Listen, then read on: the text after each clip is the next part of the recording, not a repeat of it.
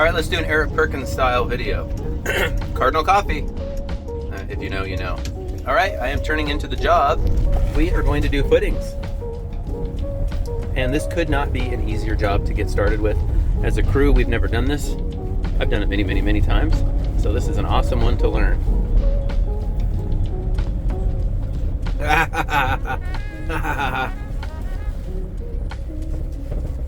Giddy up. Okay, so we are on site. I mean, literally, it's a 10-minute drive. Well, 10 minutes when I got up, and then it was a minute longer when we actually left. So it means everybody else is out and about. You can see it's a nice flat hole. There are no step downs here. It's just a 2-foot stem wall on what, like 7 or 8 inch footings. Generally, they end up being 8 at the deepest. Let's see, at the shallowest. I think this one actually says 15 by 7 because of the engineering, but you know, the dirt grade's never perfect, so such is life. So the garage will be over there, and then I'm standing in the main living area. This will be that big rake wall.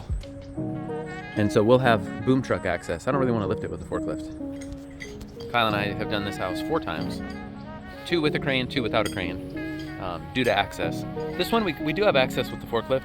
I just don't like it. And if we set up a bunch of walls, then I can bring the crane out and really save some money. Then they have 3 guys, right, that can get out and move stuff around, and then a crane operator, as opposed to like 1 or 2 people in a forklift. So. All right, so step 1 is to measure the hole. You always want to verify that it is cut correctly. I cannot tell you how many times I've shown up and it was not cut correctly. Then we set up the laser so that we can aim for pins 90 degrees to each other. That's just gonna mean a whole lot less moving as we go. Okay, so now that we've measured the hole, we're using the Stabila LA180. I don't know, that sun is just beautiful this morning. And we're quickly, so what we've done is where the laser dot drops, we used our longest run, it's like 60 something feet, set a stake about a foot off the bank so that we have room to work, and then they just find it on that end. We used to come through here, do the math, pull out some, I think we just kept a bunch of 300-foot tapes. So we'd stretch one across the back, one here on the left, and then the diagonal. Setting up the laser is much quicker, and we use this laser for all kinds of things, squaring up. So we're gonna square up footings, square up walls, square up the floor. It's great for stepped footings, etc. Anyway, back to this. I like to use 2x6s for my footing boards. I use them one time, and then we're gonna use them up throughout the framing of the house. I screw them together with the Simpson Strong Tie framing screws because they're stronger than 16 duplex. They're easier to pull, especially if we get some blue tape on them in the corners. And they just hold better. Footings is hard work. I don't like it. In fact, I've said this in previous videos, we have not done a footing. This is the first time, by the way, that we've done a footing as a crew. I have not done a footing for a year and a half, and now I remember why I hate footing so much. I'm too old for this. And there's a lot of you out there that can empathize, right? We get to a point. See, the thing about footings is every single thing you do, you are bent over. And that is just physically hard. On this job, my responsibility really was to teach Kyle and Gage how we set up footings. It's not difficult, but there is an order of operations. Like, for example, right where Gage is at there in the foreground, well, now where the both of them are at, those are called spreader cleats. So they hold our panel, or our forms, exactly the width that we want. In this case, it's 16 inches. Well, technically it's 15 on the engineering, but we can't get clips 15, so we get them 16. So those are spreader cleats. We put a bare minimum in until after everything is straight. Otherwise, they just get in the way, and we still need to get rebar in. One of the things that experience has taught me is that you can do the math for the outside leg and the inside leg, but because of the small amount of slop in those cleats, your inside measurement will always be off a little bit. So see what they're doing is they put the cleat on first, and then they measure to it. It's one of those little things that it'll lie to you, and then you sit there scratching your head like, oh my goodness, what did we get wrong? Really nothing. It's the imperfections of the cleats. Now across the front of the garage where we're at here, the engineer wants 24-inch wide footings with 3 sticks of rebar, 12 inches deep. Okay, so the skeleton is essentially there. We have the front of the garage we've left loose. We need to square it up and then pull parallel both ways. Get everything staked in, and we'll basically finish that last. I'll send up the drone for B-roll so you can see it. So here's what we're doing. That's the Stabila LA180. It shoots beams that way, so there's your 180 degrees, and then we're gonna go square here. So what I've done is, let's see if you can see that. There's the laser dot, and then what they're gonna do is I'm gonna adjust to them. Okay, so what Kyle's doing is he's turning it into full auto mode. He is on the inside of the form. You can kind of see how that's working there. Then on this end, it's just gonna adjust itself to that, to the receiver.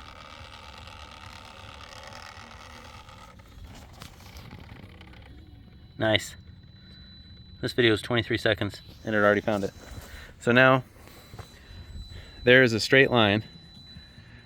And then we're going to take that detector over here. We're going to move that corner over, stake it in. And then at that point, it's just string lining straight and starting to pull parallels and parallels. So how close are we? Just start. Wow. Wow. Wow.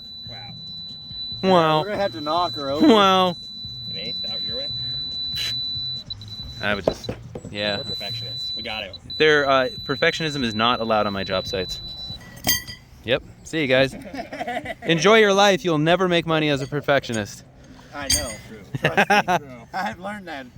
So that original stake, we just aimed for that, and you could see we didn't even really have to move. Normally it's not that close. Normally it'd be like an inch. But now we're going to drive stakes roughly 6 inches from each corner, and then we will get out the string lines and straighten this guy, string lines and straighten that guy, and then it's parallel and parallel. Nice work. I feel I must defend my perfectionist comment. So here goes. I don't want to work with perfectionists. I think that's ridiculous. Look at us. We're in the dirt. We're working with imperfect forms. We're about to raise it to grade, etc., etc. That eighth of an inch that they kicked the form, it was irrelevant. We picked an arbitrary point to begin with. The point is that we want our forms square. Now, we want to string line the longest run. So that's the back, and that's the side there on the right. We're going to pull that over, and we're going to stake it in on each side of the forms about every 4 feet. I think in this case, we were a little short on stakes. We didn't bring enough from the shop. So it was more like every 6 or 8 feet. And that is plenty good enough for what we're doing. Here's essentially the house plan, 3-car garage, primary bedroom and bathrooms here. This is the great room, powder room, bathroom, kind of a nook. It's the 150 project, if you were to go look at it. So anyway, it'll all make more sense as we go. On that back jog, then we can go ahead and just use the calculator. It's a 6-foot jog, so we measure over 6 feet, calculate the diagonal. You can notice from the drone, right, this is why we pull parallels. That wall needed to move quite a bit. That's what we're doing now. Now that we have the parallels from the back coming forward and from the side, going east-west, now we can stake in all of the corners, and once the corners are locked in, then we'll either eyeball or string line each of these sections and stake them in. What I've learned is right there in the front. That spot always lies to us because of the cleats. So let's just get it staked in to where the outside corners are correct, and then we'll just measure it. In this case, we're measuring the entire building to the very far end of the 3-car garage. Once that's staked in, then we can come across the front of the garage. Everything comes down to order of operation. Now, I would like you to do me a big favor again. Please post in the comments what method you use. You can see that what we do is we dig the entire hole flat, unless we need step downs, and we form that. That's going to get backfilled later in the garage, and then we're going to have a crawl space. Those, by the way, are strip footings instead of pier pads in the middle of the floor system, so those will get pony walls. Great place to use up your footing boards, by the way. Where you build or live, what is the common foundation system? I know sometimes it's ICF, sometimes it's what we're using, sometimes it's, whatever. But I'm just curious what you do where you live. We're going to get into actually raising this to grade, how we do that, tying all of the steel. You're looking at a point load there on the right that's going to catch a beam. And we're going to go ahead and place the concrete.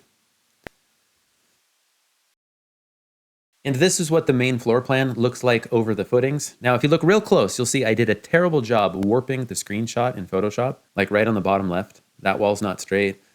Anyway, it's close enough. I promise you, those walls are straight. On the right in the garage, you can see right where those buckets are at. That's right where the column used to go, but we engineered that out of there. There's the basic floor plan. Again, the primary bedroom there on the lower left where Kyle is just laying there. We got somebody walking by. Ow! Holy cow. What do you have, Dupuytren's? No, tomato disease. Yeah, we'll let this guy go by. All right, everybody, we are on site of our next project. You can see we've got the equipment here. We're going to start foundation work probably sometime in the next 2 or 3 weeks. This video, though, is like the first time we've gotten to come in and actually film at this stage, and then we'll follow it all the way through. But there's a whole bunch of things that led us to this point, and that's why the brains of the operation is here. He's going to explain. It's like more time goes into getting the thing ready to build than it actually takes to build and sell the house. Without question. Yeah. I don't think that's hyperbolizing it either. No, project development takes a massive amount of time, which could be a topic of a whole nother video. Just as far as days lost during project development, when the drywallers don't show up, but what if a day goes without any design engineering done? It's still a day lost of production. Yeah. Anyway. So what got us to this point? There's way too much to say because this is a very unique site, but we'll just focus on some of the things. It all came down to site work in this particular jurisdiction. So first, you have to make sure that you have utilities in order because primarily building codes wants to make sure that a house is safe, honestly. So what do you have to have? You have to have potable water. You have to have a means of sewer, whether it's municipal sewer or on-site. In this case, it's a gravity on-site sewer. Any more stormwater regulations are So getting designed for all of that. And designed for all of it. And approval from the county or the authority having jurisdiction on every stage of that, yeah. And then from the building itself side, you have to consider your structural engineering, your actual taking a space and partitioning it out, lots of different code considerations, and then ultimately you want to be able to sell the house. So piece of equipment's on site. We've got people that are going to start here this week. What is it that they're going to be doing? Primarily, it's to be able to get you and your crew to be able to build a foundation. You've always wondered which trade is the most important? Well, there can be no electrical without a building. There can be no plumbing without a building. So yeah, but we have to be able to get the guys on site. That's truly critical path in order to continue building the house. So what do you need first? I mean, just think visualizing. You have to be able to get onto the piece of property. So a good construction entrance that's going to be able to bear literally tons of weight. yeah, right. How much is like 10 yards of concrete on a concrete truck? Concrete, if you're going to have drywall, Yeah. literally many thousands of pounds. So you have to have the bearing capacity up front. You don't want to be mucking up the road. We're And coming we want to into get the winter. that needs to be done right now, even though, what is it? It is September 19th. So let's say April, probably May 15th, drywall is going in. Yep. And we want that driveway to last the whole winter. Forklift, concrete truck, maybe pump truck, drywall, yeah. So you're going to have to get this road. We're going to need to re-widen this. There's an existing approach up there for where the building site's going to be. That's going to have to be cleaned up. And then we'll have to site the house in, over-excavate, make sure you guys have room to form it. Go through that whole process, put in some buried piping, backfill all of that, dress it out. And then you guys conceivably could just come back in and start framing on it. So we were talking before we turned the camera on that in the old days, one of the first things you and I would have done as teenagers was probably get dropped off with a temporary power pole and a shovel, and we would set up power. Now, Pound in the ground rod. oh my word, yeah. Now we can roll in and we don't need power to do the foundation. Yeah. Frankly, I don't even know how much power we need to do to frame the house, because between cordless tools and now our little portable like camping battery units, we can even run compressors, but we'll still have power. So now you can kind of schedule power at your leisure instead of trying to get that in and deal with them. Yeah. Yep. So, Making it, trying to do things in a very intelligent way. We've got this mobilized, but it's a big piece of equipment. They'll probably use a different piece of equipment for the actual trenching to bring power in. Once we get to a certain point, it'll run very close in line with the water line, but we have to have the actual water service do their work to get it on site. So this is real property development, only for one house, but even so, it's a pretty raw piece of land. yeah.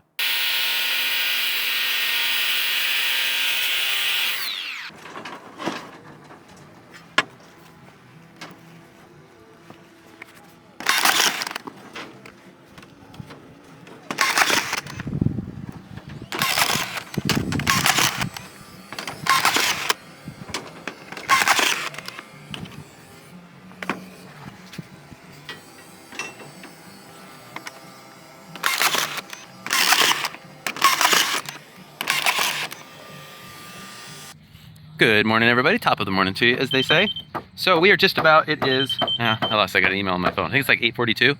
We are just about raised to grade. You can kind of see that behind me. We decided to do that first. Normally, we will, I think, it's been a year and a half. Normally, I think we tie the steel on top, drop it down, then we raise to grade. But I have 7 inches is the minimum depth on the exterior strip footings. The interior strip footings, the minimum depth is 9. We know that the excavating crew is never going to be right on the money. So we find our high spot, that's our minimum concrete. So pretty much everything is always going to be deeper than that. And we just do our best to balance that. If we have to dig a little, then we'll dig a little. That's easier to do without the steel. So we only have, I think, just a little bit that we'll hand shovel out. We're like 8.5 inches deep. But we're gonna go ahead and get point loads laid out, and then we're gonna set all the steel on top. We're gonna tie all of that so that it looks nice and pretty. We'll hang the dobies from that, and then we'll drop it down. And that way all of our steel will be 3 inches off the dirt. That'll be nice and consistent. If everything's tied before we drop it down, it's just easier for us. So happy Wednesday.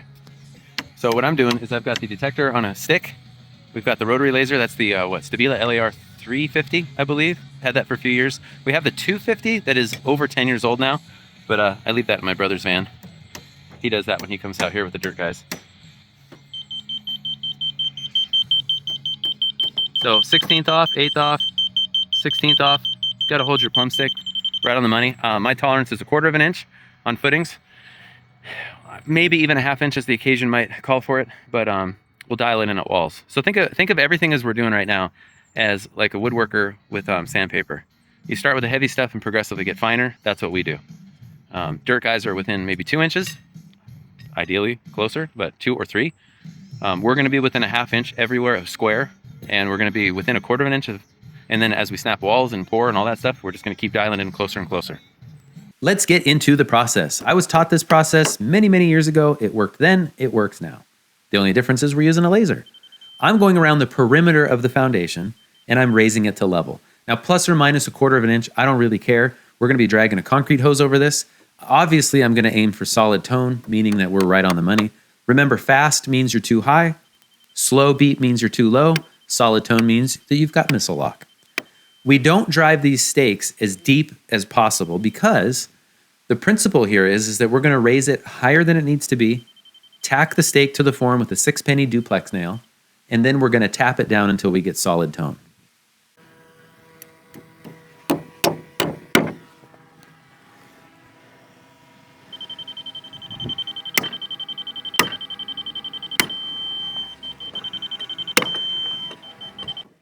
Somebody on Instagram asked, why not just do both sides with the laser? It's just a lot faster to run around. That's a 32-inch Stabila level.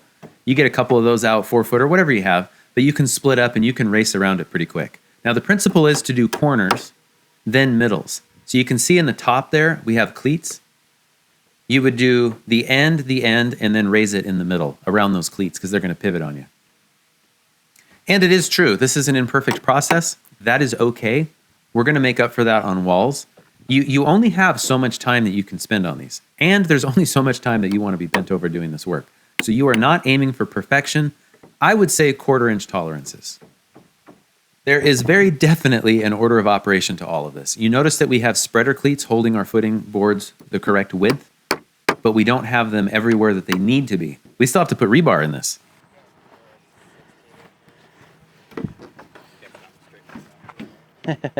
I mean, look at how much that came up. Okay. A little farther. Okay, so this guy, I can hold it. It's pretty good. I think so. If you tack it, and then we'll just beat it down.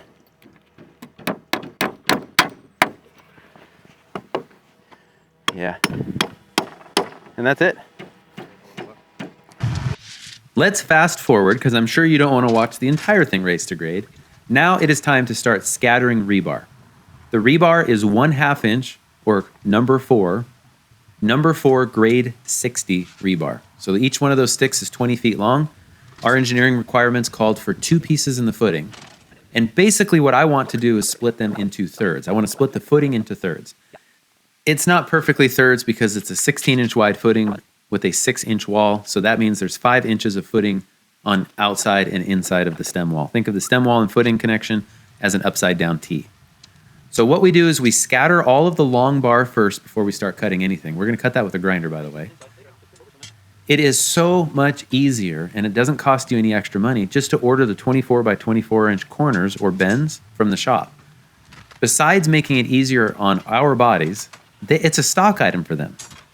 You also notice that there's a radius to those corners that is much more gentle than what we get when we bend them on site.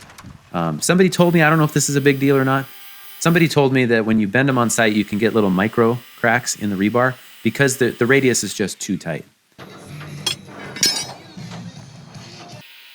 It takes a lot of years to get really fast at tying bar. Quite frankly, I don't have the budget to pay somebody so that they practice and get better at it. When I give them this tool, they instantly become the fastest rebar tyer in this area. Also, it means that we're bent over less when we use a tool like this. All I can say is it is analogous to me. We use pneumatic nail guns because they're faster than hand nailing. We do not have time for people to get good at hand nailing. If they want to do that, they do it on their own time. On our job sites, you learn to use a pneumatic nailer. We need it for production. Labor costs are already so high. Quite frankly, if you amortize this tool over your jobs and then you factor in just the lower wear and tear on your body, you notice there's 3 sticks. I mean, I could go on and on about this. Obviously, many of you will comment that this is a total waste of money. Fine. I disagree. And I'm the one with the YouTube channel, so I get to say that. Hey, happy Monday, everybody. So I'm just going to catch you up to date on this project. We just passed our footing inspection. Inspector that I don't remember, he says he kind of remembers me. It's been at least 5 years. So I don't even know what to make of that. But anyway, I wanted to just walk through a couple of the things that we do here on footers, as some of you call them. We call them footings, that are different, that are probably a lot different in your area. So let's just jump right into it. One of the things that we are required to do is tie in our horizontal steel that has hooks. So you'll notice this guy, it's tied so that when it's upright, it's like this, and it's tied underneath the steel. It hooks the horizontal steel. Now, one thing that he said is they really do want us to tie those upright. He let it go, but we tied them alternating and then we leaned them against the side. We'll pull them upright as we place concrete. So that's a change that we'll keep track of in the future. Usually for 2-foot crawlers, that hasn't been an issue. Some areas still let us wet set them, which is pretty awesome. A couple other things I wanted to show. This is called a dobie. They're ridiculously cheap. It's a lump of concrete with some tie wire. So here's how that works. They're 3 inches. You can order them in different sizes, but 3 inches. Remember, concrete is extremely strong in compression, but not in tension. So placing the rebar a little bit closer to the bottom is a better thing. It's just our standard. Here's something that I notice a lot in looking at videos on social media, and that is we are required to have overlaps of our steel. To be honest, I don't remember what the code is anymore. We just overlap everything 30 inches. It used to be 15 times the diameter. No, 30 times the diameter of your bar, so 1/2-inch bar would be a 15-inch overlap. We used to just aim for 2 foot. Now we just aim for 30, and then you just never fail. It doesn't hurt to have it overlap a little bit more. When it comes to corners, however, I noticed that a lot of people on social media essentially just cross their corners and tie them. We are required to have continuous corners. There we go. You can kind of see that against the sky. So what I do is I order these 2 foot by 2 foot from the yard. They're pretty much a stock item, so they just grab as many as we need. In this case, I ordered 4 per corner, 2 for the footings and then 2 again for the walls. It's just number 4 bar, grade 60. What that does then is it just overlaps the steel. So that's exactly what we did. In the old days, it was my job to bend 2-foot bends at all of our corners. Well, that's a waste of time. We just order them and then we can just cut our bar as it is.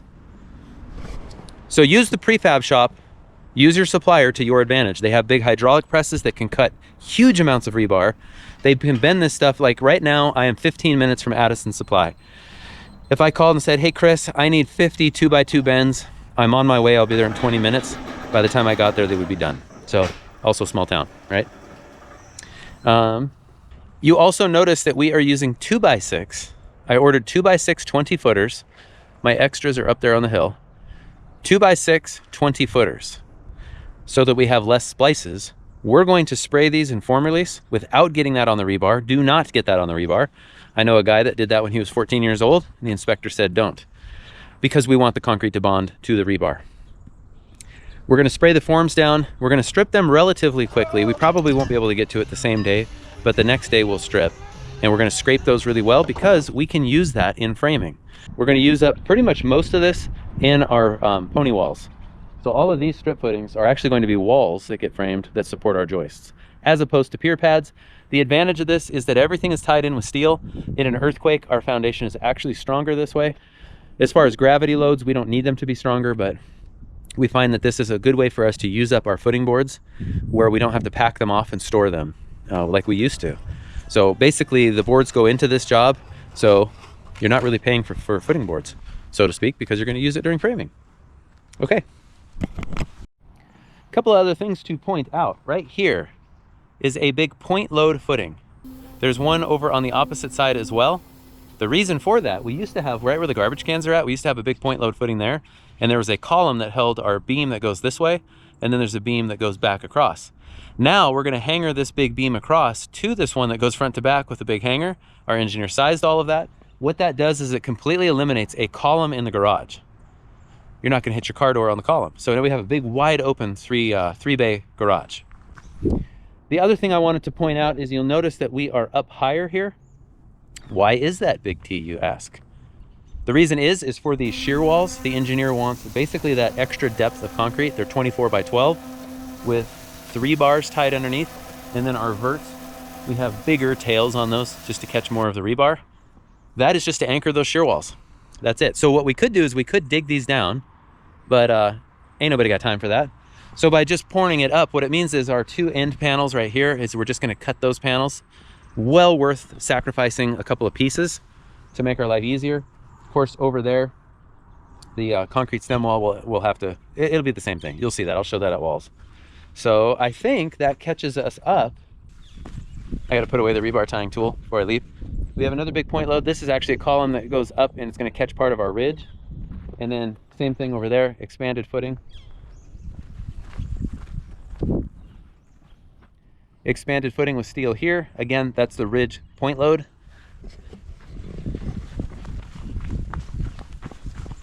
So same one here. So if I was really smart, what I would do is show you ridge point load, ridge point load, ridge point load. Right here, expanded because the beam that comes across the garage, well, same thing. So think of it this way, like why are we doing an expanded point load? It's like walking in snow with snowshoes versus just walking in your snowboard boots, is you stay on top of the snow. So that's basically what a point load is like. It just distributes that load a little bit more. Of course, a lot of that depends on the bearing capacity of your soil. Certain assumptions are made on the area, so we're always way stronger than it needs to be.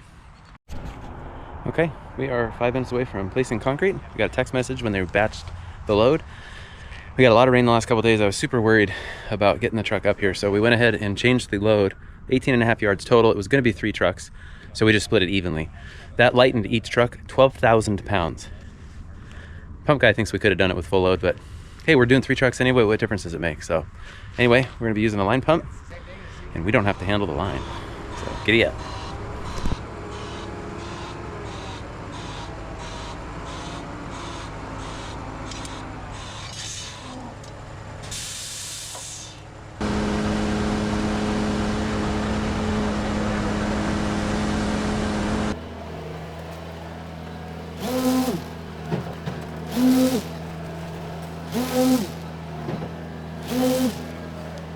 I'll try to kind of stay with you because it will move them.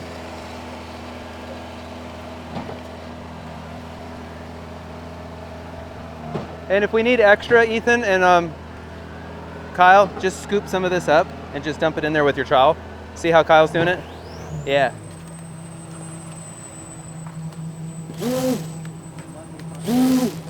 That's nuts. It has the power, but it's half the weight of gas-powered one. That is nuts. As you can see, that concrete mix is loose, but not so loose that it just comes flying out from underneath the forms. In fact, we need that Makita XGT concrete vibrator. That was the very first time we've used this one. It was a lot more powerful than we were anticipating. What the Vibe does is it consolidates the concrete around the steel and it removes the air bubbles. I'll try to give you the... I don't think these guys are... Yeah. We got it, we got it.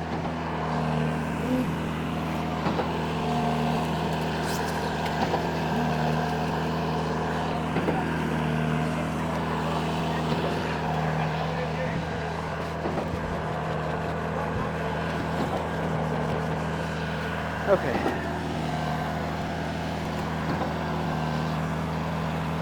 You can see there, it does spill out from underneath. That was about the deepest part of the footing, but again, it's not a big deal. We got plenty of help. You just scoop it up with the concrete rake and put it back in. As long as the guy running the rake is doing the consolidating.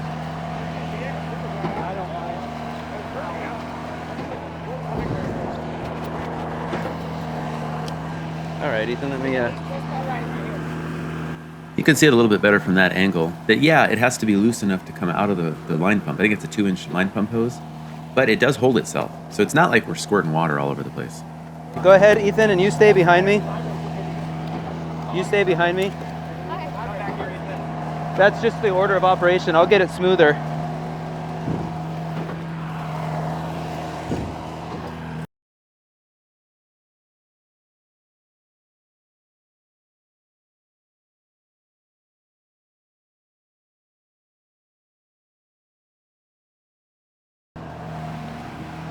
Hey, you guys look pretty professional.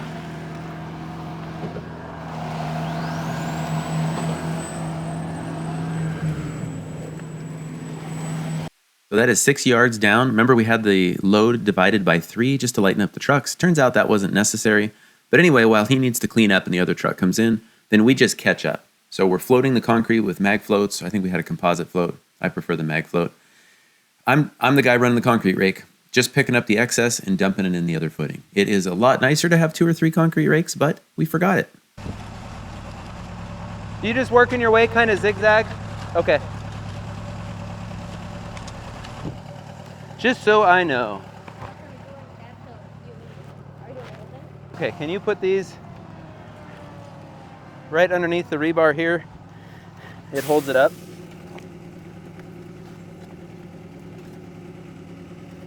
Perfect. Perfect. No.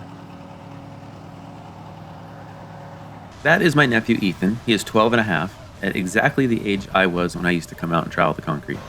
And that's the only tool that I haven't used. It's the only tool you haven't used? Oh, I'm gonna see. I mean, you're 42 years old, even though... Are you guys twins? It's 43, so. And here's the great thing. Ethan is like his Uncle Timmy. We basically wear the same size shoe. That means you'll be able to palm a basketball, drive the lane, and be one of the world's most insignificant framers. On the interwebs. I look back very fondly at being able to trowel concrete when I was Ethan's age. I just thought it was the coolest thing to be out there. I remember specifically the job I was taught, don't put your hands in concrete without gloves. You don't want to do that. Anyway, so there's the XGT vibrator again. Our slump is loose enough to go through the hose, like I mentioned, but you notice that they had to pour it stiff enough, and by pouring it against the footing boards, it tends to spill out less. Now, a good pump operator can reduce that even more. This guy was in training. That's why there was 2 people on site. You can see the spill out there. Not a big deal. It just means we got to sweat a little bit shoveling it into the other footings. In my view, it's worth saving the time. I'd rather spend money on an extra yard of concrete than make everybody work extra hard. Concrete work is already difficult. I feel like it's all or nothing. And that's why you watch the experienced crews. Whenever possible, they rest, because once you start going, then you have to go full blast. So having extra help helps. And of course, these guys running the line pump really helps too. There you can see Ethan in the background. He is he's getting that top of that thing. I've already gone over that. I think somebody else did, but he's just back there practicing. That's exactly what we want.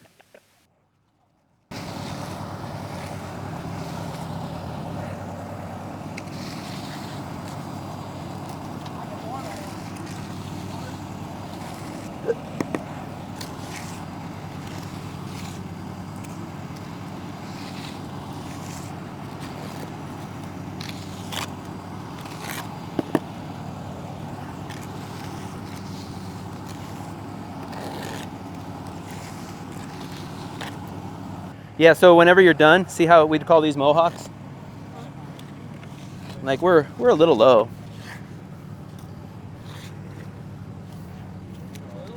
Anytime that you're low, you just kind of tap it down.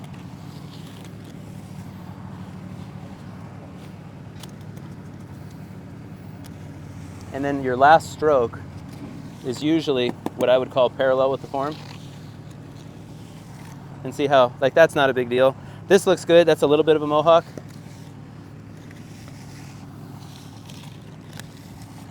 That's pretty good. Yeah, otherwise it looks good. Okay, so I had him bump it up to 7. Yeah, I think that's smart. But I don't want to go 8 because then we're going to end up with a yard and a half extra. Yep. So yeah, we had spill out, but we measured every overlap. I don't use my heater very much at all, except I don't even, it's like sweating. All right, second truck down. we were thinking that we're going to be a little short. The driver agreed, so we bumped it to 7 instead of 6 for the last one. And I bet you we are blowing out in the middle of the garage. We're going to be nice and close. I'd like to introduce you to our new MVP. This is our newest employee, Ethan. How old are you? Are you you're 29? 29 in a few years. Yep. And the Makita XGT concrete vibrator. I'll try to get some footage. That thing works way better than those old ones we had. So maybe on that form, the big pier, I'll overfill it. And you got to see this. I mean, it is, yeah, that is something. Okay, we're all just sweaty. The sun came out, we're not ready for this. Okay. Oh, let's see. Hey, we're just all sweaty out here. The sun came out. So that's truck number 2. So we are, let's see, 6.25. We are 12.5 yards in. And the driver thought of truck 2. He's like, hey, I can call in. Are you sure you don't want to bump that last truck from 6 to 7? And I was like, yeah, let's just go to 7. I think we're going to come out basically right on the money. We just don't want extra mud. And if we run short in the middle of the garage opening, that's okay. We can pour that at walls, which is usually how we like to run it. So it's not the end of the world. Could have also skipped the strip footing and picked that up at walls because that doesn't matter in interior strip footing. So we are good to go on that. Pump truck over there. These guys are just doing their thing. So it turns out I was going a little too fast. You want to pull out at about the rate of 1 inch per second, or even just a little bit slower than that, and vibe on the way out. I think I knew that and I just forgot. Anyway, I looked it up before this video. You can see though, and I don't think it really matters for this mix, but you just notice how the mix is stiff enough, but that vibe is really moving it out and leveling it out. Make sure you vibrate your concrete.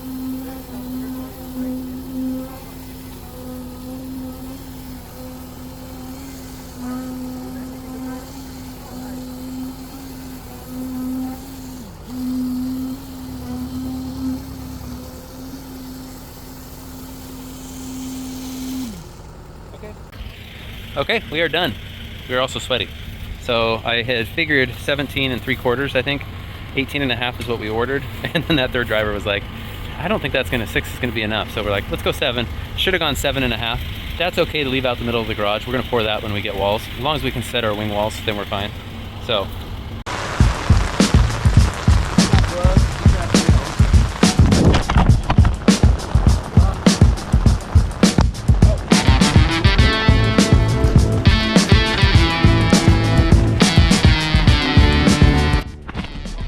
Hey, happy Monday, everybody. It is pouring rain and we get to set up foundation walls. Who doesn't love this kind of thing? Let's see if I can get up here. Looks like the guys got up with the panels.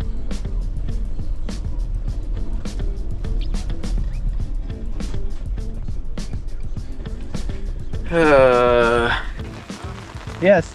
Hey, good morning, everybody. I'm currently undercover, but it is just dumping here.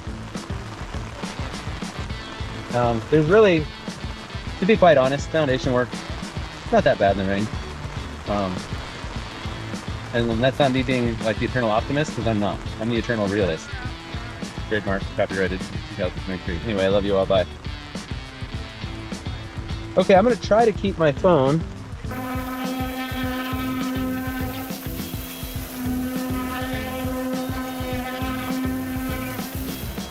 here. And I've got the drone following me, and I've got a microphone going. One more hand. I've got the drone controller there with me. But anyway, so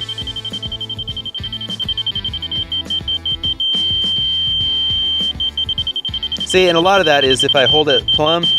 See, we're talking a 16. Okay. Moving onward in our foundation for the Madrona spec house. This is the morning after the day before, and that afternoon we placed concrete in the footings. So the very first thing that we're going to do is we're going to strip all of the spreader cleats off the top, we're going to pull all the stakes, we're going to pull all the footing boards, scrape them, stack them together, enjoy a beautiful sunrise, and get our sweat on. Everything about this process involves order of operations. It's very simple, made even simpler if we just stick with the order of operations. In the old days, we used to set up walls before we stripped anything because we were always on a tight schedule trying to get inspections. But we learned over time, let's just take it in order, completely clean up, in that way. I don't know about you guys, but the more organized we are, the less anxious we feel. I don't know what it is. So after it's cleaned up, we're gonna go ahead and start snapping lines. So what is that? 5 inches on each side? I'm gonna eyeball. That's pretty close. So this is just gonna let me figure out where I want to put the laser. Okay, so we gotta go this way. Okay, so center this guy so that it has room to move. Top hats with bullets. It's dead. Nope. Nope, we got it. It's just all about the right order. Okay, so laser dot at the 5x5. I can already see. That's why it's flashing, so I think it's just, it flashes till it's level. something. Okay, and I'm gonna eyeball, we're close. So, okay, we're doing the same thing. Stabila LA 180, we're gonna square to Kyle, which is 60 something feet, I can't remember, 64. Engage is already with a tape measure, and then we're just gonna get a mark over there. Mostly the point of this clip is just to see how long it takes, because it's in full auto. When he hits the crosshairs for like, I don't know, X number of seconds, 8 seconds or something, then what the laser is gonna do is it's gonna sweep back and forth until it finds the receiver. Oh, that was quick. So it swept past once, and now it's just gonna keep going until it finds it. And if I do a decent job down below, if I do a decent job of making sure that it's not shooting off, then it shouldn't take very long. Probably will though, because it's on camera.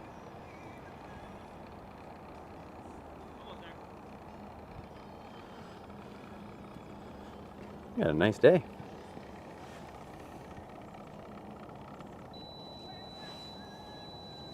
So that one took 1:05. Okay, so he's gonna take the detector over to there. Is it? It should be, because the 2 corners. Yeah, let's go check it there. I was thinking that. I was wrong.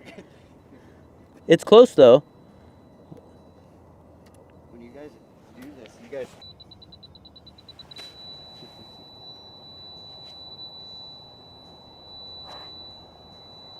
Okay, I'll stop this guy. The concept is snap your biggest square. This is our biggest square. You're on 1 foot, then you're gonna mark 5 or something. 45. Yep, 45 even.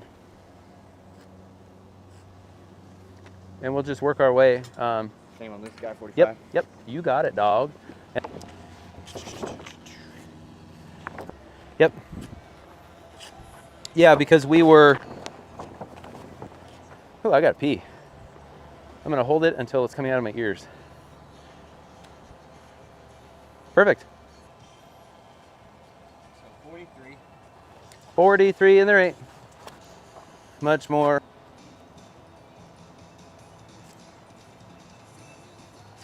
And then you'll mark 28 feet on this guy. I am a big believer in take your time on layout at this point, because it's going to affect everything else going forward. We got our biggest square, that upper left corner. Now we're pulling all of the parallels from the back. Then we're going to pull all of the parallels left to right, or we'll just call that east-west to make it simple. So north-south, then east-west. I can mark that guy while we're here. 47? I'll mark it, but we might end up changing that. Got it, dog. I will say this. We have a little bit of license to cheat, as the case might be. Now, this one we only did on the front of the garage. We had to shift the garage 1 inch forward because our rebar was not placed far enough away from the edge of the panel. That is not a big deal to me. I could not care less, the appropriate use of that expression, because we're going to hand cut the roof anyway. We're not ordering trusses. And quite frankly, even if we were going to order trusses, I'd just give the salesman a call and say, hey, make those garage trusses 1 inch bigger. Not a big deal. Since the dirt bag is in the way, since the dirt bank is in the way, then we need to square those back corners. So the way I like to do this is both of my back walls are exactly 6 foot parallel. 6-foot rise, From your 6-foot 8-foot run, 13 calculate the out, diagonal go and back. swing an arc from the diagonal. Where that Back. crosses by Kyle in the orange, then you just measure back toward It's gauge kind of an 6 odd way of feet. doing it. We're basically And that working perfectly backwards lines from up the that diagonal. corner. It's kind of a backwards way of doing it, but it works. It works quite smashingly well. Remember, all we need to know is 2 things out of a right triangle, because we already know that a right triangle has one angle 90 degrees, and we can calculate from there. So by going each leg equal, and we could have made that something else. We could have gone 6-foot rise, 20-foot run diagonal. Doesn't matter. We can work backwards. Okay, now it is time to set the spreader cleats. You'll notice that these are very old-looking spreader cleats, and that is because we typically take them from the top, which are new, and we put them on the bottom. Clearly, these were a little older. We haven't done a 6-inch foundation in quite a while. The last, I don't know, like 4 or 5 years, everything has been 8-inch. So we've had these cleats for a while. I'm just using 1.5-inch hardware nails to tack them into the concrete. The concrete is still green enough that I can get, I don't know, a 1/2-inch embedment. That's all I need. You do not have to take this step. I feel like it does simplify things a little bit. It keeps the cleats from kicking off the concrete as we're setting forms. You can see that at the very beginning. No, we're going to get to that in just a moment. I'm getting ahead of myself. Spacing them varies depending on the thickness of the wall. Initially, we're going to space them about every 2 feet. We're going to put a couple at every inside and outside corner. And then as we actually set panels, we're going to go ahead and we're going to set cleats closer to each end. This is just to keep us to the line. Even though we snapped in the black chalk, we knew that it was going to be a downpour on Monday, and we were still going to try to set up walls in that downpour. If we have cleats tacked, then we still have our lines. We're just thinking ahead, like a carpenter who builds stairs. Andy Bernard.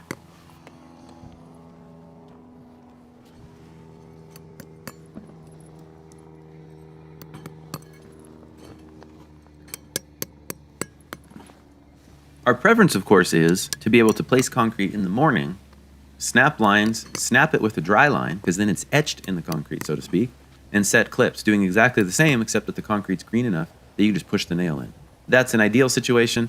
It has been many years since we had the ideal situation because we can never get concrete before noon, or maybe at best like 10 o'clock. So I'm not going to complain about it. We just have to do this the next day, and that's okay too.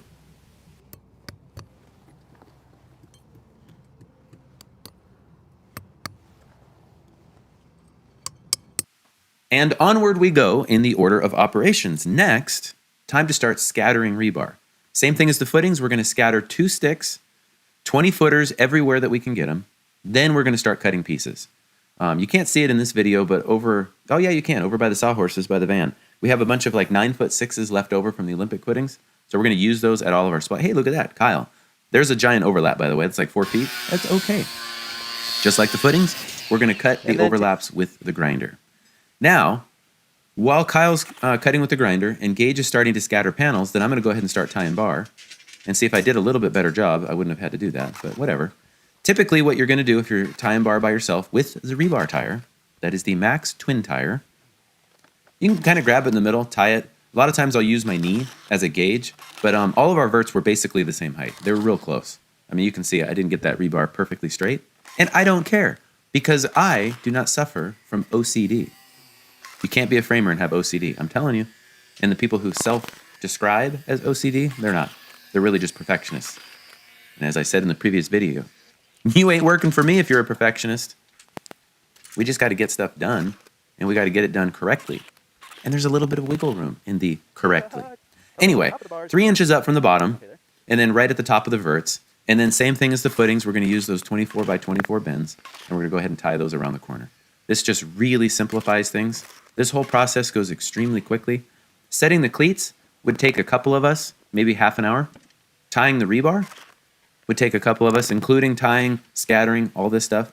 I don't know, I'd say between like 30 minutes and an hour. Kind of depends on how we're feeling. This footings is hard work. It goes really fast. If there was 3 of us, it'd go even faster. But Gage is going to go ahead. He's placing 4-foot panels at all the inside corners because all of the outside corners are going to start with 8-foot panels. I'll show you that here in just a moment. The reason for that is by staggering the inside and outside panels, it helps to keep the wall pretty straight.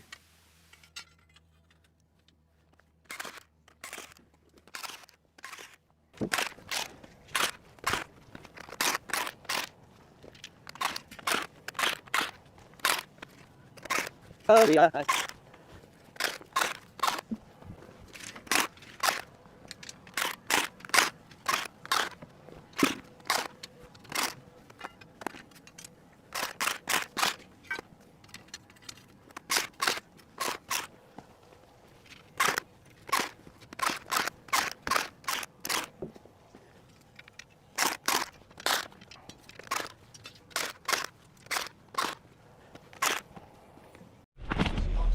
Hey, happy Monday, everybody. It is pouring rain and we get to set up foundation walls. Who doesn't love this kind of thing? Let's see if I can get up here. Looks like the guys got up with the panels.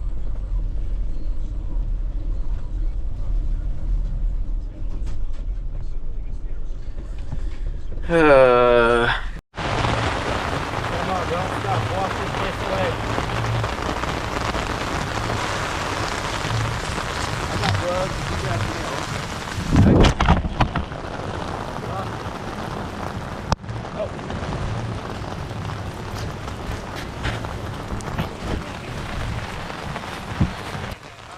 Yes.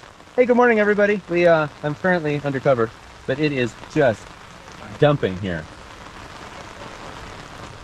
There's really, to be quite honest, foundation work, it's not that bad in the rain. And that's not me being like the eternal optimist, because I'm not. I'm the eternal realist. Trademark, copyrighted 2023. Anyway, I love you all. Bye. Okay, I'm going to try to keep my phone. I mean, being in an office, air conditioning or heat under fluorescent lights? No way, brah. Why would we do that? Band of brothers. Little crazy. You know, in all seriousness, it does get old working in the rain, but it doesn't rain all the time, even though it looks like it. It's really good for your mental health to work in the rain, the sun, the dust, the mud, the rain. It's good. It's good to be outside. Okay, so we offset, the inside corners start out about 4 foot, outside 5 foot. That helps us to keep the wall straight. I think we can do that again. Shut up, bird. Shut up, bird. Hey, bird, go away. I'm talking to you. Beat it, scram. Okay, let me just, no. We got it. Let me talk to you about our forming system. Apparently it's a little unique to other places in the country. It saves us a lot of times because we don't have to use whalers. Basically, here's what the forming system is. These are 1 inch, and we buy them in 2 foot by 8 foot panels. You can get them in 4 by 8s. They're just a lot heavier. 1 inch thick. This is like 11 or 12 plies. Think of it like a glorified plywood, but a much stiffer and stronger plywood. Essentially, the panel is doing the work, and that's why we don't have to run whalers everywhere. We buy MDO or HDO panels. The last time we bought panels about 1.5 years ago, we bought a whole bunch for those 2 big foundations. It's the Olympic playlist. I'll put it right up here. We bought HDO panels because they're a little bit stiffer, and they're only a few dollars more a panel. Probably in hindsight, we should have just done this from the beginning. 1 inch, 2 foot by 8 foot. The way that they're held together at the bottom and at the top are with spreader cleats. This wall is spec'd to be 6 inches, so between the tabs, the concrete will be 6 inches. Then you have 1 1/8 inches. So if I order these from the suppliers, I order 1 1/8 inches by 6 spreader cleats. They are reusable. So in this case, we're going to place these about every 16 inches across the top of the wall. They are also on the bottom of the wall, and that keeps the panel from spreading. So what this whole system relies on is the strength of the panel and the strength of the cleats. Now, let me just tell you a very brief story. Back in 2012, we were doing a job for a friend of ours. It was his personal house. It was a bad batch of cleats and cold weather, where literally, as they put pressure, these just started to spring off the top of the wall. When we talked to the supplier, this angle just wasn't sharp enough. It was too open. So we had to go through and tack nails and all these. That was super annoying. And now it is time to shoot grade in our forms. Since it had been raining, we needed to blow them off so they were dry. What we're going to do is we're going to set at all corners, and about every 20 feet or so, we're going to set a grade line. I'm using the Stabila LAR 350 with the detector on just a scrap piece of wood. Remember, fast beep means that it's too high, slow beep means it's too low. Solid tone is, of course, missile lock, Mav. Come on, you know that. Now we're just going to snap a line mark to mark. And then what? Easy. We're just going to use 3 penny finish nails, and we're going to tack them to the line about every 12 to 16 inches. When we place concrete, the pump guy's going to place it right to the lines. We're going to smooth it out. Of course, we're going to vibe it, which is going to help level it out. I will show you once we're all said and done and stripped that we're going to be within 1/8 of an inch all the way around this foundation. This way works. Your way probably works better. But you're not the hot one on Instagram. Okay, so this wall here calls for hold downs. I'll show more about that later. They will be HTT 4s or 5s inside the wall, but I have to put this anchor bolt in the concrete, and this anchor bolt is designed for hold downs. When our engineer runs the calculations, he has specified an SSTB 16. That's going to embed in the concrete. Couple things to note. When I'm using 2x sill, which I'll be using 2x mud sill, I have to make sure I have enough height for the threaded nut, the coupler or the threaded nut. This is your embedment line. That has to correspond to our grade. And you can see I'm going to suspend them with these little guys. This is the Anchor Mate. It's a 5/8. We've been using these for many years. The first thing I did is I laid out my window. I have a king stud in the middle, trimmer, measured 3 foot from my window, trimmer, king. It's very likely that we'll balloon frame this, so I want a double king. The standoff for the HTT 4 and 5 is 1.5 inches, so that puts me right there. You ready for the magic? It couldn't really get any simpler. Couple 6-penny duplex nails. Gonna hold them to my form. And I'm just gonna make sure that this embedment line corresponds with my grade. And you have to use a little bit of judgment. See how the bolt, as we place concrete, we're gonna make sure that the bolt is twisted. Then you notice that we have little arrows on this to help us be reminded. On top of the bolt, kind of hard to see because we got rained on, there's a little 90-degree. Per the plan view detail.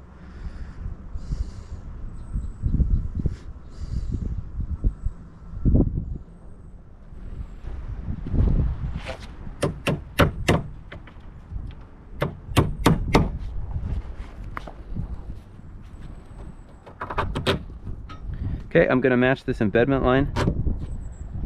So that's the embedment line. I need to match it to about my grade when I use a 2x sill. And then I think you can see if I zoom in, basically these two lines should be out like this at a 45. And so that's how I have it rotated.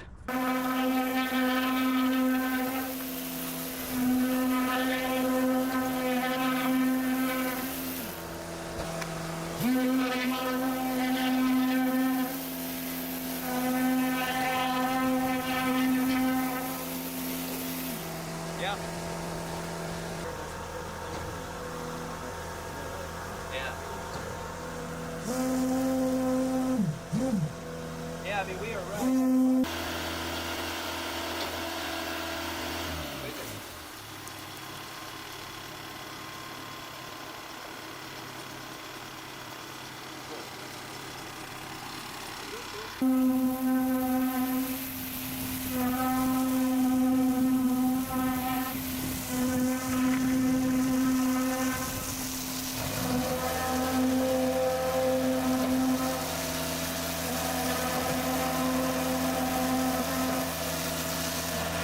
That's super sick.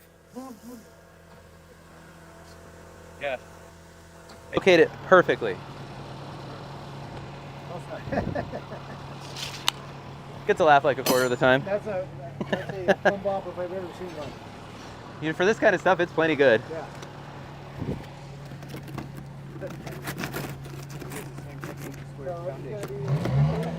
Right? Yeah, yeah. Is this your rebar right here? It will be, yeah.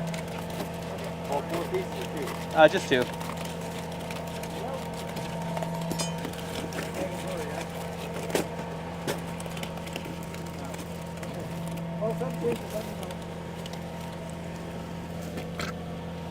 That's going to be a little on the big side.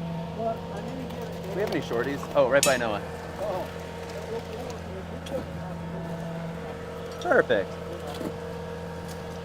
X marks the spot. Literally. Yeah, you'll blow the bag. I will say that rebar does no good on a pure pad this size, and you can look at the development length of rebar in the code tables. That trowel, Kyle? Doesn't do any good, but we did it, or the camera. And just nice steady gauge. Yeah. Okay, we'll come back to this. I have a feeling it'll stiffen up. Need to stiffen up a little. Yeah, so this is where it was stiffening up on him. You can feel it. Hey, Gage, watch that cleat, Kyle. We got to make sure that stays down. We've had them pop off before. This is just the way I was taught. You go to the middle of the wall, you kind of shake it back and forth, and what that does is it kind of allows a line to form right at those nails. I think I could have come down just a little bit more, and I will show you at the end of this video. We're going to put a laser on this. But basically, that's the process. Nice and simple. And those forms, they stay plenty stiff. I should also note that I did keep reminding the guys, when you're using the vibrator, don't feather the trigger. It's all on or it's all off. Technically speaking, you want to shove the vibrator into the bottom, pull the trigger, and then as you pull it out 1 inch per foot, you're going to see bubbles pop out of the top. When the bubbles stop, then you know you're consolidated correctly. What's great is when the rebar is close to the top and you do this and you just gouge your fingers on it.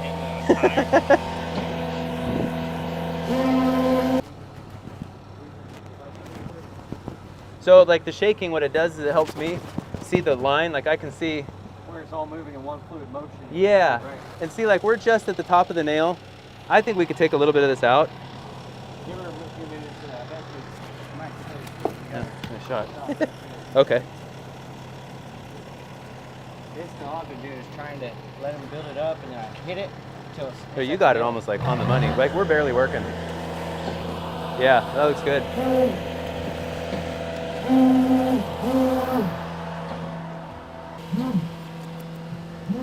Hit the rebar. That was easy. Check out those brand new Nick's handmade boots. Awesome Framer Special Edition, getting concrete on it.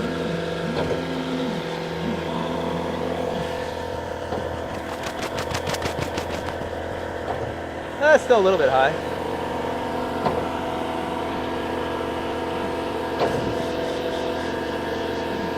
Hey, a pro tip for you is wrap the threading on those hold-down bolts or J-bolts with foil. I'm okay with that. I forgot it, so I was foiled by a lack of foil.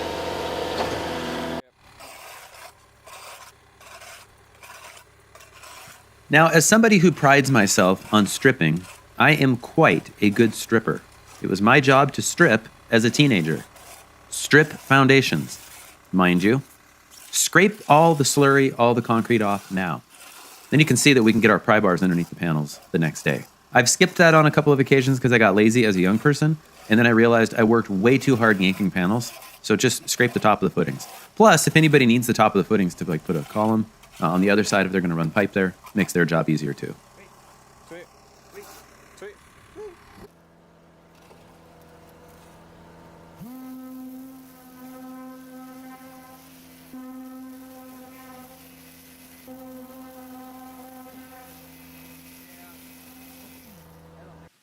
Watch how as the concrete comes out of the line pump, it's actually much farther ahead than the operator.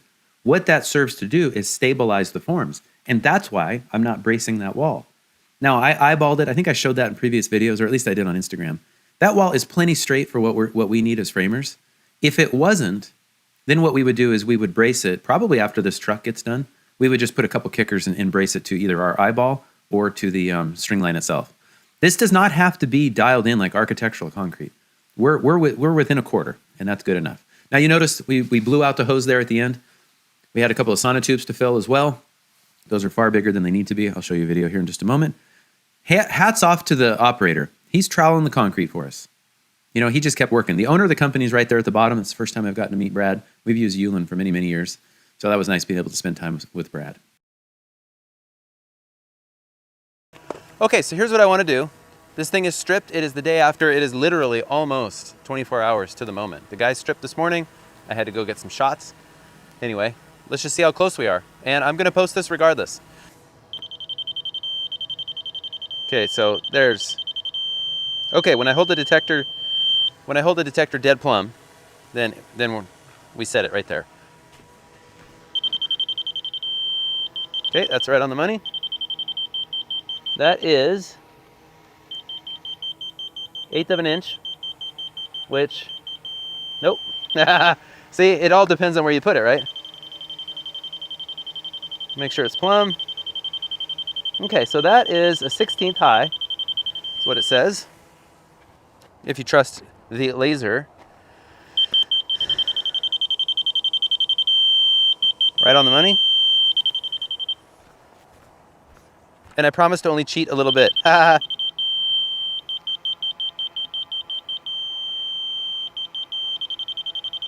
Yeah. I'll maybe try to get some footage of that. Like we're right there. 1/16 of an inch. And I'll put it to the side. Yeah.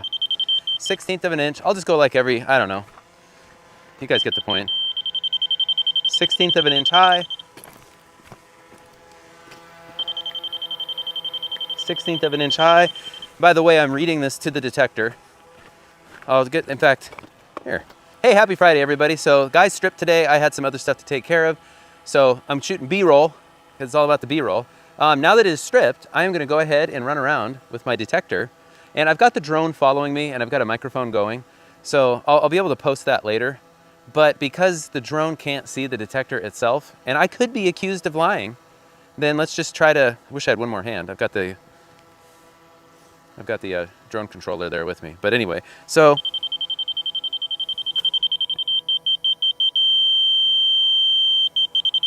see, and a lot of that is if I hold it plumb, see, we're talking a 1/16. Okay. All right, I think for the sake of this video, solid tone, missile lock. We've got missile lock.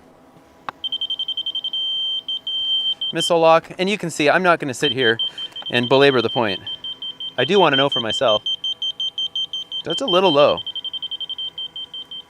Yeah. Yeah, so it's all where you put the detector. The wall's pretty flat. They scraped it with rebar. Right on the money. So you get the point. You know, and even if it wasn't, let's just say it was perfect everywhere. If we don't finish the top of the wall 1/16, yeah, 1/16 of an inch. If the top of the wall itself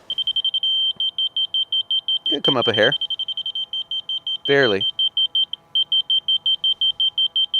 So we're within a 1/16 everywhere. Do I really need to belabor this point?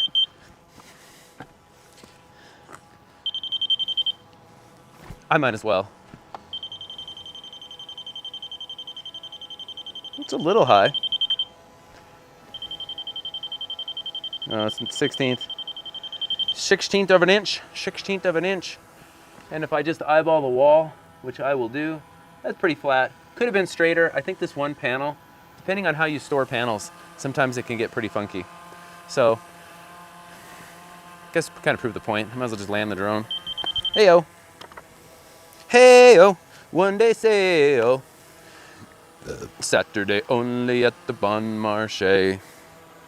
Okay, let's just get our B-roll while we're here.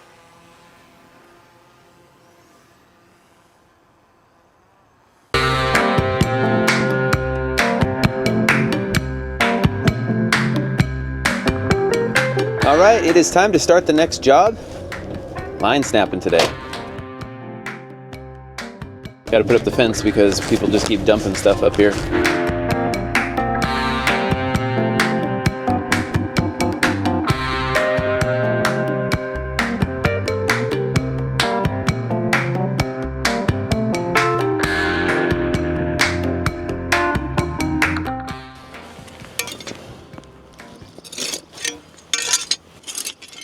Okay, Brandon, this is good training. So laser goes this way, okay. 180 degrees, 90 off of that.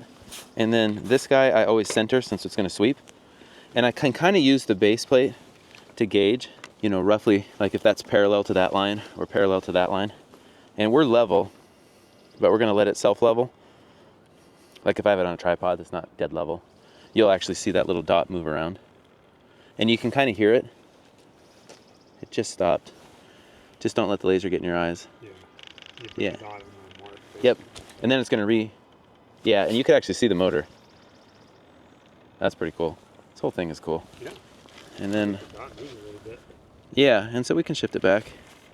But basically this point, half inch in, we're going to line up at the other end with half inch in. Okay. And that looks pretty good. And I can kind of gauge, I can already tell it's a little ways off. I'm going to walk over here. This just helps us to speed things up a little bit. If I go in, I'm just going to eyeball a half. It gets us close enough.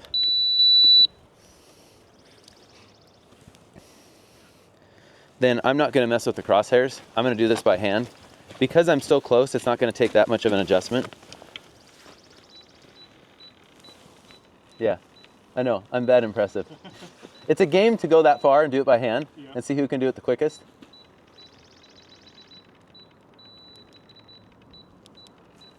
I think I know that song. Look at that. Look at that. So I'm still right on the mark. So 1/2 inch, this guy. And what Rich told me is that by leaning it back, it makes it easier for that to pick up the laser on the other end, which I think is kind of interesting. So I'm just going to line it up. This guy with that, and then I'm going to hold the crosshairs. And now, oops, come on, Timmy. Now, will it do it? Yep.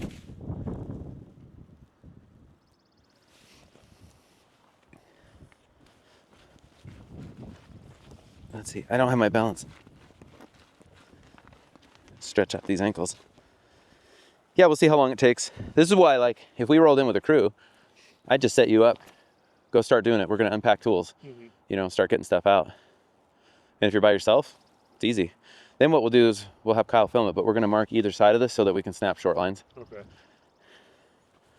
So now the laser's moving to try and find this. Should be. I don't really, there we go. Okay, so that is it. Here is what we're trying to do. This is step 1. So these plans you're looking at are actually reversed. But we want to shoot the biggest square possible. Once that is square, then we pull measurements parallel to each side of that triangle. That means that every corner will be square. So we're shooting across the back 66 feet, and then that shoots to the front, which I think was like 44 feet. Then after that, everything is just parallel off the back to the front, or you could say north-south, parallel off the side, east-west. Okay.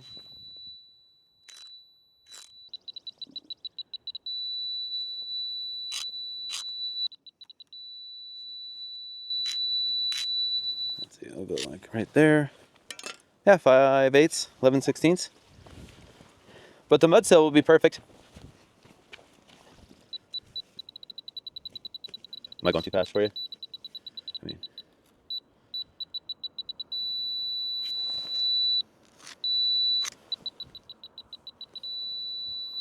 okay, and so same thing, 9/16, 5/8, so that's nothing. Yeah, so before, when I was like in high school, we would 3, 4, 5. You can't just add, you have to like double the numbers. You can't just add 10 to each because it's proportional. So then I still remember dating Nikki and I got my first construction master. I remember sitting in her living room just reading the manual because now like we could measure the building 55 by 35, whatever. Run, rise, calculate the diagonal and pull it. That's what we'll do on the footing. Then in 2004, 2003, way back, it was the PLS 5. It was a dot laser. And so we would do the exact same thing that we're doing now, except you'd have a target and a dot, and you'd tap it with your pencil. Once that was lined up, you had your dot this way. Some other companies made squaring ones, but I think it was 2017 is when we got that that Stabila. And the accuracy is insane because it's for commercial work. So, and you can shoot up and down with beams. Okay, so we're gonna snap lines with a brand new chalk box because it's a brand new job. This is a Milwaukee thick line. We're framers, we don't need the thin line. That's for finish carpenters. This step right here sets us up for the rest of the house. So it's a good line. It doesn't stretch a lot. It makes it easy to snap without having to really pull. Like the Tajima lines, if you pull them, sometimes they'll wanna break as they get worn. The other thing is that it has metal gears, and so it rewinds very quickly. The metal gears are handy because once the line gets wet, all that chalk inside just gets really hard and it will strip out the gears if they're plastic. All new people load up their chalk boxes way too much chalk. Most of the time we're gonna snap under 30 feet. So what I like to do is get a bunch of the line out. You know, we're just gonna cut line off as it gets old. I do like the Tajima chalk, however. I just got this at the lumberyard. It was like 10 bucks. So do not overload your chalk box. It makes the gears work harder. It does not coat the line better. And now I'm just gonna wind it up. And that way, that line has chalk kind of from the bottom out, so to speak. I mean, look how quick that rolls up. Remember the old little boxes where you're sitting there doing one of those? Yeah, see, now we got nice chalk. Blue. Hey, Brandon, think fast. Are you ready? Think fast. Ooh, look at that. That should have been on camera. we should have flashed over and you just have a bloody nose. Always tap the chalk box. You see that chalk coming out of there? You like it? One snap.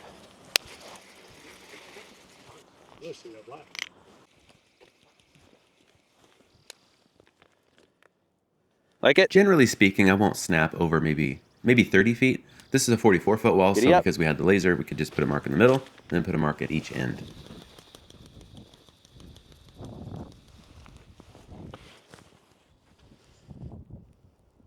Like it? You know what the advantage of this guy is? No. We learned this when we went to Germany. So you got a nice pistol grip, right? Right. But when you roll up, it never hits your fingers. The blunt end of this, Yeah. you're just gonna hold it, that gap, you'll just look at the line. And I think you'll have a pretty good grip. Like I can pull pretty hard. So you're trying to see the line through that gap, basically. Exactly, and it's this right here, this square edge that's 0. Okay. Well, that's pretty cool. That's cool. Okay. So this is the number, Brandon, I'll memorize, and then we'll move forward. You'll just keep following your line.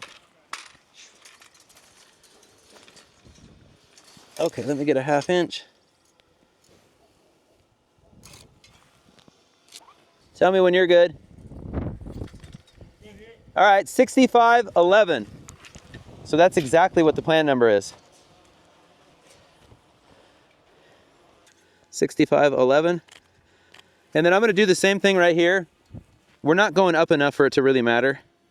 65, you good? Yep. 6511, and then let's go right here to the front. Okay, so we can connect those. 1/2 inch. You good right there? Okay, 5'3", 53, 10.5. So I'm gonna come to the front. Yeah, and as long as you stay parallel with me, or roughly.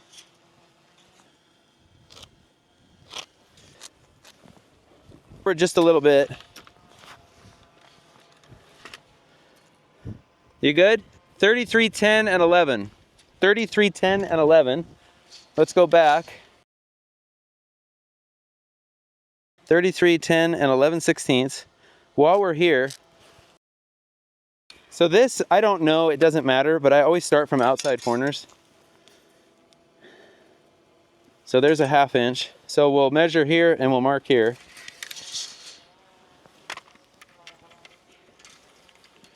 Tell me when you like it. Good. 20 foot, 11.5. 20 foot, 11.5. And then I'll get this guy. Oh, let me get a 1/2 inch. I should, remember how I just said I always start from the outside? Remember that, Brandon? Okay, you good? Yeah. So 15 foot, 10 and 3/8. So 15 foot, 10 and 3/8. That one looks pretty parallel. Okay, so I think you get the point. We're going east-west, now we're gonna go north-south, so to speak. Everything is parallel off our biggest square, meaning that now all corners will be square. Yeah, so this guy actually, so see that? Yeah. What we're gonna do is we're gonna shift both of them back a 1/2 inch. We don't wanna shift one because then it'll put us way out. So it's the stuff that happens. I think when we formed this, I think we even noticed that at the time. We were like, this corner seems a little off. But it's a 2-foot corner, so we can cheat it. We can cheat it. And just so you know kind of our thinking, so you see that, you know, not real pretty. It's gonna get covered by concrete. Right. It's gonna get a patio, so that's why I don't get too, there's the mark. That's why I don't get too bent out of shape. And go ahead and always pull the lines as far through. Okay. Yeah, all the way to the end. Yeah. You just never know if we're gonna plumb down and then have to transfer the mark later. Yeah, I do the same thing when we're snapping lines interior. All right. So if you do exactly what I'm doing on the other end, we're just gonna go 6 feet off the line. I don't care if it's a 1/2 inch or what it is off the back. We're just gonna make it parallel. You've probably figured out by now, we are not necessarily going to the plan dimensions. We are just making everything square and parallel, fitting the foundation. We hand cut the roof anyway. We're not using trusses. Here's kind of an unconventional way of doing this stuff. Before we continue, I just want to fast forward in time. This is the Great Wall Redux. Why do we call it that? Because we're doing it again. Timmy digresses. This is a like 44 foot, 46 foot wall, I don't even know, by 25 foot wall tall. You notice that we've got a bunch of rake walls and we're gonna balloon frame walls. The reason I'm showing you this now is to show that that back left corner is critical to get square. That's going to allow us to square this rake wall, the one on the right, and everything else in between. What it does not mean is that everything has to be perfect. We're just gonna adjust to the foundation, but maintaining parallel and square. Anyway, I just wanted to give you an amuse-bouche for an upcoming video. and we have been fighting the rain just a little bit.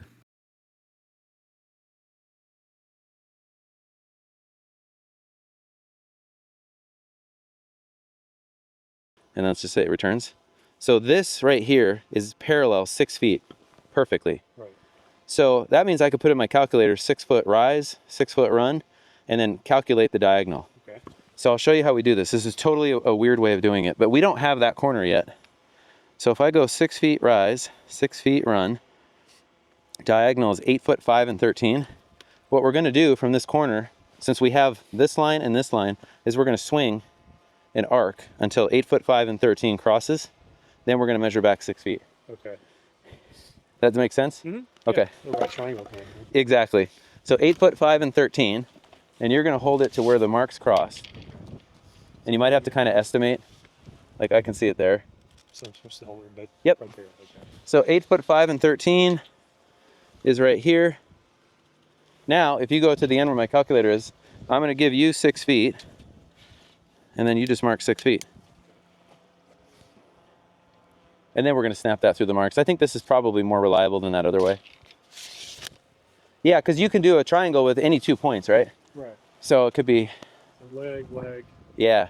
And so we went one leg and hypotenuse, and then we just measure back. Yeah. Okay. So, yeah. So it's like maybe an 8 3/16 from that other mark I had, but this distance is shorter than that, so I feel like that's more accurate. Is it becoming apparent yet? So if the footings weren't perfect, we make up for it on the walls. If the walls aren't perfect, we make up for it on the mud sill. If the mud sill is not perfect, then we're going to make up for it on the floor, and we're just going to keep doing that in increments. It's always better, though, just to keep it within a quarter to begin with. 10 3/4, so we're a quarter off. Okay, if you're snapping alone, you just hook the chalk line. No! I got cocky. I got cocky. Okay, so to avoid bending these straps out, we're actually going to cheat and go about 5/8. That way our wall stops, then our sheathing stops, and the strap can stay where it's at, and they don't spall out. So if you hold the back there, Brandon. Yeah, okay, so 23 foot, 11 and 5/8, so an 1/8 off. 11 and 5/8. Don't fall in the hole. We had this, I know, we had this before, and Kyle took a fall off. 11 and 11, right there. Okay.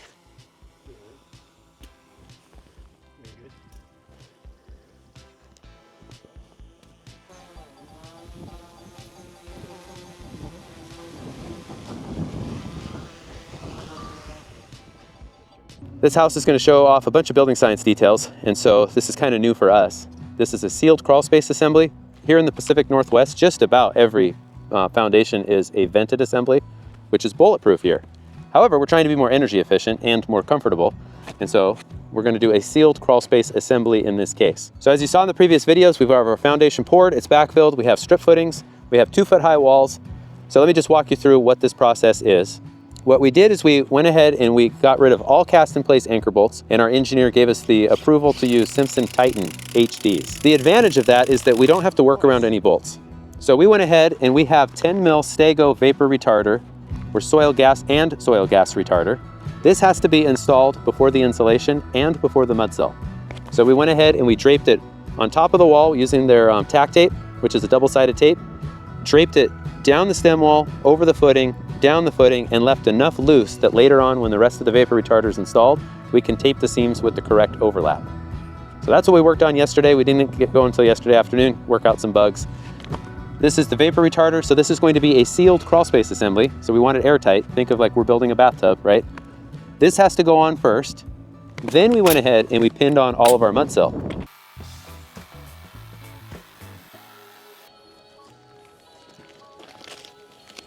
I'm coming to get you, Kyle. Are you? I don't think so. Oh, no. I was gonna cheat too. I was just gonna swipe your legs out from under you. Yeah, it is. It's like really sticky, silly putty. If you remember from the last video when we snapped layout, we snapped it 1/2 inch in. That way when we apply our zip system structural panels, it's about flush-ish with the concrete.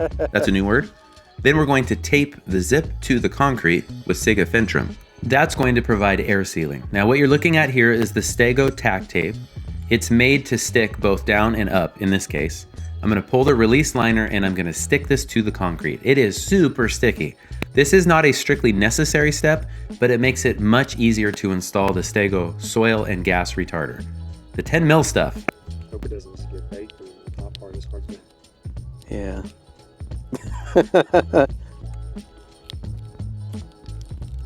Yeah, because I'm doing a terrible job. There we go. That's why I'm going with the big overlaps. Just cut off the messy part. Yeah, or just leave it because it's not going to hurt anything. But at least with the big overlaps, you know, I know I'm sealed. Truth be told, what we found at the end of the day, this was like a 60-degree day. The sun on the tape made it difficult to pull the release liner on top. So we went ahead and we're like, okay, let's change gears. Let's try it in the morning, see what it's like at 43 degrees. Here you can see it. This is the top of the tack tape. We're pulling that off so that we can install the actual vapor retarder. I think that's pretty good.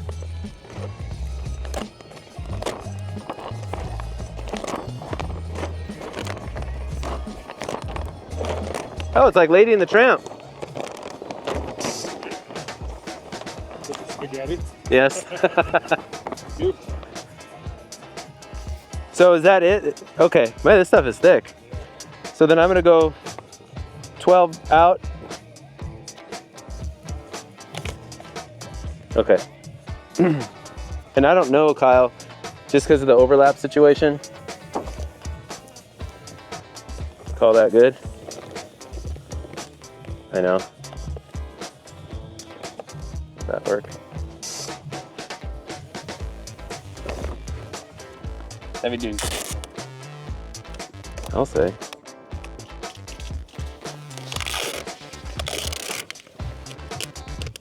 Come over here.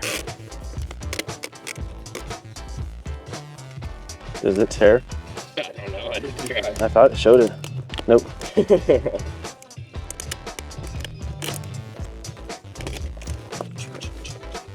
All we got is this moment.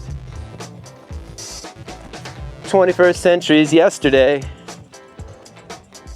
Give me a moment. I've got to let you know. Got to let you know.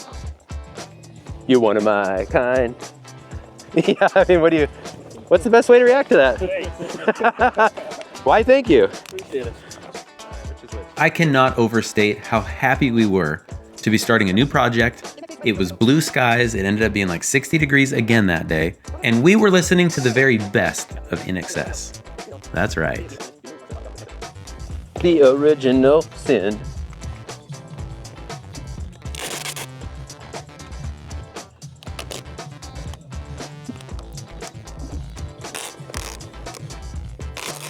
Heyo.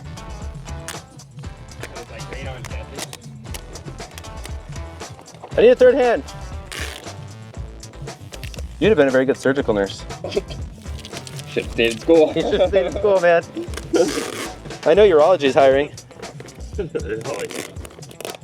Have I ever told you my urology story? No. Oh, man.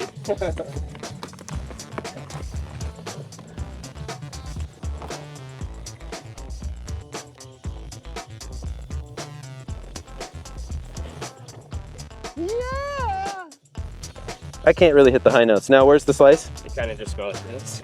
Okay. Do one cut here. Oh. A sharper knife probably would make a little more sense. We don't use knives for anything than sharpening our pencils. It's not like we're using house wrap.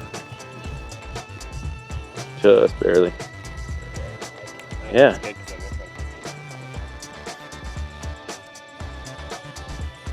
Should I tape that now? Yeah, because I only got 10 minutes. I kind of wonder just to keep it.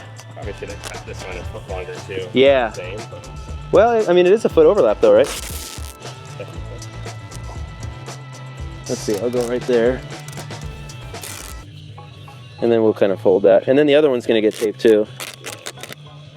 Yeah, after I watched a few videos, I was like, okay, like these people aren't trying to really hide their seams. They do make them. There's some super nice ones. Yeah. I was like, dang. And then watching some of the pros do it, like,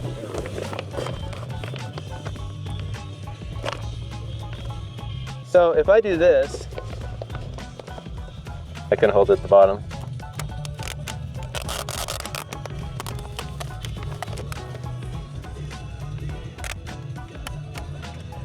Lose my mind, disappear, all the promise. Oh, it's beautiful. Disappear.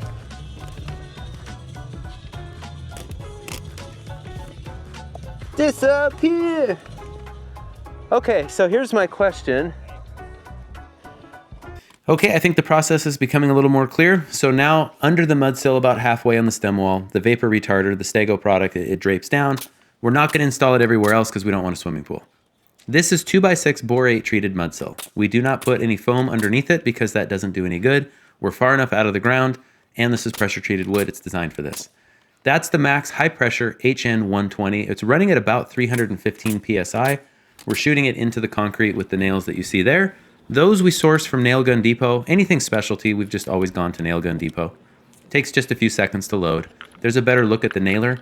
Basically, the point of the nailer is it's extreme high pressure as opposed to using powder actuated tools. A little bit safer, doesn't require any certifications, and there it is. A couple test fires, and it just pins it right down. Again, like I mentioned, this is not a structural connection. Why we like doing this is because we can dial our mud sill right to the line. Now, thankfully this time we had actually pretty good quality, but you can see I'm a little off the line, but I'm not gonna give up. I'm just gonna use a little bit of that 185 pounds of twisted steel and sex appeal and some other stuff, and just push it to the line and nail it. That's the process. You just work your way around. Usually we could just put one person on this. In this case, that one, in case that one person is me. In the background, you see we have one piece of rock wool that's already been attached. That was kind of a test. Let's make sure we understand the details. Takes no time to blitz around, right? It's just like nailing into wood, except you're nailing into concrete. You even have the frustration of your hose getting stuck on a little giant ladder. But essentially, you just work it from one end to the other because you have more leverage. So with my left hand, and I'll go in like maybe 4-foot increments, and then I'll nail back. This is just a process of keeping things straight. Standard framing 101.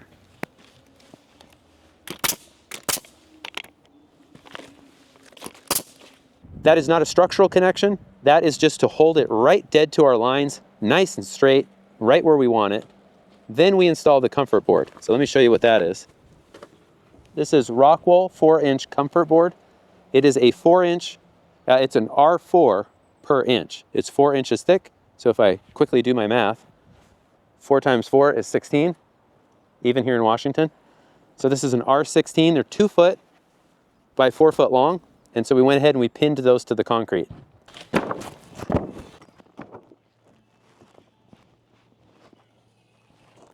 I think you could tell from the sound, this stuff is not light. When we picked up the pallet with the forklift, it was like, oh, there's some weight here. So 4 inches thick, 2 foot by 4 foot. If you grab like pincer, as I like to say, I could barely grab 2 centered and walk with them, but I could still do it because of my amazing grip strength. Declining grip strength, mind you. So this is the Aerosmith Insel pin. I was frantic at JLC Live a few weeks ago trying to make sure that we had nailers and fasteners, and I was emailing everybody. So I'm gonna follow up with a little bit of a review at the end of this video because this significantly speeds up the time. I had 3 nailers, and then we did it by hand, and I'll show you that here in just a moment.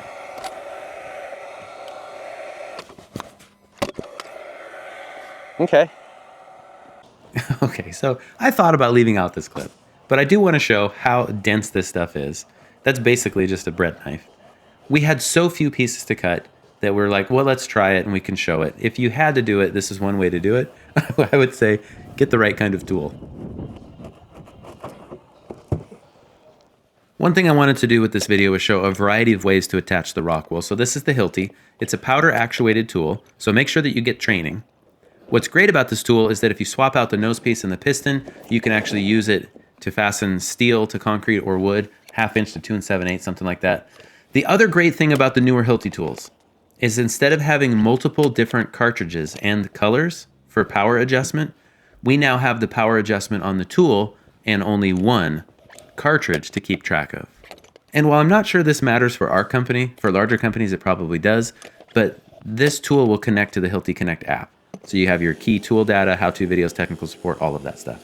Hey, Kyle found a better way to cut the rock wool. He's just using his little hacksaw, whatever that thing's called. Works pretty good. Takes a little bit of practice maybe to make sure that it's nice and square. There are other tools. If we were doing a lot of this, we would probably invest in it. But for the few cuts that we had, we only had cuts at inside corners, right? So we didn't have a whole lot of cutting. We were good enough for that.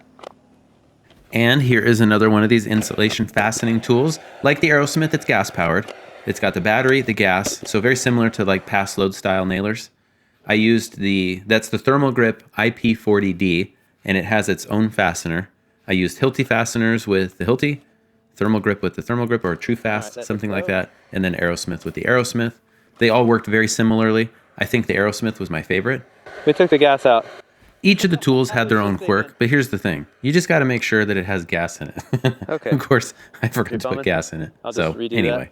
Now, here's something I want you to pay close attention to. Once I get this thing figured out, gotta make sure the door's closed. I'm gonna shoot it there, but now notice the gap between the insulation and the stem wall. Now watch what happens when I shoot this fastener. Bam, nice and tight. That's why we're only using 2 fasteners per 2 foot by 4 foot piece of comfort board. Now you'll notice here and there that there's more fasteners. That usually just means somebody was practicing or trying to get the quirks figured out. The comfort board, this is my first time using it. I watched Kyle Stumpenhorst use it over on RR Buildings channel. I've seen it in person, but this is the first time I've used it. It's so rigid. I wasn't expecting that. So just set it on the footing and then shoot it on. This is literally a one-person job. So if you have a crew, you can divide people up and then everybody stays super productive. Okay. 4-inch Rockwool comfort board is going to provide our insulation along the inside face of the stem wall instead of insulating the floor system. This is going to be more efficient and more comfortable for the clients. In order to fasten this, there's 5 different ways we could do this. I'm going to show you. There's really 2, and I'm going to show you what they are, and then we have a variety of ways on the second one. So the first way, we just ordered these from Home Depot. These are a plastic anchor that's just a giant washer with a 5/16 rotohammer bit. This is the Diablo rotohammer bit. Just drill it just deep enough. Let me show you this. So there's a look at the fastener. These are pretty cheap and they're prone to breaking, quite frankly. And then with the rotohammer bit, we just drill, and it will drill into the concrete just a couple of inches, and then you just drive this right through the insulation and it holds. It's a little bit time consuming, not my preferred way.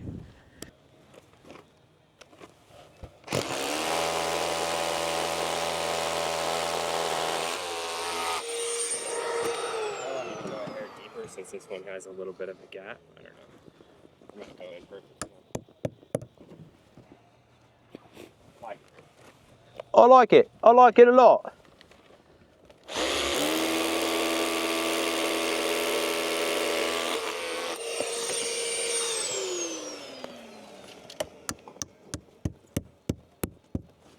I'll do one more.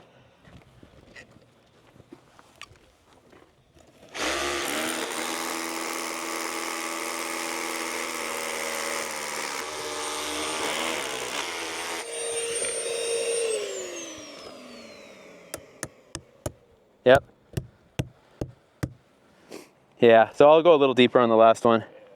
So this is the Aerosmith nailer. It's gas powered. Come on. This is the Aerosmith nailer. I ordered it off Home Depot. This is the Aerosmith nailer. I ordered it off Nail Gun Depot. They offered to send it to me. I did a bunch of stories last week with what we were doing. Got a bunch of recommendations. So there's the fuel cell. Slides in. And then battery powered. It lights off a spark. That's what drives the piston, and it fits in like this. Each one of these has a little nail in there. It embeds about 1 inch in round numbers, so you shoot it. Okay, so that's the Aerosmith. I think this was my favorite nailer that we tried. This is the Thermagrip nailer. Last week at JLC Live, I actually brought this home from the show because I knew we needed it. I'll put their information in the description. Thank you, Ben Bogey, for letting me take your nailer, by the way. I appreciate it. So same thing, same gas canister. It's just another brand, does the same thing. You can order direct and you can buy these from the same manufacturer. And then last but not least, this is the Hilti DX6.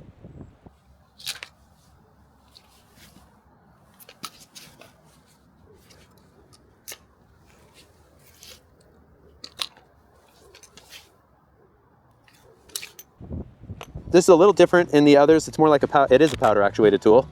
It's not like a powder actuated tool. It is a powder actuated tool.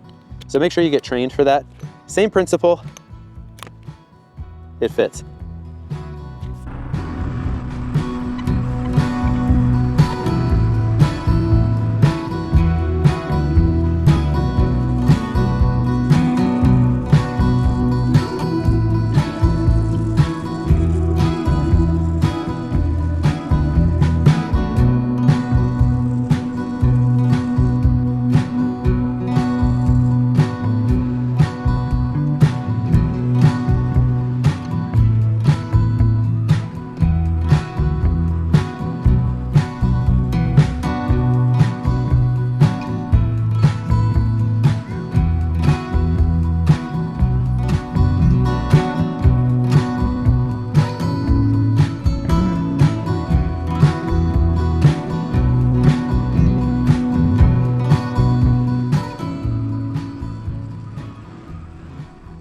After that step is done, then we're going to install all of our Titans, which is our structural connection, house to foundation. This is the Titan HD.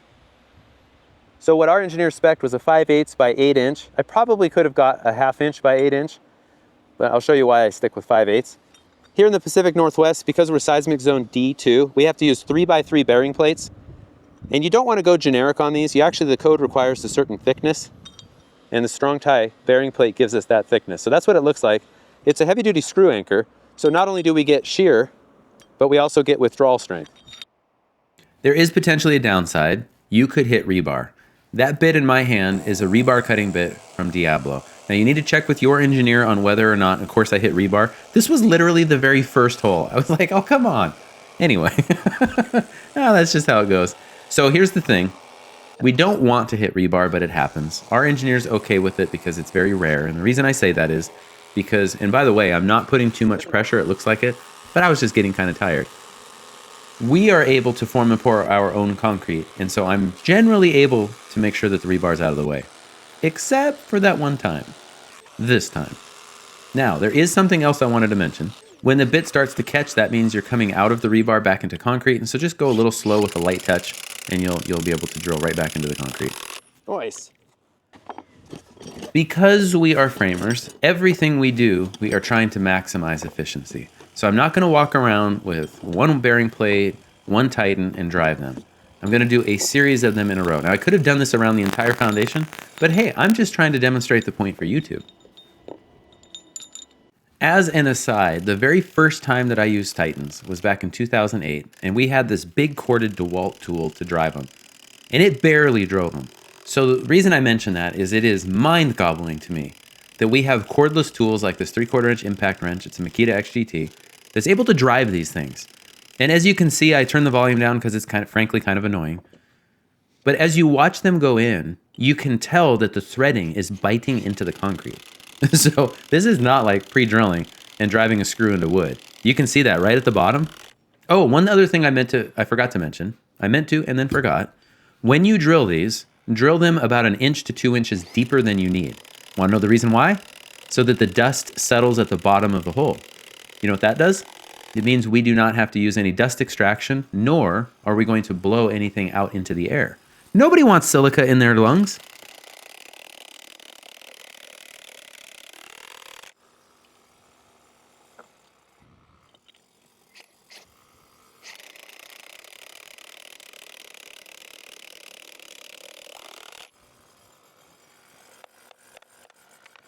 These are more expensive, so buy them in bulk.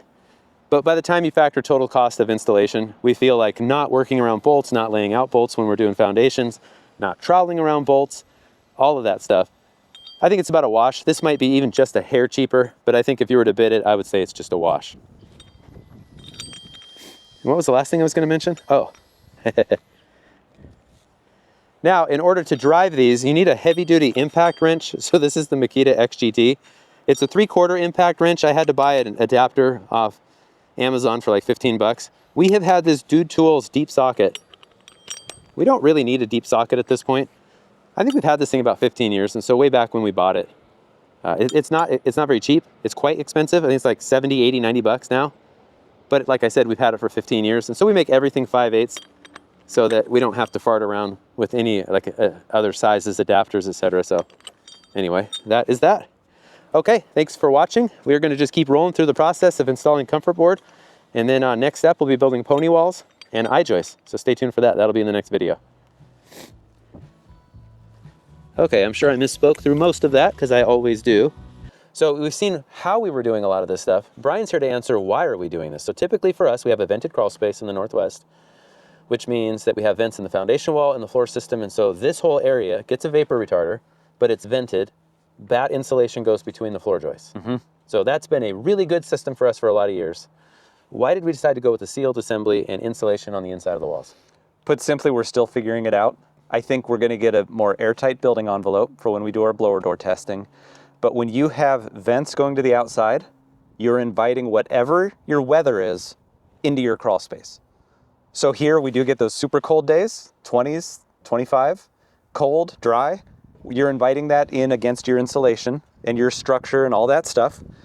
If it's super hot, which we've had, what, 115-ish? Set records, yeah. You're inviting that in. And the house is a system of systems. There's a whole lot of other things, but I think you and I are trying to be rational builders. Yeah. It kind of offends my brain to say, let's just have whatever happens outside also be in my crawl space. If I can protect all of this space and turn it into, protected space, I just think the house is going to be healthier and it makes more sense to me. Okay. Are we installing this too soon? Because we're still going to get rain. It's only April. I don't think so. The reason is this is hydrophobic. It naturally doesn't have water that wants to bind to it. Okay. It's not sticky for water. Let's And put what it that is way. rock wool? It's stone that's been heated, reconstituted into threads. Ask those guys. I need to go to their factory to make 100%. Hey, Rockwool, want to send us to your factory? Let's call it igneous rock. I don't know exactly what brand of geology Basically, it's in the from. time it takes for us to get a roof on, It's not glass fiber. this isn't going to be an issue. It's not going to hold water like fiberglass does. Exactly. Okay. It will not rot. It's one of the biggest things is for fire. So if you're an architect specifying, keep track of that. So we don't have to put an ignition barrier over this stuff. I never noticed the texture. It looks like PSL. It's really cool, isn't it? That's interesting. The Spice Girls radio station.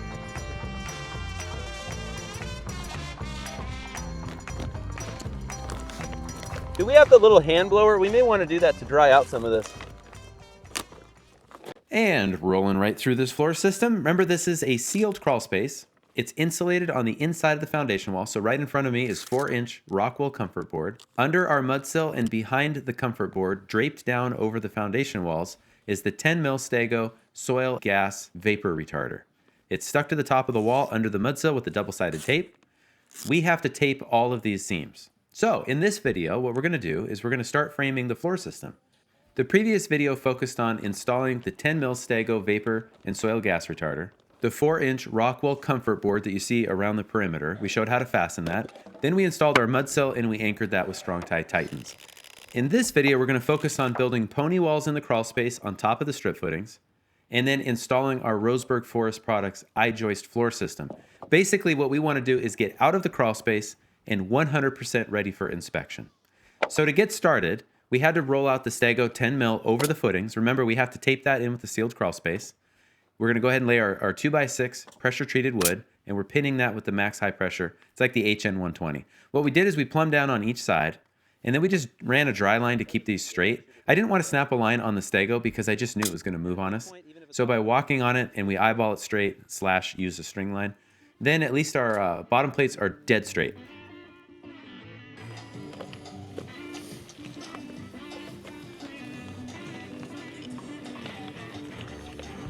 Oh, that was the thing of beauty, dude. Before this step, I went ahead and laid out all of the locations of the pony walls on top of the wall. Then I just simply plumbed down, and that's going to locate our mud sill. It's awesome. I can write right there on the comfort board. 16-foot 2x6 borate treated mud sill. Remember, we taped the seam. You can kind of see it there in the bottom left. I'm going to go ahead and tack it right to the line. Now, because I have that dead straight line behind me, I'm just going to measure parallel in a few spots. The engineering called for 2x4 pony walls framed 16 inches on center for the studs. We are framing 2x6 pony walls. Why? Because we're going to use up all those footing boards in the background. They were used one time, and we're going to chop all that stuff up into our framing on this house. And that way we don't have to pack it onto the next job or take care of it. So, 23 1/4. Yeah, I find, Kyle, if I hold it like this, then I can just bounce the bottom Actually. Yeah, you were pretty good. Okay, that should not happen. So, okay. Yeah, in the sharp edge of the level. And then I just kind of pinch it and hold it. Dude, that was like exactly the same spot. You've got to be kidding me. Can we really do 3 in a row? Here, let's go 4. So 23 1/4 X long. Let's try 47 1/4.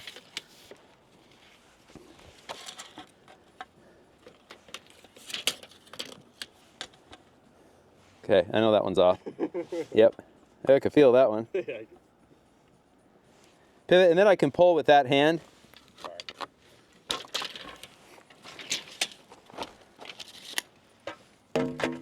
Yeah, it's all the pivot on the left hand.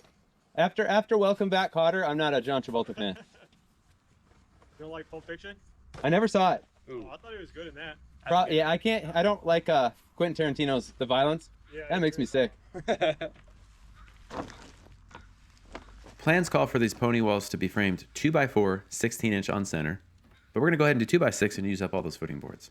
Snap a line straight through, so lay out at each end, snap a line. We're gonna always do that. That's a way to correct. The mud seal should be perfectly straight, right? But maybe it's a little off. The wood's off or we are off. Snapping a line here means that the stud layout's gonna be perfect. On top of the wall, we'll do the same for the joist. And then what we'll do is lay out point loads last.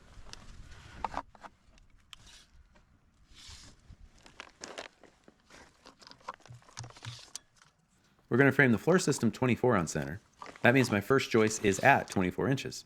Therefore, my first stud layout is at 24. And then when I go 16s, every other one is going to land. Well, 16, 32, 48. Yeah, every other stud will land under a joist. You saw where I made a mistake earlier. I was marking a 4-foot, but that we didn't need. One thing that I would highly encourage you to do is don't tack a nail for layout and hook. Just put the end of your tape on the layout mark, and by alternating left hand, right hand, the tape doesn't move. And I'll show you that when we get to the actual joist layout. I'll prove it to you, because I know you're skeptical.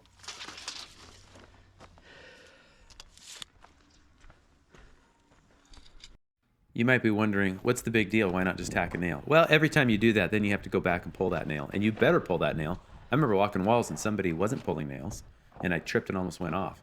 So just don't. Now, if I was walking walls, I would hook a nail, just because it's a lot easier to pull the tape. Okay, so grabbing footing boards, I'm going to slam one to the far right side, one to the far left, and I'm going to go ahead and transfer that layout. Because I'm using 2x material, I have to offset for a side mark 3/4 of an inch. So I'm going to do that. I'm going to keep everything in place. That way, when I cut it, guess what? I'm done. I have plates that join over a stud, and then I didn't have to pull out a tape measure to cut top plates. And I'm going to be perfectly accurate. So when we say skip the tape, we're not saying cut corners. We're saying just trim off the unnecessary steps. Of course, you have to have some experience to do that successfully. Thankfully, I got the one time correct on camera. Now you think I have skills. That's right. I have a 12-inch Martinez Rapid Square in my bags because I know it's going to do layout. 5.5 plus 5.5 is 11. That's a 12-inch square. Perfect. Incidentally, that tape measure in keel is also from Martinez, and so you can mark and then flip it over and make it nice and bold with the keel or the black crayon. It's all these little tricks. No one of them is what makes you a productive framer. It's all of them together. So it's like, I like to think of it this way. If you were trying to be an ultralight backpacker, you count every single gram. You are attempting to save every single gram, and that all adds up to saving pounds. See what I did there? Mixed imperial and metric. Anyway, you focus on all the little things. They do add up, and then ultimately you end up more productive. You know how many times I pressed the button? Do a whole story, there's nothing. All right, everybody, let's do this again. So those are pony walls. They're bolted to the concrete footings. Those have rebar in them. This is all structural, right? Our joists are gonna go across. We're gonna clean off the stego as we go. Most likely, once all the walls are built, we'll get all the trash out of here. We'll blow that all off, and then we'll start the floor joist. So let me show you something real quick, because we want our floor to be flat and plain. We have our string tied off. So I always go 3 1/8 down. We have double top plates. So 3 1/8 down, 3 1/8 down. This is 32 feet for the string. So then what we do is we tie it off to this wall. This wall was up 3/16 right at this point. Run it across to that wall. Ouch. Then I think you can see the string that goes front to back. See how that takes that out of it? And that way our floor planes with just a slight crown. It's 3 1/8. How about 24.9 minus 3 1/8. And this one, how about 22.9 minus 3 1/8?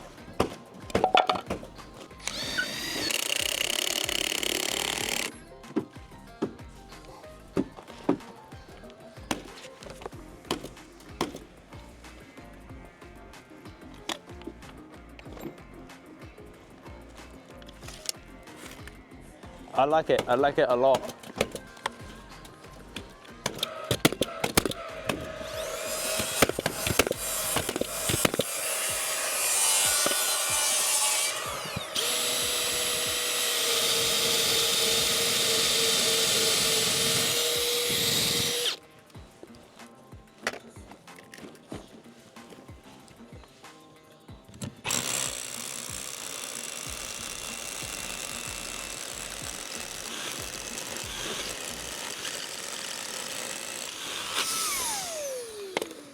All right, just about, I think. I must have gone right off the side of the rebar.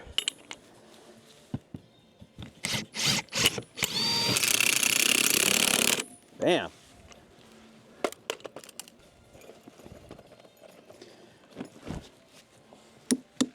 Bring her on down, brah. Are you impressed with my moves? All right, so if I go twice that way,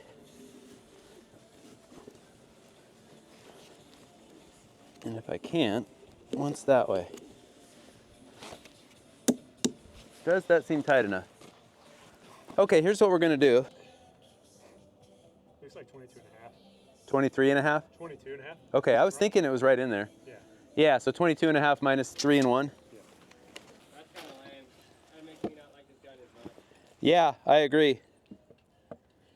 That's super lame.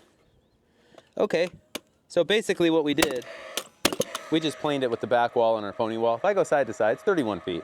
How does it not have a sag?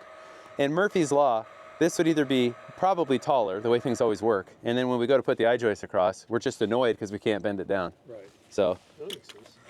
And then 3 and a 16th or 3 and an 8th is just to give you a little extra room. yeah, with double top plates, it's just everything grows. And are these exactly 1.5 inches? I mean, it shows that it is, but I think if we got a magnifying glass, it's just a little bit more. And so if the difference added up to be a 16th or almost a 16th, and then when you're trying to beat things, assuming that it's perfectly tight, well, unless it's screwed and clamped, how would it be? Right. It looks tight to us, but there's just, I was taught everything grows. And it turns out everything grows. Is you ready? Is you ready? Am I down tight over there? You are, yeah. Okay. All right, number 1. 20 and 1.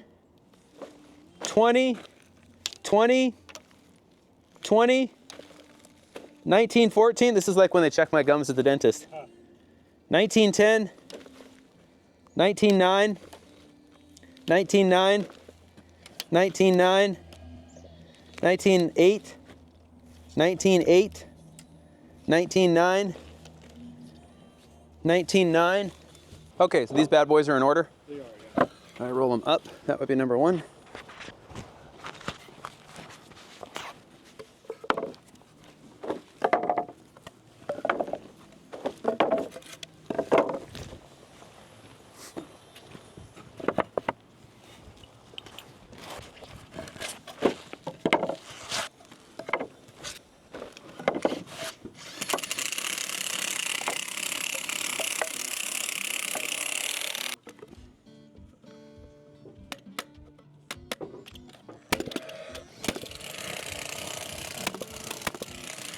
If I might be so bold as to make a suggestion, force yourself to use your nailer with the non-dominant hand. I'm right-handed, correct-handed, so I swing a hammer with my right hand.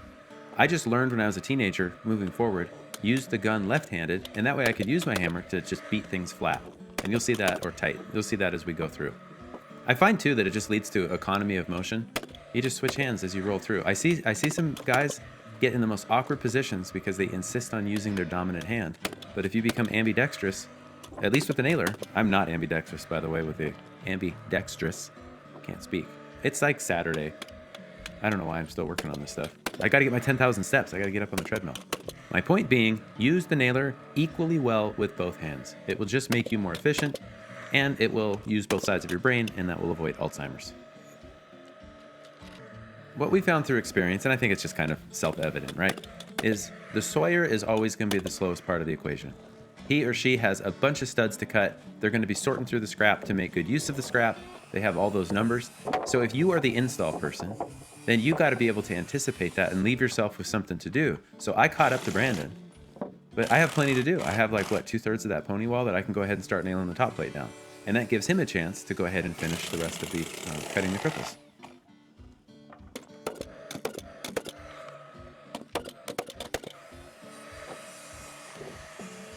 Incidentally, the code requires, since we're using a 3" by 0.131" nail, we have to put 3. So you're going to see me almost always put 3, sometimes 4. There might be a misfire here and there.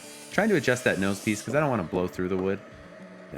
I also don't want them to be proud. I just want them to be slightly below the surface. You see what I mean there, though. By being able to use the nailer left-handed, then I can smash things flat. I can also use my hammer to hold things in line. I can push things around. All of that keeps my right hand out of the way. I'm just hooking it. Just think of it like a cane at that point. I'm just hooking it or I'm pushing it. You'll notice partway through, like if I really need to push, right there, I go ahead and I just lean it into my leg, and then I can use my considerable muscular strength slash girth to just push that thing in line. So you're really, I like to think of it as I'm the equivalent of the drummer for Tool, except I'm only using 2 limbs and I have no talent. Notice the opening there between the 2 pieces of mudsill? That is our crawl access between footings. So at each strip footing from this one moving forward, we're going to have a hole that's at roughly 36 by the height of the pony wall. Code requires that within 12 inches of the end of each piece of mudsill that we have anchorage to the concrete. In this case, it's the Titans with the 3x3 bearing plate. It might be cast in place anchor bolts for you. So you have to kind of keep that in mind when you're laying things out. That's another reason why we like the Titans. We can lay all this out. We can drill and install our bolts. They are never in the way in this case. The details matter. My job as the framer, this is life safety stuff. Not everything in framing, of course, is life safety. But when it comes to anchorage, shear walls, things like that, the correct beams that are not upside down if they're glue lambs, we have to know all of that little stuff. So if you are building a house for yourself, you're just getting into framing, or you realize that just with the high price of housing and labor right now, that this is something you can do for yourself, just make sure that you get all the little details correct. That's why YouTube, Instagram, the Build Show, these are all such great resources. Hey, perfect timing, man. I am not kidding when I say this. You can leave a comment, but the best way to get a hold of me is to direct message me on Instagram. Framers from all over North America, New Zealand, plumbers, HVAC, the Build Show contributors. I can DM Simpson Strong Tie reps and get an answer. I mean, a lot of times it's quicker just to call their hotline. It is amazing the access that we have now, and all of us feel like we have a responsibility to pay forward all of the people that have taken the time to teach us. So I may not get back to you the first day, but I pretty much always do. I keep up with that stuff because if you have the gumption to reach out with a question, that's because you want to improve, right? Then it's on me to help you in that process. And pretty much I'm always going to send you a link or something like that. This is why I asked, please subscribe and like the channel, because we do all of that stuff and there's no paycheck involved. It's for the love of building. And when we all do that, the community gets better. Each of us, instead of being a troll, these people that are trolls, just take your insecurity and go dig a hole and put it in the hole. Whatever. It's Sunday morning. My brain's still not working. It's much better if we all just help each other instead of belittling each other because, oh, you have a shiny hammer or you're using a stupid pass load. Who cares? Use whatever you want to use. The goal is that we all get better. And social media and YouTube has made that possible. Getting off my high horse now.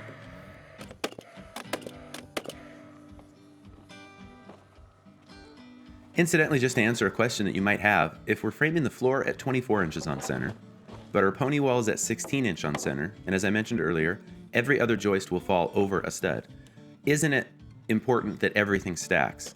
Yes. However, because we're using double top plates, there's a lot of leeway with when things stack, and that is specifically in the code. We could go single top plates, save some material, but there's a lot of advantages to double top plates. Some of it is the advantage is that we can throw things off layout. It's not a big deal. Another advantage is that it keeps things stiffer and straight. So when I frame this material, you notice I'll work my way out, which would be my left. your right as the viewer, and I can keep moving that material to straighten. And so by the time this pony wall gets its double top plate, it's pretty straight, and it's stiff when we go walking across it.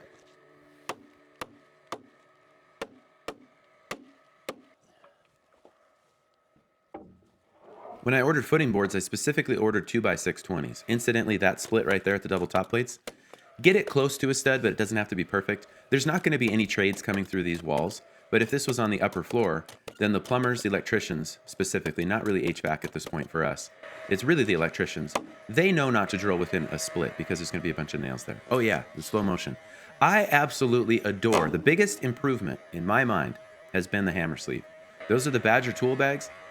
The quick draw and putting the hammer back, I had the hammer sleeve shortened and raised. And that way the rubber grip on those Martinez hammers doesn't get caught. Anyway, I put that in slow motion because it's just in the perfect spot. Man, I just have nothing but good to say about Badger tool bags. I've got a full review right up above. You can see it if you want to. Best bags I have ever owned. And they're the special edition Awesome Framers bags, which was basically just Joel's bags with the hammer sleeve. That's really the only thing I changed.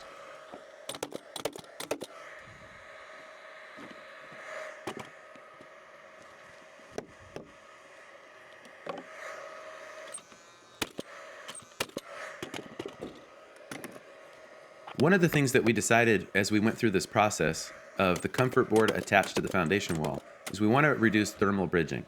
So we had each of these pony walls, but the comfort board. And that's why I put a Titan down below. You saw that earlier. And we're going to strap the top of it here in just a moment. This just keeps it all connected.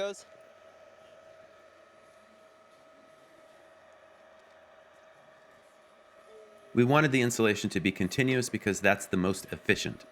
Look at the framing there. In a typical exterior wall, we would put insulation between the framing. The framing itself has much lower thermal resistance. That's called thermal bridging. So the heat can come in or the cold can come through that much more easily than it can through the insulation. So by running the 4-inch Rockwell comfort board, that's not going to happen. We have continuous insulation that's maximizing the efficiency. What that means for me as the framer is that I have to go through the details structurally. It's probably overkill the Titan down below and the strap, but our engineer taught me over the years, you just want to make everything act together as a system. Now it is time to lay out for all of the floor joists. My very first layout mark in is I'm going to snap it all the way through the building. That way I have a perfectly straight line on each of those pony walls that I can use as my reference, my starting point. We did this below, we're doing it now. The mud sill should be perfect, but again, you just want to get in the habit of essentially, I don't care if it's perfect or not. I know my line is perfect, so now we just move on. All the layout will be perfect.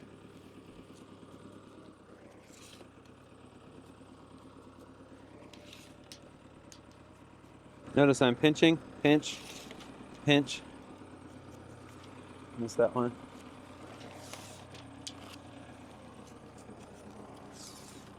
Pinch and then release. Let's see how we did.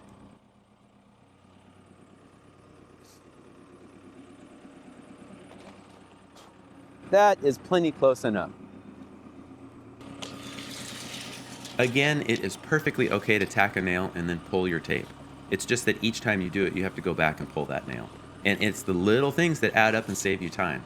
So if you get used to laying out this way, you don't lose any accuracy, but you do save time. Scattering joists was way more tedious than it needed to be because they had to split on that wall. Would have been nice to get full 44 footers.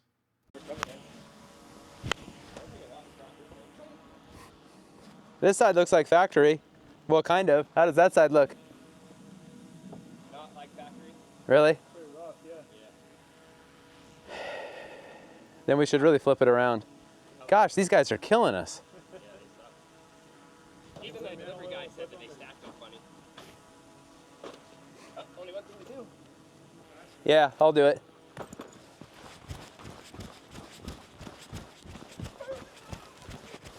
You didn't know I was that fast, did you? I know, I gotta figure out.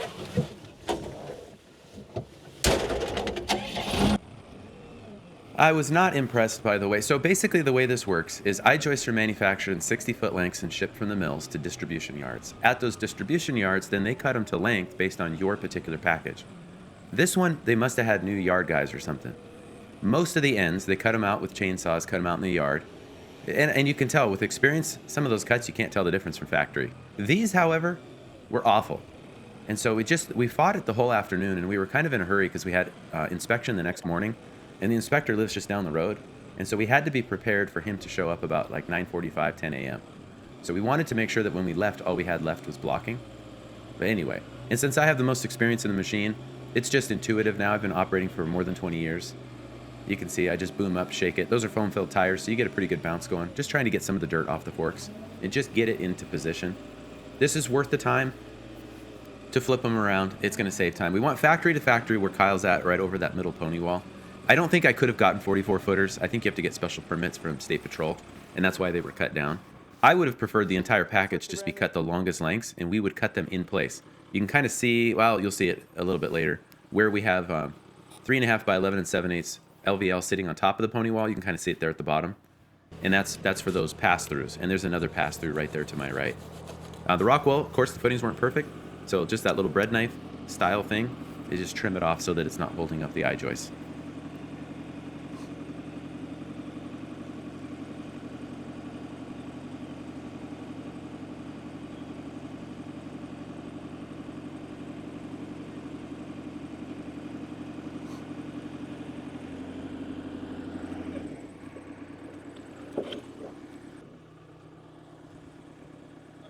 Notice that nothing is cut to length yet.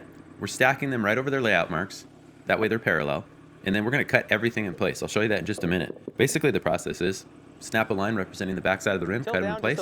And then instead of picking up these, I forget how long these were. I don't know, 29 foot, something like that. Instead of picking up each one and measuring each one, that is very time consuming. Just cut them in place. Again, we don't lose any accuracy. We just gain efficiency. And often when you gain efficiency, you know what else you gain? Less wear and tear on your body. So to the guy on Instagram who commented that it's faster and easier to measure them all, he's wrong. But he doesn't have a forklift. So he's probably right for him. But he's wrong for us. We've been doing it this way now since 2002, 2001, 2001, I think. And it was like, this was really the first time we did this on a second floor that we boomed up joists, and we were like, at the end of the day, we had so much more done and we were so much less tired that we were like, yes, the forklift is worth its weight in gold. Okay. Like Larry Hahn said, if you want to be efficient, then skip the tape measure. Unless, of course, you have a tape measure on your sweet polished titanium Martinez square.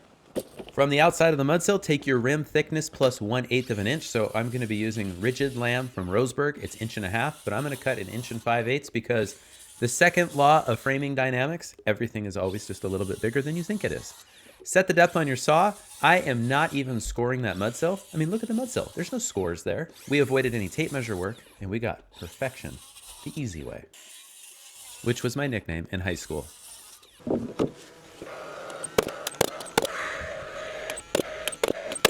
Something I do want to point out here is you notice, ooh, I walk forward and then I work back. In order to keep that rim straight, right flush with the edge of the mudsill, you sometimes have to kind of leapfrog ahead and tack it so it's flush. If you work it as you go, it actually takes longer and you fight it a little bit more. The more that there is out ahead of you, the easier it is to straighten it out. And we want it to be nice and flush, even though we're going to cover this with zip, right? That's going to come down the wall. It's going to stay about 1/2 inch off the concrete. It's got to be flush. And we got it. We got it. Look at that. It's nice and flush. 6 inch on center. That is code. Now when you get to actually rolling your I-joist, you see the rhythm. Use the nailer with both hands. Again, just get used to that. This is all about rhythm. Since we had set ourselves up when we lowered the joists into place, we're able to cut them in place. Now we can roll them. It's not rocket science or rocket surgery, as our engineer says, but maybe you're not that experienced in framing. This is how you gain efficiency, is you set yourself up so that you can just do the same repetitive task. We don't want to change gears.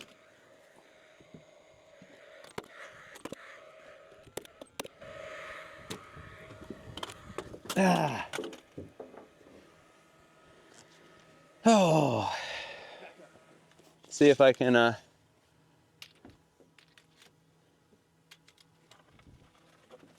dude. Skill. I don't know about skills. It's being lazy, man. I'm too old for that stuff.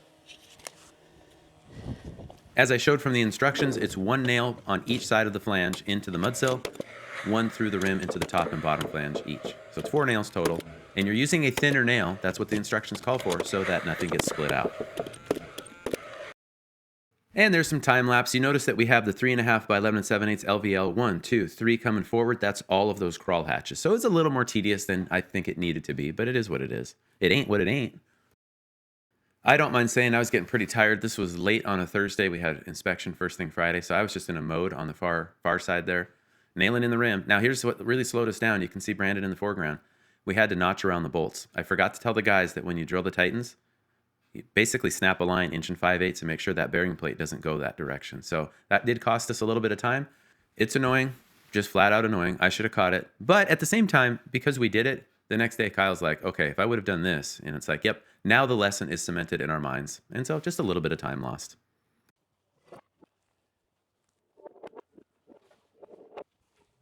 Okay, and as Jamie Vidura says, if you got to do it more than twice, build a jig for it. This is a quick and dirty I-joist jig for cutting I-joist blocking. Basically, just tack a block at the end. All we had, like plywood or OSB would be great, lighten it up a little. All we had was chunks of 2x6 from the floor, or those pony walls. So I just ripped one in half, flush at the top. Make your block length, whatever your block length needs to be, minus 1.5 inches, because the way our saws are set up is that from the edge of the blade to the edge of the table is 1.5 inches. Then take another 1/16 off. You want your blocks to always be at least a 1/16 short, no more than 1/8. And then I'm just gonna whack a hole in the middle so that I can grab that with my hands. When you do this, it takes, I don't know, once you've done it a few times, it takes less than a minute to make, and it saves scads of time. The more blocks you have, the more time you save. Then you could just go into mindless mode. So let me show you how that works.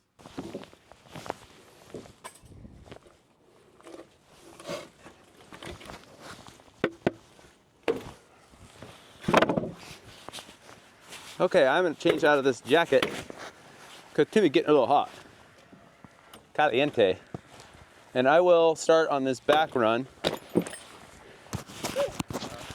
Ready, Eddie? Yeah, I'll start on the back run.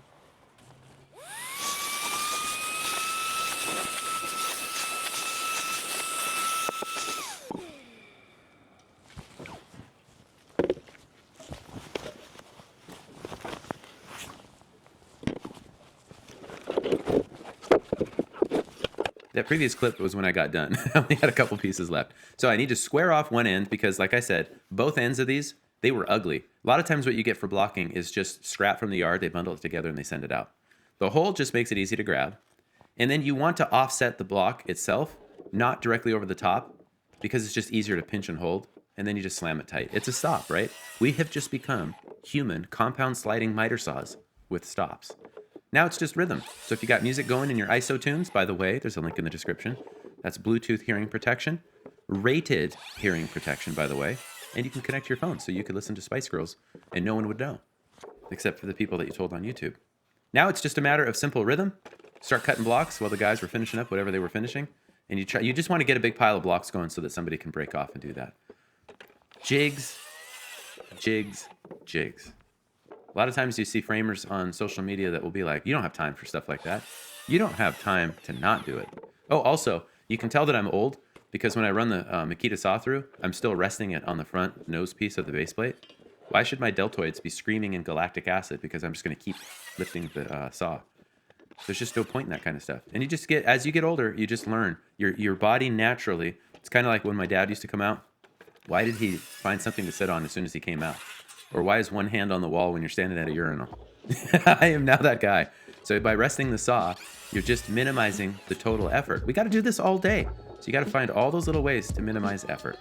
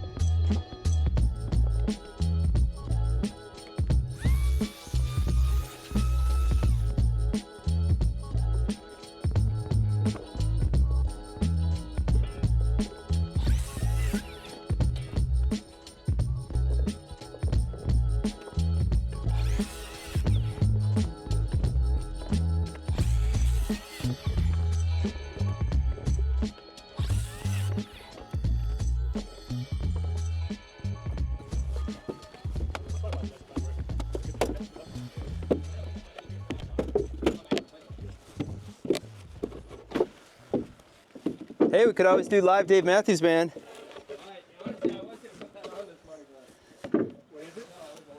Live Dave Matthews Band.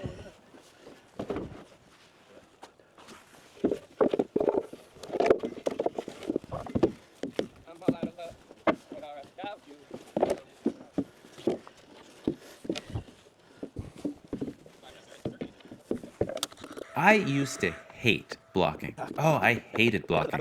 And I was taught to hand nail everything. So this goes way back. Now I kind of like blocking because I'm pretty good at it. So for those of you that might feel like you're the low person on the totem pole, so to speak, embrace it. It teaches you all of the skills for later. Where to put your body. You notice I kick my foot out. That helps to stabilize me, you know, because I've got that giant one pack now that's in my way at my belt. Anyway, for those of you that maybe don't have a lot of experience blocking, pre-stage your blocks and have them lean away from the basically in the direction of your travel. What that does is that if you need to step onto the wall, you have room. You also have room for your nailer. Periodically, even though we cut them a 16 short, we're probably gonna have to cut one. I think I had to cut 2 on this run. That's just life. We try to get all of the major blocks in and then come back and do all of the pieces. Don't nail the living daylights out of it. Best Bond movie, by the way. Just kidding. Although I am kind of nostalgic for Timothy Dalton. But in all seriousness, we don't need, this is not, unless your engineer specifies something, blocking between floor joists doesn't have to be nailed just like your life depends on it. It's there to keep it in place until the subfloor is on, to keep the joists in place. Remember, we've already put 2 nails into the pony wall. So don't go crazy, you don't need to, and you're just probably gonna split it out anyway. When you actually go to do the subfloor, you're gonna put glue over it and you're gonna snap a line and nail your subfloor into it. We don't want squeaks. Top of the morning to you, everybody. Guess what? Happy Friday. It is 9:57. We're basically done. I forgot. I got to put a crawl hatch down here, so we're going to quickly do that. I forget a lot of things. Inspector should be here anytime, but we are not going to sheet this floor. Not today. It's Friday. That's something that you start on a Monday. So anyway, there's the floor system. We'll get some drone shots and all that good stuff, but we're basically done. It'll just be cleanup, and then we'll run through and just see if we missed any point loads or anything. I think it's just over on that wall, but that's easy. I love you. You. Yes, you. Specifically you. That's right.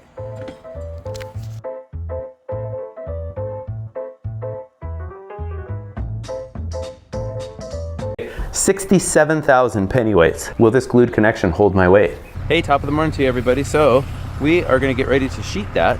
Now it's just setup time. And of course, we're going to be in the drizzle all day today. Also, I had to cancel my trip to the Eclipse because there is way too much going on. Thursday, I was like, this is not a wise move. So we canceled. Instant relief. I got way too much that's going on. And it turns out it's going to be cloudy anyway, so I guess that's a win-win. So sorry for those of you that are heading to the Eclipse, but I guess you could be working with us in the rain. Happy Monday, everybody. Welcome back to the channel, everybody. In this video, we are ready to lay some subfloor. You notice there, we are shaking the can. Of course, that's slow motion. This video is brought to you by Huber Engineered Woods, the makers of Advantech subfloor adhesive, Advantech, Zip System, and in this video, we are going to be installing their X Factor subfloor, and we'll explain why and what it is, all that good stuff. Primarily, we just want to demonstrate the right way to install subfloor. So stay tuned for that. We're going to have so much fun. One thing I would appreciate, though, if you keep in mind, this is the very first floor that we have sheathed together as a crew. So there is a lot of training involved, so stay tuned. It always looks better in fast forward, right? Or sped up, something like that. And don't forget, you're going to want to check out the other videos on the Crawlspace because you notice the white plastic there? That's the soil and vapor, let's see. That's the vapor retarder and soil gas retarder. I can get it right. And we've insulated the wall, so you can see that in the previous videos. But this video, well, we're just going to lay some subfloor. And of course, we're going to do it, at least starting out, in the drizzle. Oh. So if we go 10 foot 1/4 on the other end, and I'll just go 4 foot here. I know a lot of you are at least as experienced as me, and we were taught snap a line for your first row. But many of you have never done this or have done it infrequently. Maybe you're going to build your own house. Take the time to snap a line. Hey, that almost rhymes. A straight line is the reference point for the groove side of our panel. We don't want to beat on the tongue side of the panel. Even though you saw in the previous video, we took the time to snap a line or joist or straight, the rim straight, etc. This first row will either make the rest of the process go really easy or we'll have to fight things. No sense in fighting it. Now, the panel manufacturer and our structural engineering, you can check out the APA notes too, apawood.org. If our first starter piece is 8 foot, the second one has to be 4 foot. That's called staggering the panels, 1/2 the length of the panel. It has been scientifically proven and demonstrated that the donkey kick gives you just a little extra reach. I mean, I just proved it right there. I just go ahead and cut these all to begin with. Then they're prepped, they're ready to go. I like to use the track saw and the Insta square rail attached to the track saw. Basically, it turns it into a T-square on steroids. I get factory level cuts, and it's all done so we can just keep rolling. Huh? But you can just hold it all the way down. Yeah, if you on the trigger is the dial. This is the Advantech Subfloor adhesive. You have to shake the can vigorously for 45 seconds. We're going to get about a 20-minute open time, meaning make sure that you get the panel laid and fastened within 20 minutes. That attachment for the reciprocating saw is called like the Mix Quick or the Quick Mix. It's basically made to shake rattle cans, right? Spray paint. But it works great for this too, or other cans of foam. Cinch it down nice and tight, and then turn the dial on your recip all the way down so that you can pull the trigger and you don't have to try and feather it. It's actually pretty easy to break these. Those cans get pretty, they generate some real velocity, and we broke, I think, 3 or 4 of them. But we got it dialed in now. So order of operations, first row. We've got glue down, we've got our snap line. We're gonna tack that panel so that it centers on a joist, leaves an 1/8 inch gap for the next panel. Remember that these panels are sized for spacing, meaning that they're just a hair smaller than 8 feet to allow for the gap. We're gonna tack that at every joist. Typically you would wanna pull layout, but we're so close to that block line we don't need to. We're gonna nail off the back rim, but not the rim in the foreground. We're gonna straighten that later. Make sure that your first row is fully fastened before you start the second row, because we are gonna have to use a sledgehammer and a block. That was the Advantech Subfloor adhesive. So it's a foam to polyurethane gel, and it is tenacious. Well, just how tenacious is it, Big T? All right, so let's do a test. 1 week ago, I glued that 2x6 with Advantech Subfloor adhesive to the underside of those joists. 4 locations. I just took the screws out, so the only thing holding that 2x6 at this point is glue. Now, here's the test. Will it support my 185 pounds of twisted steel and pure sex appeal? And some other stuff that's just not germane to this discussion. It turns out I weigh 67,000 pennyweights. Will this glued connection hold my weight?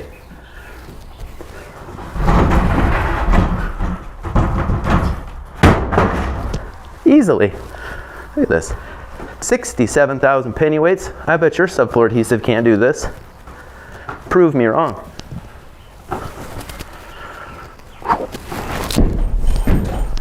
Stuck it. These are like the best fastener. This is the Pass Load Tetra Grip and Tetra Grip nailer. The shank design is such that it not only has that glue on it, so it's going to help bond to the wood fiber, it also spins as it drives.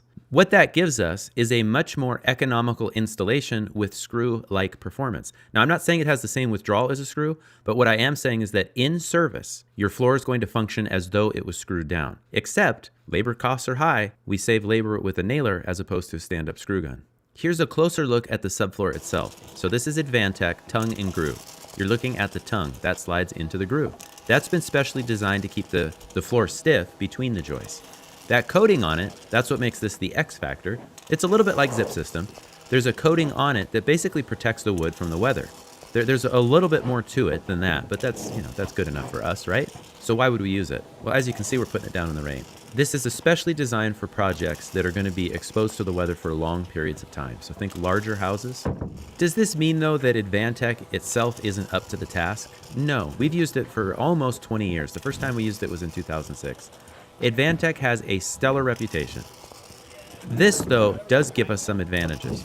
For large projects that stay open for a long period of time, well, some customers don't like it when their subfloor turns silver or that grayish color. I mean, we couldn't care less, but some customers do care. And for us at $8 a sheet more, well, they might just say, nope, that's what I want.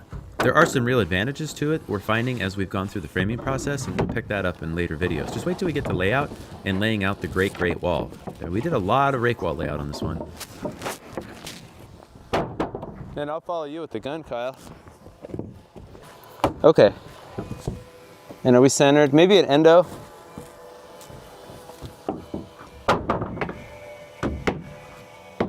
That's good. Yeah, I think that's fine. Don't use the sledgehammer to beat the panels tight. We want an 1/8 of an inch gap all the way around. Remember, the panels have been shortened length and width just enough to allow for that. And maybe endo at first. Yep, that's good. Perfect.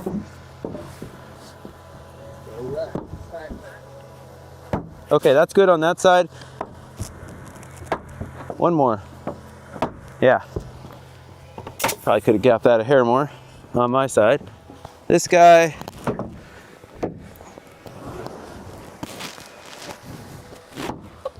There we go. As I just blow it apart. Remember, we only have about a 20-minute time, so I'm gonna let the guys get the panels in place with the right gaps, and I'm gonna go ahead and nail it off. You can see there on the panel, we've got a nailing guide, dots or squares as the case might be, 6 inches on the edges, 12 inches in the field. That's pretty standard. That's what the APA notes show. That is what the code tables are based off of. Something to pay attention to as we go through this process is we are not trying to break a speed record on the installation. Not yet. As we get better as a crew and we get used to the whole process, like every row went faster, specifically when it comes to nailing, slow down and be deliberate. Our goal is the highest quality installation without taking forever. Be deliberate with the nails. That way we don't get squeaks. Oftentimes the squeak is just from a missed nail or a nail that curls out the side. Now you can get a squeak-free guarantee from Huber by using the Advantech subfloor adhesive, the Advantech over-engineered wood like these Roseburg eye joists. A squeaky floor can kill our reputation. And frankly, by the end of this whole process, if it's an extra 15 minutes to go a little slower with the nailing, big deal. Totally worth it.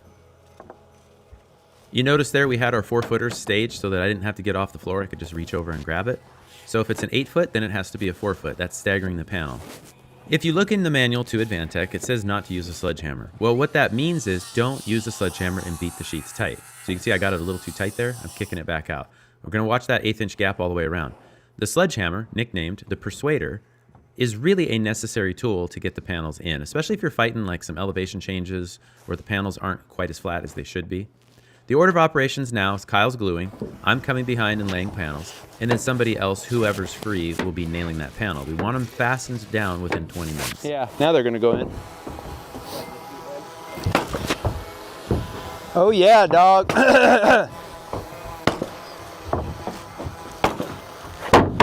You got it, dude, you got it. Dead weight! Dead weight! All right, give that guy a tack up there.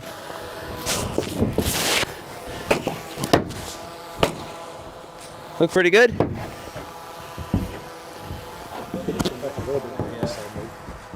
little bit more?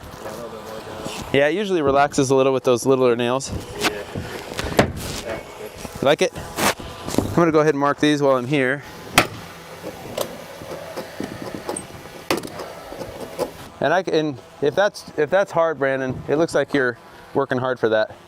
I get it on my knees. Yeah, I think it's just different proportions. It just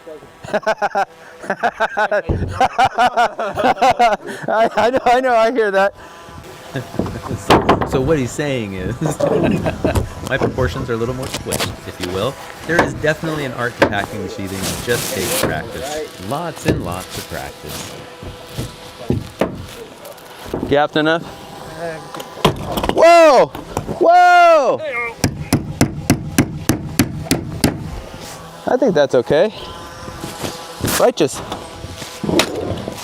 All right, then let me, I'll nail off. This guy's still, oh, we gotta beat this guy in. It's kind of lame. I think I can do it with just the sledge-lar. So I think it's pretty obvious we're not breaking any speed records here, but you know what we are doing? We're laying the foundation for proper installation. If we get all of the fundamentals down, then the more that we work together, the faster we'll get. It'll be like a really good improv band full of musicians who are really good at improvising. Seriously though, a lot of times we get stuck with the idea that we can't train because it takes up time. And there are such things as training budgets. We've used ours up. I'm sorry. No, it's an investment in the future, right? I've trained with a lot of guys over the years, and once we're all on the same page, that's when things just get really fun, productive, smooth. Everybody can just kind of chill out. They know exactly their job. They know where they fit in. It just becomes second nature, and you just don't get that the first couple of times.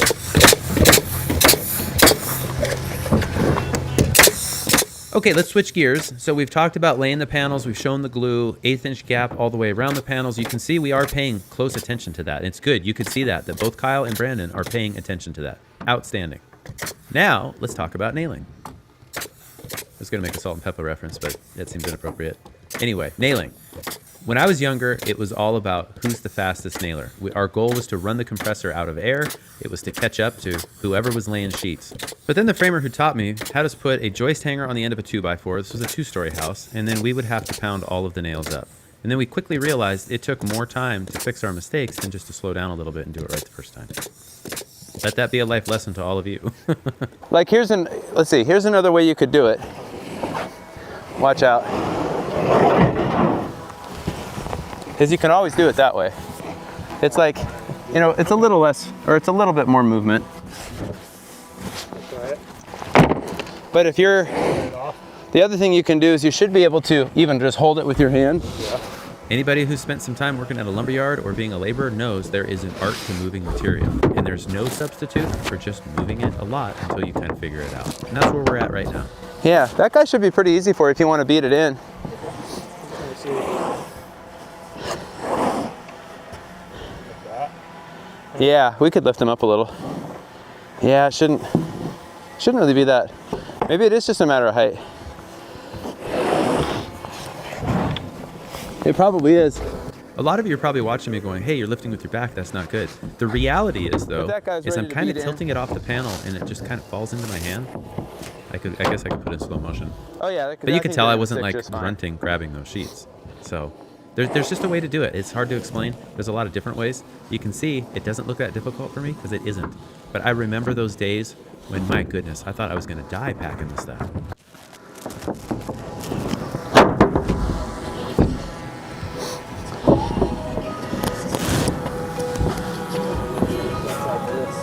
Yeah, we're on blocks. Put your foot on the board, the beater board. Yeah. Okay, let's trade places. I can tell we're at that block line. And so sometimes what we have to do, I'm gonna try to work it in from that side. Incidentally, when you're using a sledgehammer, use your arms less. And then we'll Notice see. that it's mostly trunk rotation. Okay, yeah, okay. Well, that wasn't too bad. So now that's a little tight, but I bet you we can't get it out with our feet.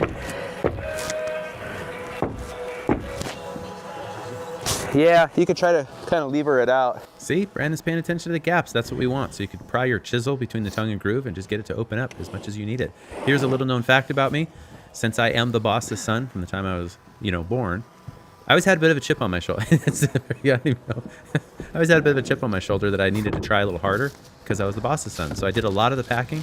Also, I was super into lifting weights when I was younger, and everybody's like, hey, meathead, you can be the guy that packs all the material. And I was like, watch me do it. I'm really strong. That's actually how it worked out. Turns out I was really good at it, and I still like it to this day. I'm just getting a little old for it. Got to endo it.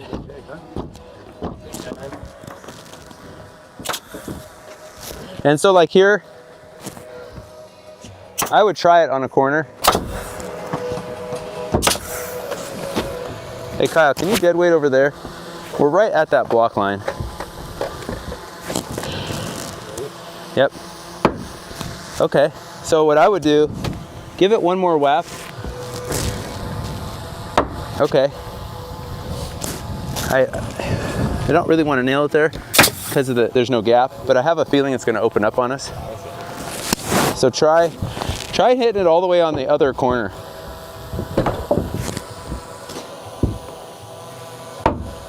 And you're just going to have to really Bring your board back so it's not hitting the other.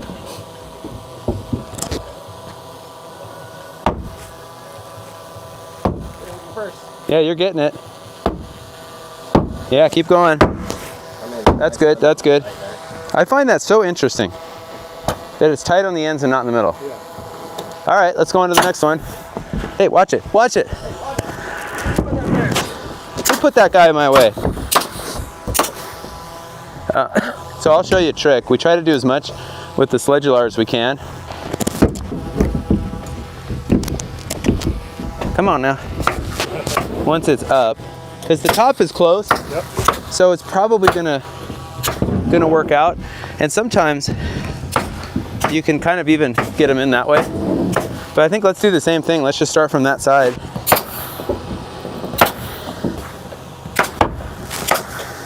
Yeah, keep going. Okay, that's good. Now let's try over here.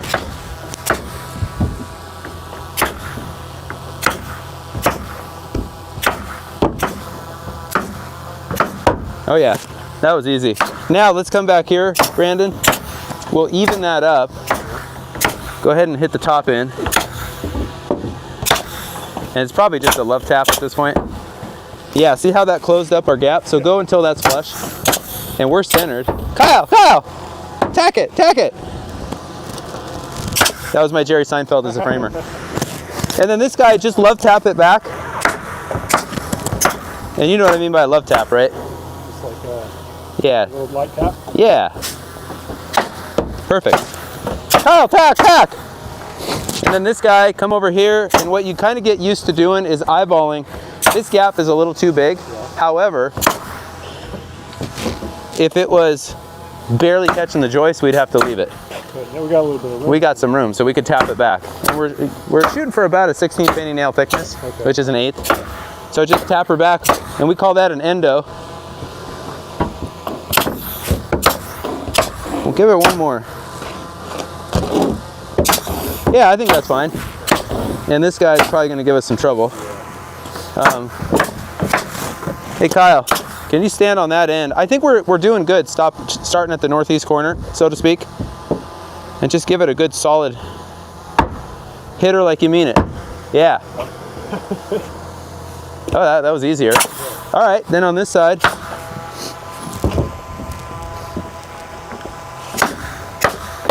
And you have to really whale this, I think. All right, let's see here. Yeah, kind of what we need to do is prop it up. Let me grab that sticker. Yeah, let's try that. Now, we put that guy on top. Now try it. Let me jump in here. You've probably noticed by now that we are having some issues. Shouldn't the panels go together a lot better? Yes. Going, you're getting it. Some of it I think is inexperience, but I'm Okay, going to go say back to Kyle's 90% of side. it is the block line, the hangers, and Is that these gap too panels big were now? not laying as flat as they should have been laying, which tells me they were stored improperly in, then we somewhere. endo it. Now, they hadn't been on our site for more than a couple days, but the panels, especially when we Pretty break good. open a Can we hit an unit, endo? they should be flat. Okay. These were not. And this is just Okay. real life on the job site. Then pop those out and Kyle will tack it. And then if you want to cut this guy, I'm going to go land that. Here's a closer look at the glue. Remember, it comes out as foam. And this is going a little slow. It was colder. The glue was a little slower than it would be in the heat of summertime. But you just notice how it comes out. You're shooting for about a 1/2 inch bead of foam. And that's going to reduce, I don't know, down to like 3/8, something like that. And you can see that here in just a moment.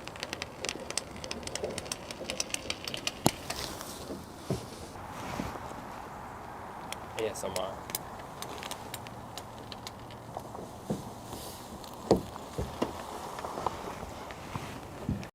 Busting a myth here, letting the sheet land like this, well, it must splatter the glue everywhere. 9. No glue splattered anywhere. I don't see no splatter. Hey Brandon, you're gonna have to re-glue these. Don't forget. Yeah, let's re-glue this guy.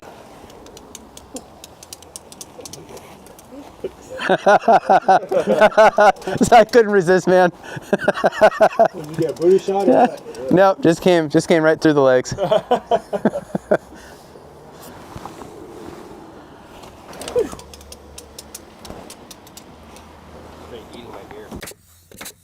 Let's go back to the subject of nailing. Now, in the past, you might have read that essentially the nails are there to clamp the panel to the joist.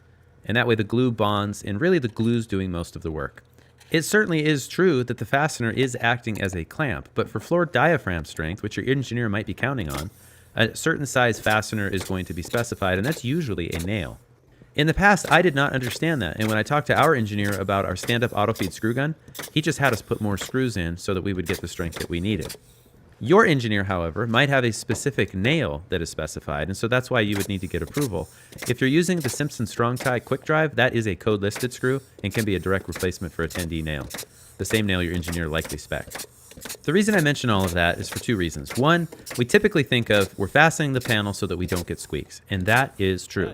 But we're also fastening the panel for the strength of the structure, floor diaphragm, etc. Stand-up auto-feed screw guns are great. We've used them for decades. I started using the Quick Drive way back in the mid-90s. That was my job. I would rather be bent over nailing, and it's something we can trade off. It's not that hard on the body until you get to some pretty massive houses? In that case, you should have a bigger crew than we have. Earlier in the video, when we were fastening down the very first row, you could see that I nailed the back rim, which is perpendicular to the joist. In this case, we just ran the sheets long, and since we had already straightened the rim, instead of snapping a line and cutting it, we just decided, let's show off this Metabo router and the router bit. I am not recommending you go this route, I just wanted to show it as an option. Typically what we're going to do is snap a line and cut it. This particular set of rim right there, that's when we always want to snap a line and cut it. This was a short piece, it was straight, I knew I could just route it off, so I was like, I'm just going to do this and show it. But we always leave our rim that is parallel with the floor joist unnailed. We snap a line or string it, make it dead straight, cut it, then nail it off. We also don't glue at the rim because there's just no reason to. We're going to fasten the plates right down through that into solid backing. Cool. Okay. That clip was slowed down 50%. Makes it sound like we're stoned or something. And then, of course, remember, panel edge nailing was 6 inches, still 6 inches around the rim. If you remember way back when we snapped lines for the mud sill, we held it back about a ½ inch. Our zip will come out roughly flush with the face of that concrete, and then we're going to use Siga Ventrum tape to tape the zip to the concrete. That is part of our air sealing detail for that sealed crawl space.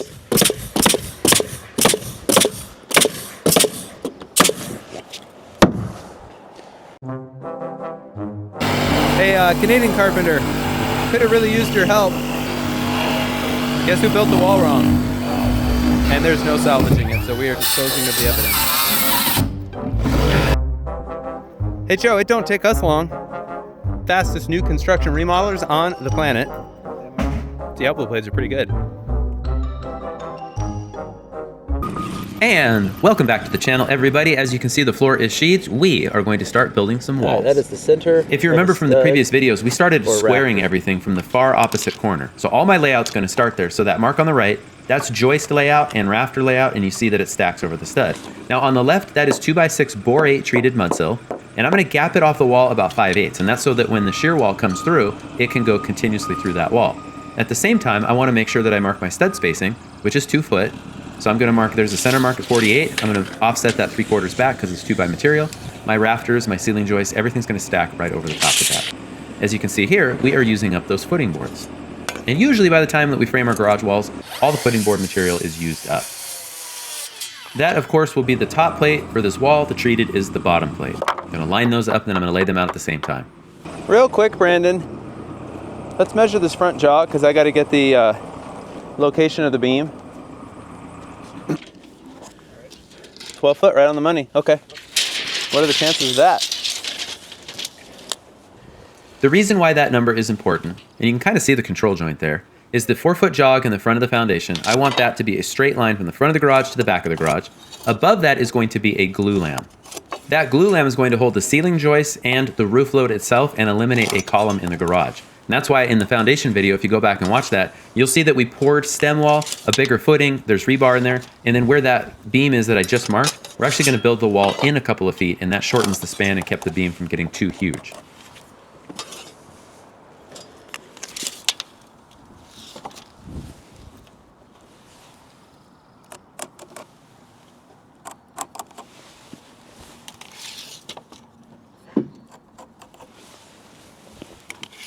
So this is just super mundane, 24 on center framing. We've been doing that for, I think, like six years-ish.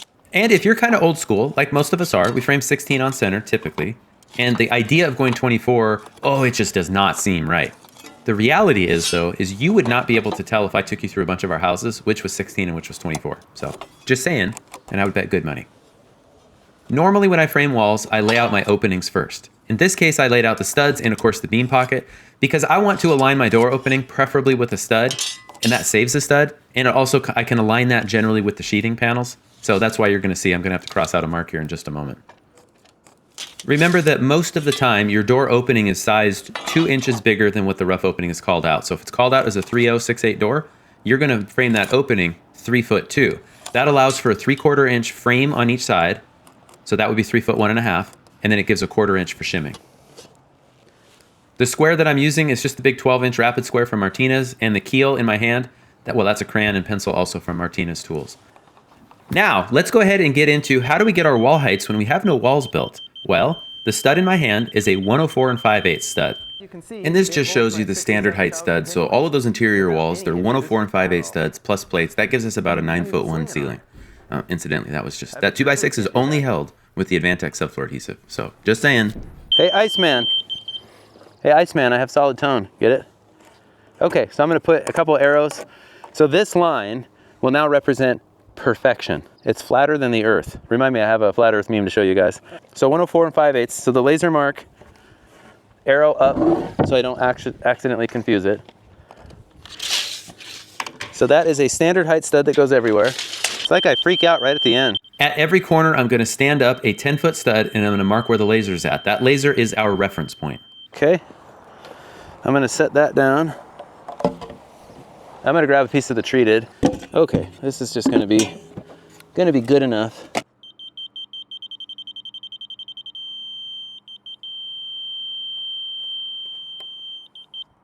But essentially all we're doing is the laser line gives us the exact same reference point everywhere.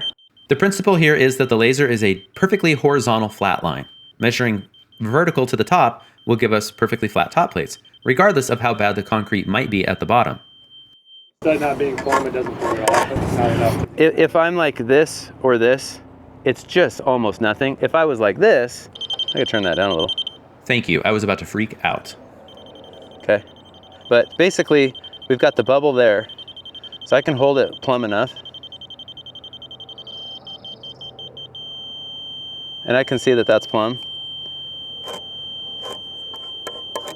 So here's how we get our reference point. Is this guy here. I'm just going to transfer it since I marked it on the edge. So that's our laser line. That's the top of the stud. So down to the laser line, I've got 64 5/8. It's like 64 5/8 strong, but everything grows. So 64 5/8. And I'm going to go in my crayon. 6410. So that is the number that gets added from the laser line up on all the corners. I forgot to grab a 10-foot stud and mark it, so we went ahead and grabbed a 10-foot stud and marked it. So the difference between this line and this line is the height of this thing. Exactly. Okay. It's the floor system.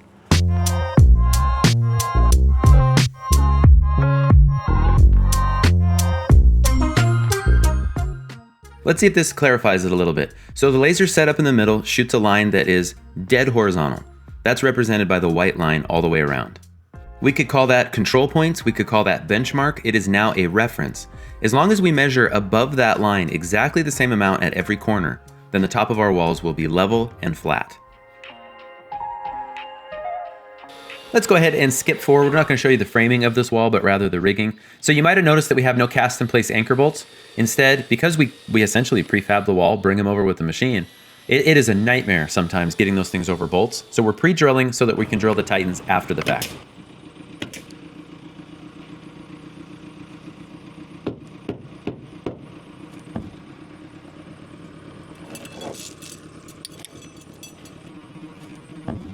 You see his reflexes as the operator. That is exactly what we want. Good job, Kyle. Does this look normal? Okay. Do I look normal? It just feels odd. We probably want to get the concrete nailer. You want to operate? Yeah. Yeah, we'll just hard hat it up. No way.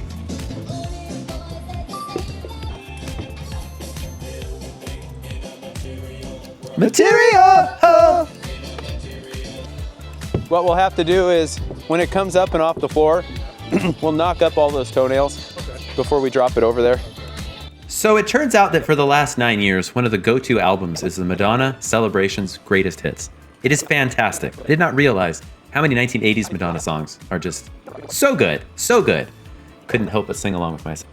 Real quick, as we go through the rest of the video, that truss jib has been so awesome because by tilting it up, we get basically more versatility. We can go up without lifting the boom. And just the way the control works is it tends to be a little more nuanced. And so you can be, what would you say? You can dial it in just a little tighter, smoother. So he's boomed out about G and he's out of level now.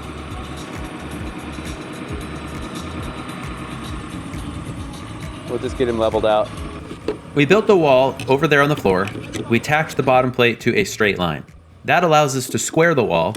Then when we sheathe the wall, a square wall to a level surface, so perpendicular to level, is plumb.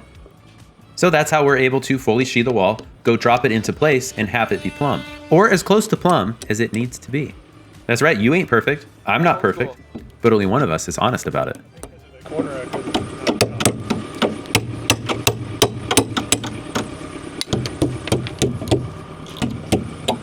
Yeah, I try to, but sometimes it's easier just to get my cat spot in here.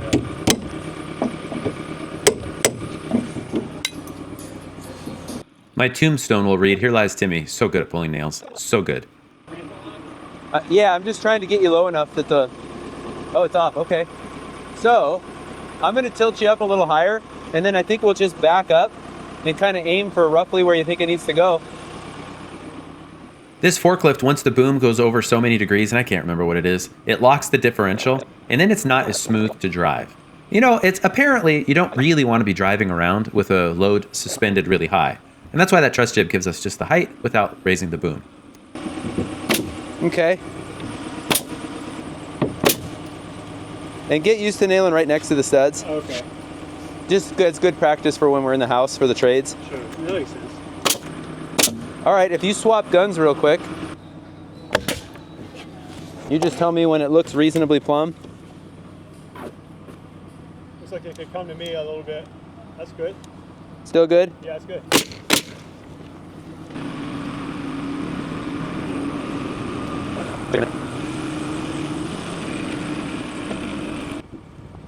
Notice Kyle waited to tilt down until he could see that I was going to see it. Yeah. That is good. That is good. That's what we want. That chain is awesome. It has adjustable legs, so we can adjust. Like if we get a load that's maybe off-centered, we can adjust the legs to center it out or balance it out. Thank you, Ben Morton from Maine, for suggesting it. It's just a little too rounded. And I bet you're gonna get it? Nice. Good, and you get mine. we just. That one looks like it's a little bit more than that.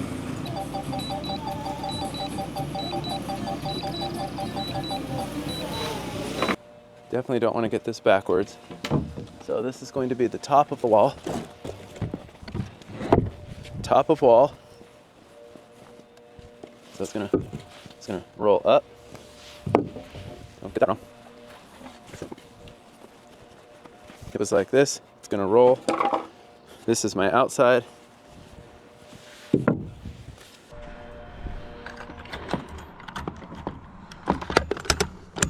Let's see if it matches. It's with a 10-pin. Okay. So again, this matches. It's gonna rotate that way. This is my left. Rotate up and head that way. Okay, make sure this matches. And I'm gonna use the top plate to make sure that's perfect.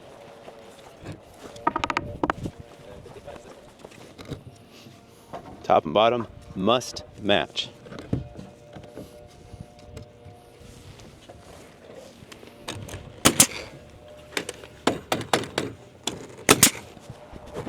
A few things about this wall that make it special. It's a 2-car garage opening. Notice that that is 3x mud sill on those wing walls, as I'm going to call them. That is because those are shear walls. They're going to have a higher load on them due to the fact that they are narrow and tall. Hey, there's the glue lamp. With the 2x6 plate already shot on the bottom, that will face down, since the rest of the framing will be 2x6. Okay, I'm just gonna grab this. I'm just gonna grab this side, if I can.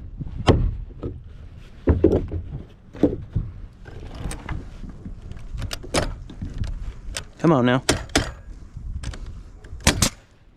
Okay, so that's nice and flush.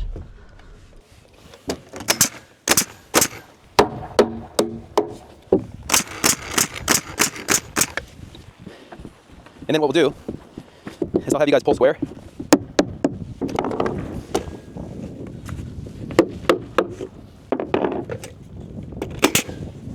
Look at that. I think we could set the depth for framing. Yeah, each pull square. What was your number? 263 and a half to So we're 1 inch. So basically half. I'm at 264 and an 1/8. I'm at like a 16th, so yeah. Maybe a 16th. Yeah. Here, there's there's a 64th. But now you're square. So, I mean, I could say 8 and 15. And your side, 8 1/4. But we already know the stud heights were the same off the laser. So I say it's just the slab that's out. So that was concrete. So if we burn 8 1/4, and that's bottom of mud sill, which is top of concrete. So if we burn 8 1/4, that's the slab, right? And we mark 8'1" and 8'2½". So 8'1" is an 8-foot door plus garage wrap, and then we need a plate across. Does that make sense? I think we're doing it right. That gives me a block of about 9 and an 1/8. 9. What'd you end up with? 9 from the top. 9. I say we just make them all 9. This is like 80. And that I couldn't care less about. Yeah. Yep, exactly. So 9-inch blocks. I can go whack a bunch of 9-inch. Well, I want to. So she's going to be here closer to noon, she said. Yeah, so 9-inch block. He could just stay the cut guy. So the slab was just a little bit different. Doesn't matter. The header is going to be just dead straight and flat. Now you notice most of our framing here is going to be 6x6. That gives us lots of nailing for our shear panels, and it catches the hold down straps. And if that's hard to visualize, well, there's the wall in place. Notice the 6x6s, that's going to catch those straps. Our shear panels have to break plus or minus like 2 feet in the center of the shear wall. This is how the Cornerstone Industries truss jib works. Pull the little pin, you pull it out, to give you the different capacities there in the sticker, depending on what letter or what number. I can't remember. It looks like number. Whatever number that you are. It's letter on the boom of the forklift. Numbers, letters, I mean, they're basically the same thing if you think about it. But don't think about it. It takes too many calories to think about it. There's the 6x6s, 3x mud sill. We got a block in the middle for our shear panel. The soffit is installed. The garage door is framed to the opening. There we go. And there's the swivel hook. I mean, now you get a sense of why I am just such a big fan of this thing. The forks slide into the pocket. We have the ability to swivel. We have the tilt. And it just, our life got so much easier. It's already easy. I mean, we're building that thing on the ground and bringing it into place. The 4-foot wall we went ahead and put in, we had plumbed it. There was a brace, and we went ahead and just nailed off that shear panel. The beam's going to sit on top of that and then head toward the back. This is just going to help us to stay braced as we go. Inside? It feels like it is. Okay. Maybe that's... Okay, I will switch you. How much?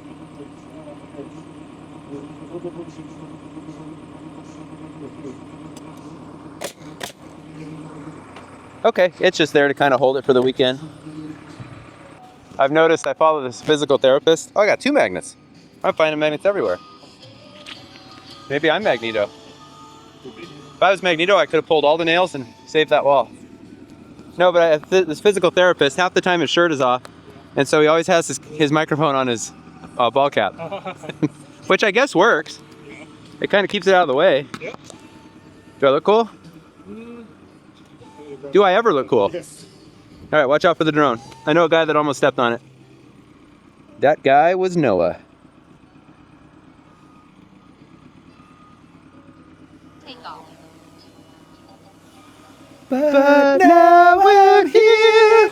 I don't really know the words. I mean, I think I look pretty cool in this hard hat. Since the drone does not have a microphone, I somehow have to sync it up with the microphone that is on my sweet hard hat. Okay, that is going. And like my therapist said, if you're going to do it with style. So that's how you sync it up, with style. Here, I'll just blow off the wall. I don't actually have a therapist, but I always wanted to be a therapist. I did take Psych 205. I really like you, Brandon. You courtesy laugh. I go home feeling really good about myself. And then the trolls on Instagram, where they tell me I'm an idiot. And sometimes I believe them. Dr. David Torin. That's right. Personality theories. I think I got a B in that class. Ooh, look at that yellow, man. Okay, so I'm gonna go back a little farther than I think I need to. I remember I had to read Carl Jung's book on archetypes, and I have since modified the archetypes. There's 5 archetypes. Plumbers, they're the lamest. Framers are the coolest. Finish carpenters who flunked out of framer school, and then the others. I can't remember what they are. Okay. The guy that taught me always used to sing this when we left the job. We gotta get out of this place. If it's the last thing we ever do. Yeah. I don't know if I would have stuck with this. You know, everything is so hard at first, especially when you're like 15, 16, that if it wouldn't have been for the fun with the guys, kind of the prank, the good-natured pranks. Yeah. Yeah, and I do really feel like, oh, that's Paul calling. I really even feel like, hey, Paul. Yes, sir.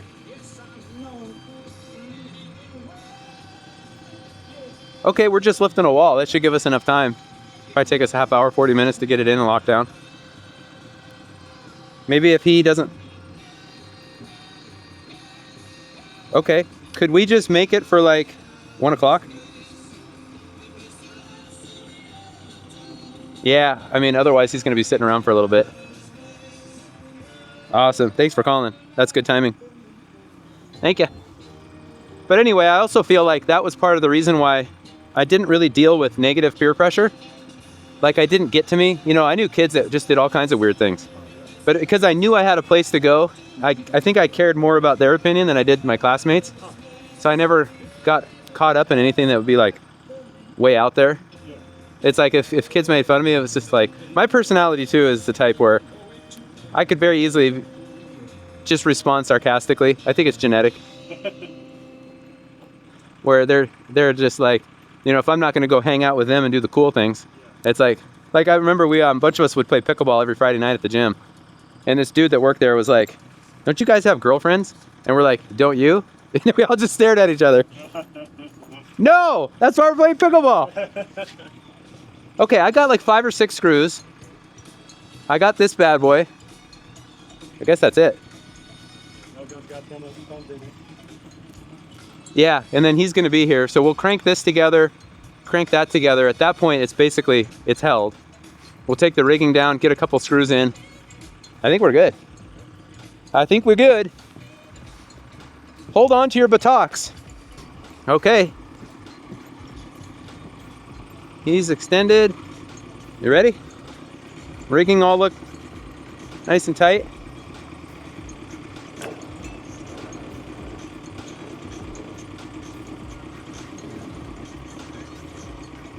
I know I probably should have edited that whole part out, but I really do look back so fondly. And it was the camaraderie on the crew that I am convinced it gave me a sense of belonging. Also the pickleball. I have more stories on the pickleball, by the way. We used to reserve it, and it took up half the basketball court. There'd be like 20 guys that were there to play full court basketball, and they had to wait on us. And they would just shoot us daggers with their eyes. Do you think we backed down at all? Nope. Later we realized basketball, that was how you got the girls. We still didn't get any girls, but we had a lot of fun playing basketball. Okay, so this is the rake wall, version 2. Hey, would you like to see what happens when you do the rake wall wrong? Hey, Canadian carpenter, could have really used your help. Guess who built the wall wrong? And there's no salvaging it, so we are disposing of the evidence. Hey Joe, it don't take us long. Fastest new construction remodelers on the planet. Diablo blades are pretty good. All right, Joe, so it is 100% my fault. Basically what happened is normally our gable walls would be outside to outside, right? But the front garage portal wall, we needed every ounce of shear and a continuous bottom plate. And so I'm like, let's just squeeze it, it's not a big deal. But so 5.5 run on a 712, that's what I did not add. So it was basically like 3 1/8 short. But I don't even know what, and I think I'm the one that cut it. I don't even know what the stud height was on the one side. So like perfect job operating, getting it over there. And as soon as we landed it, I looked at the soffits and I was like, nope. And so the whole thing was so wonky that it's not like you could just snap a line and cut like an inch out of it. So I was like, you know what? It took us 15 minutes or less to just sawzall the thing. Diablo makes outstanding blades. Yep, I blew it. It is 100% my fault. I'm still not exactly sure what I did wrong. But I just transposed a whole series of numbers. Oh well. The second wall is like money. Oh gosh. By the way, no one besides Joe, Canadian carpenter, Joe Canning out of Canada, and Brandon and Kyle and myself know about this. But I am revealing it to all of you because I consider all of you my therapist. The wall is framed 24 on center. The flat blocking at the bottom is because I ordered all 8-foot sheets. That's our shear blocking. The double blocking at the top there, or like the midpoint, I guess it would be, that's going to be right at the ceiling height. Again, that's panel edge blocking. And as you can see, the framing itself is 24 inches on center. Overhangs already attached.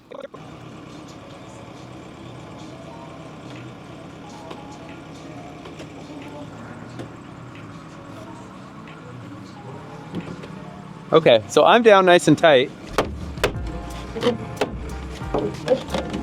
Okay, so what we're gonna do, boom in just a little bit. Okay, so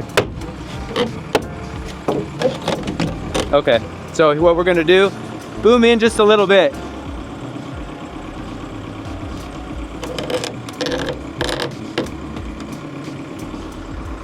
I think let's lean that way just a little bit more.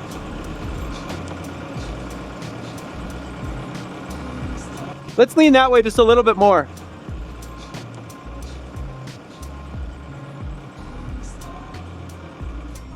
Bravo. Nice job operating, man. Okay, let me All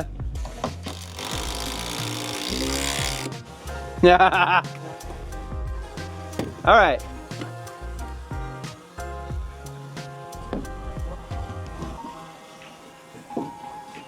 That's like money. 13 and 11/16. I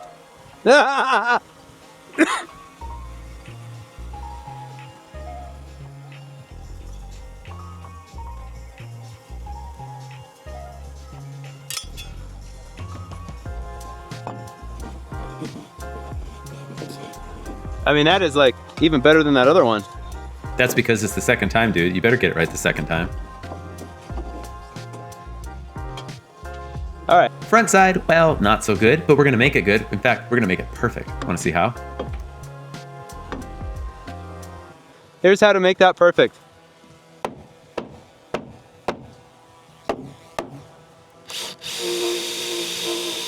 Forward, forward. That is forward. Forward. There we go. Okay, I could live with that.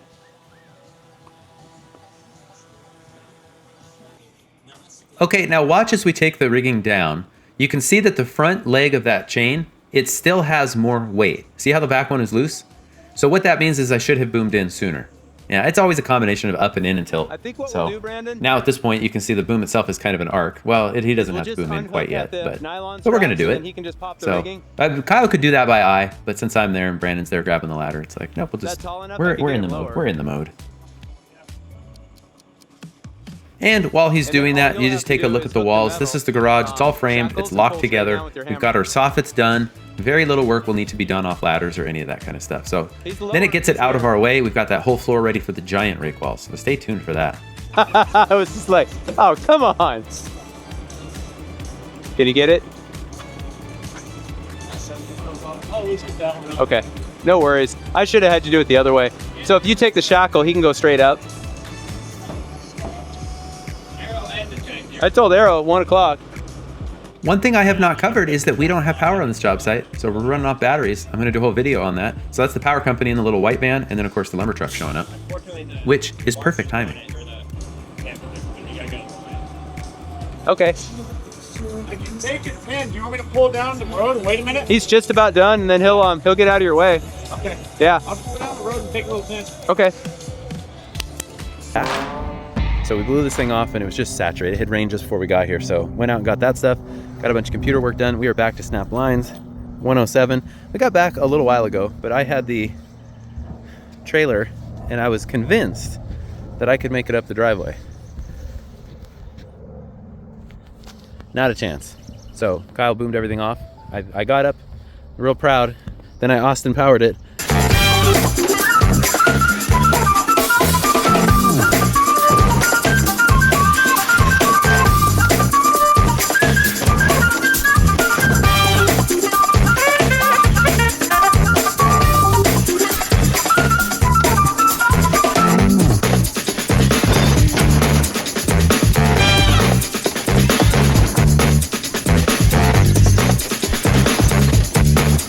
and then I went over the hill. We should have filmed it. It worked out perfect. Kyle just picked up the trailer, half the trailer, and then he like backed out as I pulled forward. You can see the tire tracks, and we got out. That only took a couple minutes, but oh man. My dad taught me well how to get stuff stuck. Anyway, here we go. Here we go. So even though we did this on footings, on walls, on mud sill, now we're doing it on the floor. This line of the house, 56 feet or whatever it is like where the roof goes up. So we want this to be just dead straight. And then we'll check it for floor. We'll check it for floor.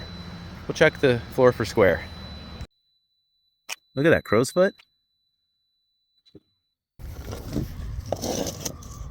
Oh, I mean, that's 5 and 6, 5 and 3/8. Yeah, 5 and 6. Good job, guys. High fives all the way around.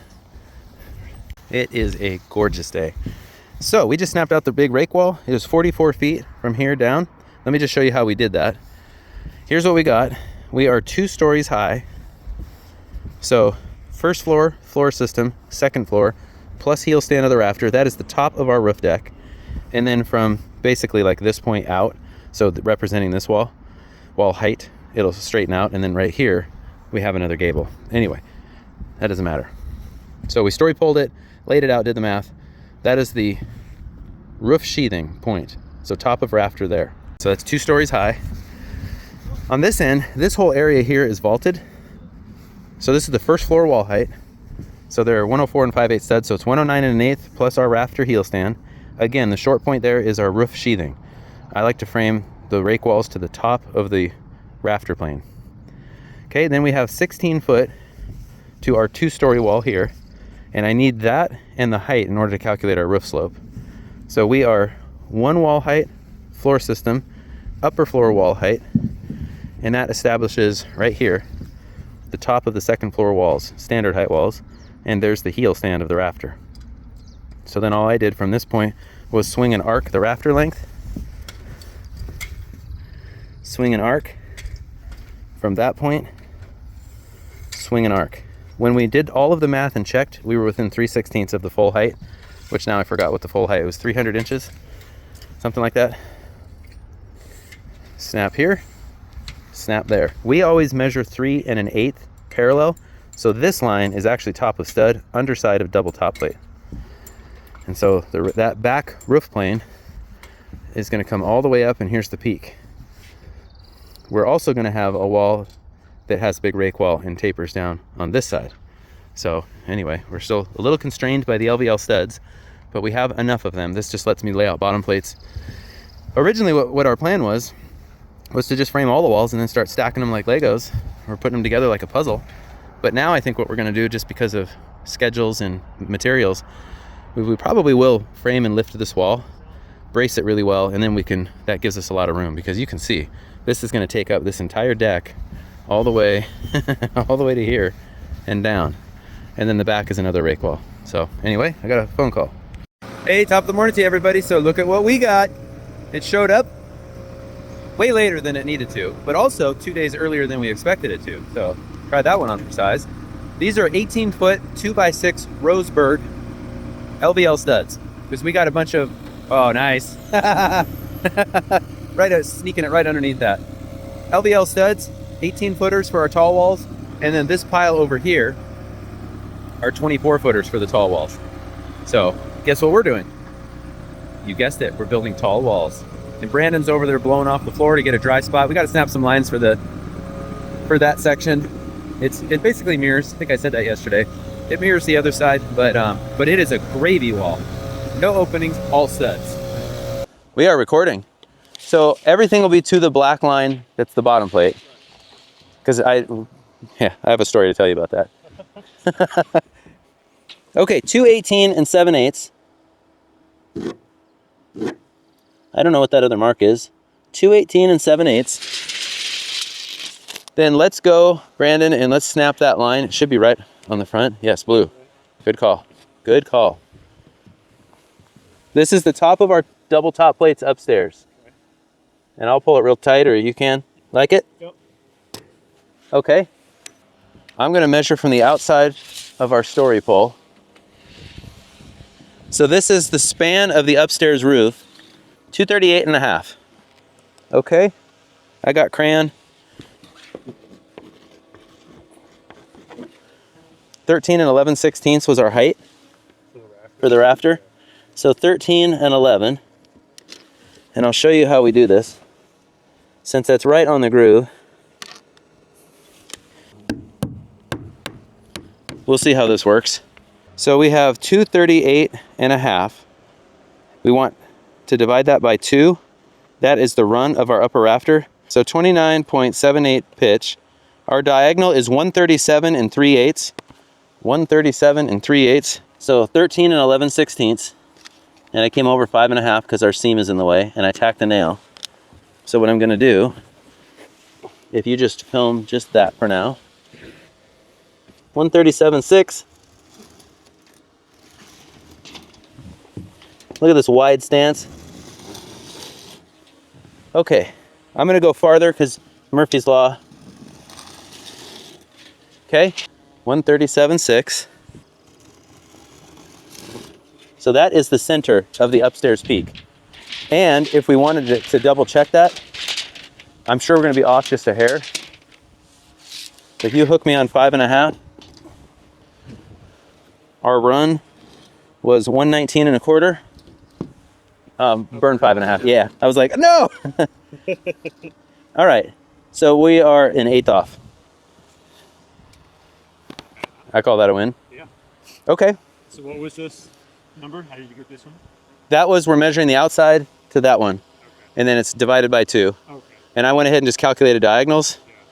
Swing an arc, swing an arc. So this was the original 238 and a half divided by 2 number. Correct. Exactly. 119 and a quarter, and we're like 119.6. That's pencil thicknesses. So now what we want to do is with blue, then you're going to hold your chalk line right to the heel. I'm going to shoot up past. Then we're going to go to the other one. Then we're going to go 3 1/8 down. And we'll just do each of those in steps. Yeah, so we're just snapping the skeleton in its entirety. Okay. Then we'll make adjustments for whatever our framing material is. Okay. Like, I don't even know if those LVL studs are 1.5 inches or 1 5/8. And I always go long. You like it? Okay. Okay. And then actually, Brandon, we're going to snap this. And you got the mark? Yeah. Okay. Good. You're good. Then what we're going to do is we're going to do the same thing, but you're going to go all the way to that guy. The short point of that? Yep. 3 1/8 parallel. And if you want to do the same over there, this is the underside of our top plates. Hey, we should do an Alanis Morissette day. Okay, so it detects, and I don't know how, it detects that there's an aircraft up there. I have no idea how it does it. So we'll go here to halfway.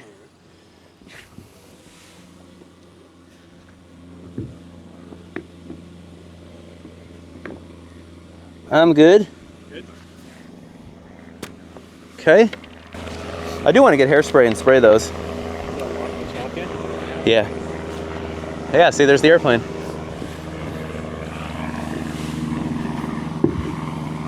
You got it? And I can pull tight if you need. You like it? Okay. 238 and a half divided by 2. 119 and a quarter. Because this is the center of our peak. 119 and a quarter. You know, lately I keep waking up to songs, and while I'm setting up the coffee maker, I just about go nuts. Like, why is the song in my head, and why am I like mentally singing it? Hey, Mickey, you're so fine.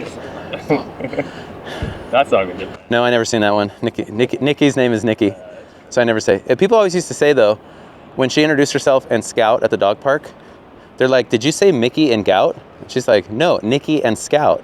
And this just kept happening. Yeah. So basically, what I'm doing, once we already know where center is. If I mark, if it's 6, if I go 3 each way, top and bottom, this is our column. Then theoretically, we could, once we know some other layout, we could use that as the reference point. It's our longest point. I used to snap everything out, every stud. By the time I got done snapping out, I was exhausted because you're just bent over. And then we'd blow off the floor and you'd see this cloud of just like blue. The line stayed, but all that excess chalk from the box just coats everything. Okay, so we'll call it 5.5. So that's 2 3/4 each way. 1, 2 3/4. 1, 2 3/4. So I'm gonna go 2 3/4 and 5 1/2. And what I'm doing, this is the dead center of the wall, and then each side of that column. We're gonna bring the column all the way up. Now I have that song stuck in my head. I'm like, hey, That was my point. hey, Mickey. Sorry, dude. Because I don't want to let it touch at all. Oh, I see. Okay. All right. Like it? Yep. I'm gonna double snap. Yeah, it might be worth putting some more chalk in. It's a little faded here. Hey, Mickey, you're so fine. You're so fine. You blow my mind. Hey, Mickey.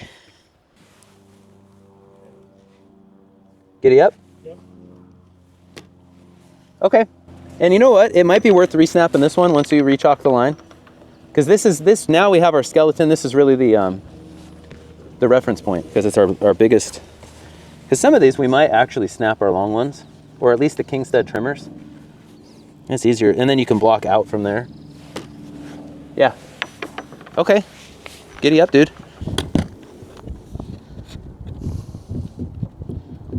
Hey, look at that little bumblebee. 5 1/2 on my 5 1/2. Oh, first shot. There we go. Want to know why we take so much time on that process? Because the stakes are huge. We're building a 44 foot by, what was it, almost 25 feet to the peak. We do not want to get it wrong. Next step would be laying out the bottom plates. Pick plates that are pretty enough. We're going to pull those straight to the line. But once all of your layout's done, that is studs, point loads, windows, columns, etc. Then we go ahead and we tack the plate to the line. And we're driving nails at about 45 degrees on the stud side of the wall. The plate itself is on the stud side of the wall, so that when it rotates up and down, you can see it better there. Notice that it's to the left of the line. This process requires your feet, your legs, and both hands. You'll see that. I have to lean that with my leg. I'm using the nail gun with my left or non-dominant hand because I swing my hammer with my dominant hand, my right hand. So as you work your way down, you're just like the Tool drummer. Again, Danny Carey reference.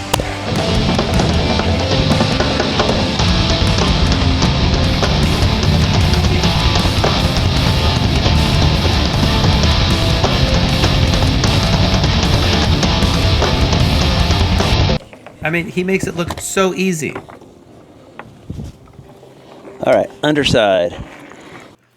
Bottom plate is tacked. Now we are tacking the top plate. Notice the bevel cuts. We're going to bring those right together. What we decided last minute was to go ahead and use some of the LVL for top plates. This was going to be a test. I wanted to see how much stiffer this is. And spoilers, this wall was insanely stiff. I think I'm going to start ordering LVL studs just for top plates. Maybe if the top plates are over 16 foot. This one section is, I think, 30 or 31 feet, somewhere there in round numbers. I think 30 feet. The section behind me was a little shorter, but we just decided to go for it. And I have no regrets now after the fact. So you can see that the cut is a little open. Well, that's because that 24-foot plate just needs to get kicked down the line. This is framing. You're not going to have miters that are as tight as you would around door trim. That's just the way it is. Like that one P. Diddy song. What I try to do in this step is I try to look and see just based on the lines on the floor or the dots on the floor as the case might be, and I try not to put a nail where I know there's going to be framing. And I'm going to put a nail at least in one spot where there's framing. But I tried. Okay, I'll run mine. Yeah, see, the hard part I have is that you could measure up all this, you could draw it in SketchUp. The problem is, even if you cut like you're a CNC machine, we're fighting some twist cups. If the saw isn't perfect, because it won't be, then I just feel like it's worth taking the step of measuring these all in. Especially together, it helps us all visualize it.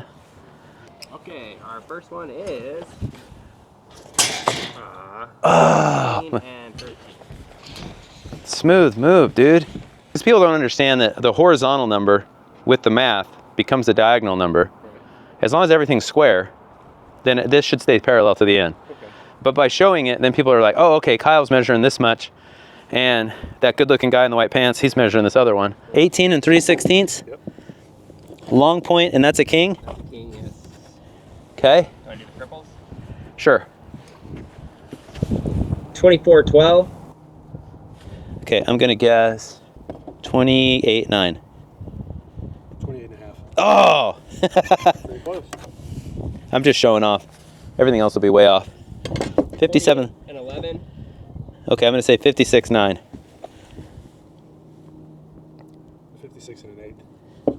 Okay. Even if I got it right, you're going to lie. 56 and a half. So we're laying everything out to the long point because it's easier to cut that way. 65.2. And of course, and so that's a king? Okay, and I put a nail right on it like an idiot. 72-12. 83 and 13. Ooh, I was close. That's a stud? Stud. Okay. 96-12. 120 and 11.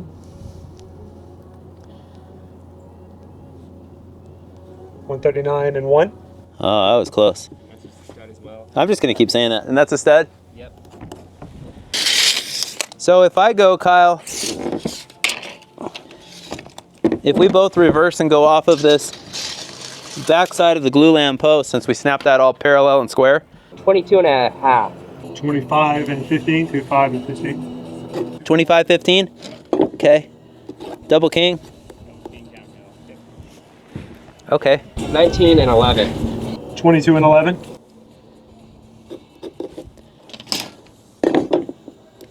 Probably didn't have to double that king then with it so close, but better safe than sorry.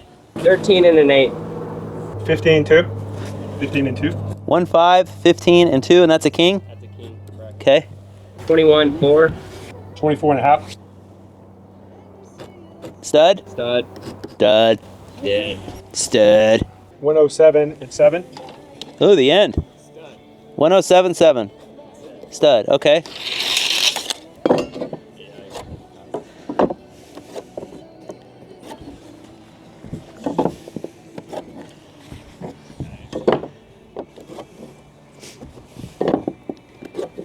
First one is a king stud. That is 10'7". This guy would be 12'6" and an 1/8", and that was a king. Then 13'3" and 5/16" is stud. 14'5" and 3" is a stud. 15'6" and 13" is a stud. This will be a king. 16'7" and a quarter. 23'10" and 3/4. Okay. And then we skip to the next king. And that would be 21'4" and 7/8. In case you're wondering what a king stud is, that's the long stud on either side of a window. It's a full height stud. And then the trimmer or jack studs are what go under a window header. We went ahead and we snapped out all of our king studs. That's going to help us keep things straight. And to help keep the wall stiff during lift, we went ahead and doubled up most of the king studs. Why are we writing in feet and inches? It's just so I know which pile of lumber to grab material out of. That minimizes waste. The bigger reason, though, is that this makes it much easier to calculate the weight. Doug fir is typically about 2 pounds per foot. I can just round this up to the nearest foot and then multiply, and we can get the weights of our walls with very little fanfare because we kept our list. Right on the Advantech logo. Incidentally, you might be wondering, how is it that we could trust all of that? Well, and remember, right in that corner where I'm at, where my right foot's at, remember, that was our reference this entire job. We set up the laser, so that laser not only squared the whole house, but it squared this section of the floor. Wait, we don't really have enough hose anymore.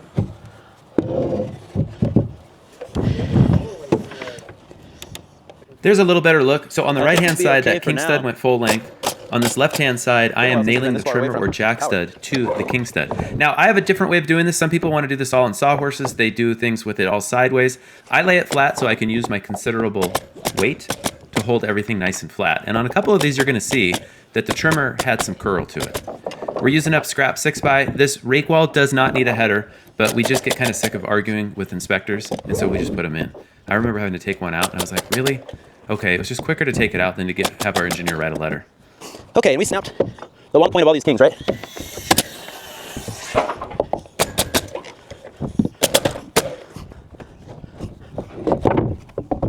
Okay, and that is going to flip up. And the king, am I doing this right? Yes. Yeah, so not particularly pretty, right, that trimmer?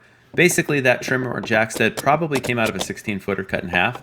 And still, that's just the nature of it. We're reserving the LVL studs for the important tall stuff. They are more expensive, so there's no point using them for everything. Just use them where it matters. And that's basically why we chose to do it in this case. And full disclosure, I asked Roseburg, are you willing to partner with us on this? We've got big tall walls, we're gonna balloon frame everything. And specifically, Roseburg said, that's good, because LVL studs, they're straight, there's a lot of advantages, but they're very expensive. So we try to use them where they count. And that's what we're showing here. Big tall wall, we're saving so much efficiency by building the wall flat that we're gonna spend some of that efficiency on better materials. That's gonna mean less bracing, the wall's gonna be flat. In fact, I'll show you once it's all framed that we slid the level all the way across the floor. Just nice and flat. The side effect or side effects are things like my cell phone coverage improved when I got the vaccine. That's just to trigger some of you. Where was I? Something about studs. Oh, the side benefit is a lot stiffer. The wall stayed plumb. We know it's going to be stiffer in the wind too, but it was just a whole lot stiffer when we lifted it. I can't wait to show you that. This lift went so well. Okay, straighten out the king. Yeah, I'm glad we snapped those.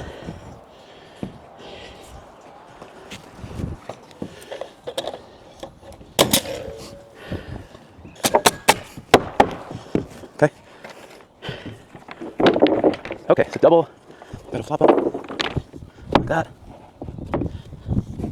Let's address the white elephant in the room. The white T1 pants. I got a pair of those for Noah and me a year ago. He was in an 80s phase. Those are the truer T1s. Really good things. Okay, so what I want to show in this clip is the same thing I was just saying. I'm using the nail gun left-handed. I keep the hammer in my right hand. And the hammer is kind of constantly moving things flush as needed, like right there. We start at the bottom and we work our way up. And I do this in increments, working my way up the wall. But that hammer, besides moving things straight, it's also pulling the hose out of the way. And then by me standing on it, when I pound on it with my hammer, it doesn't bounce back. My weight will hold it in place. So I find that it's easier to do this in like 4 or 5 increments, go back and then nail back up. If you just work it as you go, you actually create more work than if you jump ahead and you get it flush. And so yes, these are LVL studs, they're perfect, but everything gets squirrely and you just have to learn how to deal with it. Okay, so that's gonna flip that way. How many times do you think I have nailed the trimmer on the wrong side? Sometimes I just leave it because I don't want to pull all the nails. That's why I talk to myself. So same principle, I want everything to be flush on the drywall side. The wall sheathing and siding is going to cover any discrepancies that would be facing up or facing the sky in this case. So there, I got it correct.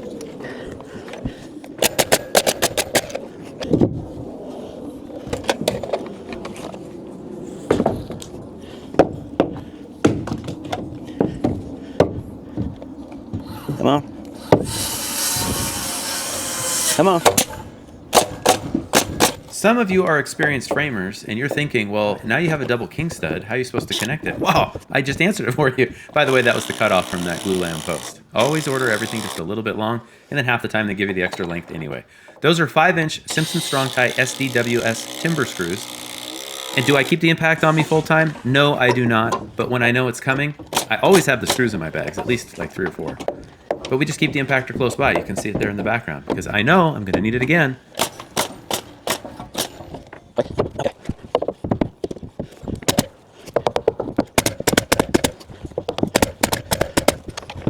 I'm gonna put it that way.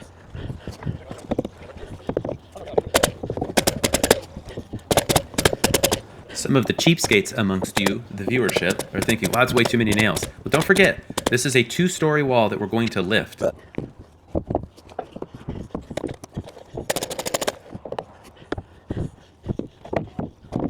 Okay, so if you watch the videos from the beginning, you remember that we're heading for net zero energy ready. That's part of the reason why we're framing 24 on center.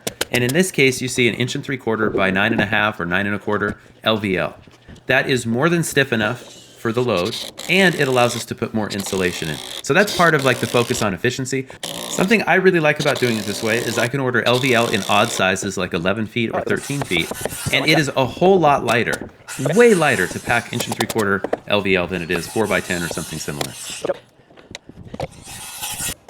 And while my preference would have been to nail all this with me standing on it, I had to get the screws through the double king at the header right there. So then I'm going to go ahead and put this trimmer. This trimmer actually goes to a 2nd floor window, but I'll show you that in just a moment.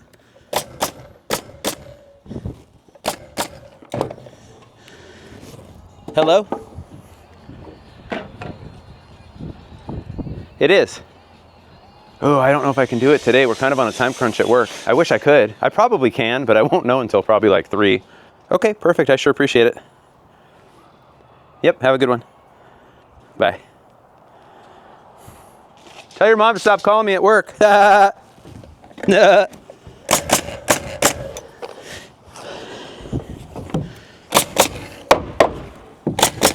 Oh, we're getting it, we're getting it.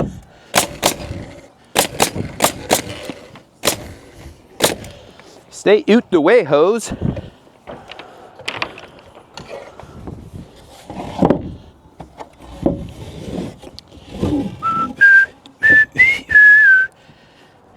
And this is the 4040. Come on, hose. Just to explain a little further, so what's the point of the 2x6s? Well, that's because the framing is 2x6, so we need backing on the inside for the drywall. And we need it on top and bottom of the header because we still have to frame some little cripple studs on top of the header up to those raked top plates. Okie doke, and that is going to go like that eventually. Those are all correct.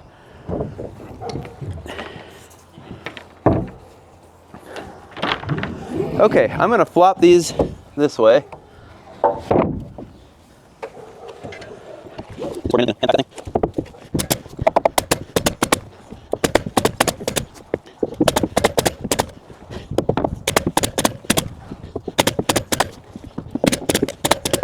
All right, and the trimmer goes that way.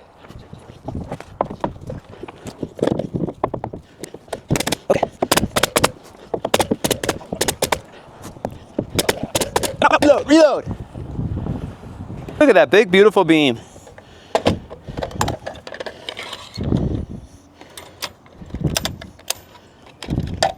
Supposed to do that first. All right.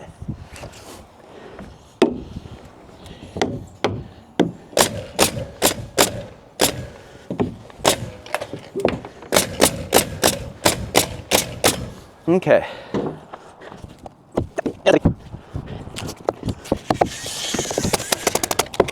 Yeah, priminy. Now who's calling? Hello? With, I'm sorry, who? Oh.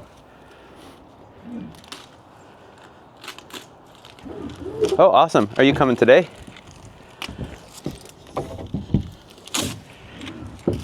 Okay, awesome. I sure appreciate it. Tim. Yep. Awesome, thanks. Bye. Nail Gun Depot delivery. All right. All right, all right. Let's start on this side. Let's start on this side. Okay. Pinch it with your ankles.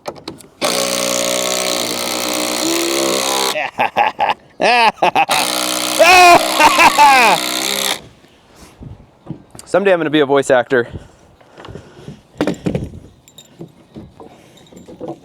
No comment.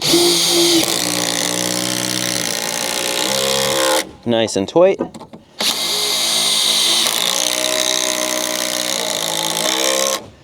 I think I missed. I think, ow, that's hot.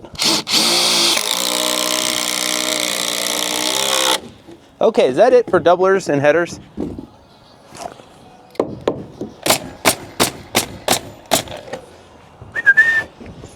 That guy's nailed.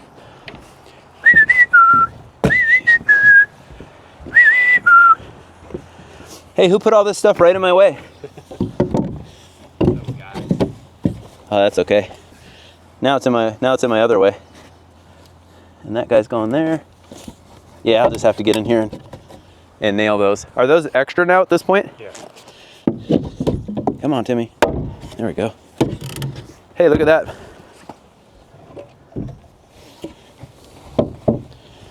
Make sure I did not miss this.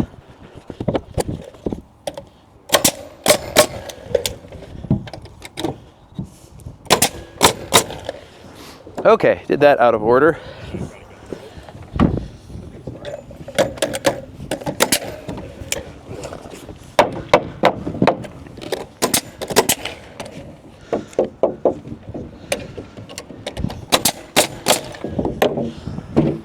Okay.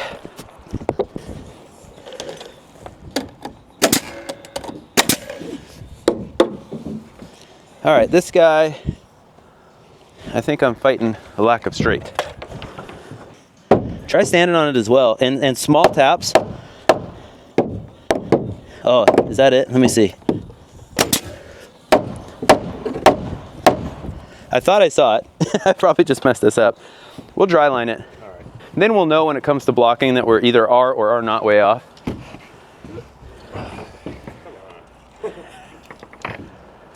a very good fishing. I think we're pretty good, man. I might bump this just a hair. That looks good. I was taught always cut your headers just a hair short because we used to use 6x. Okay. So I gotta do that guy.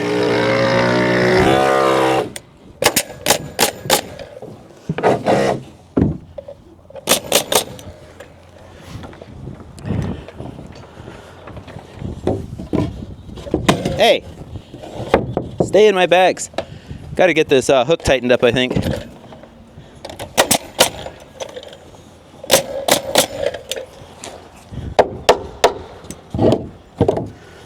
Oh, come on.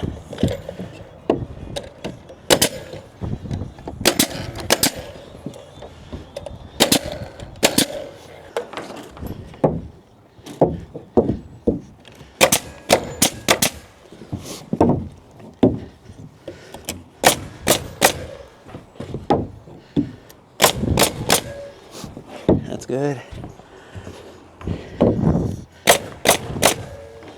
Okay, so I think I'm nailed.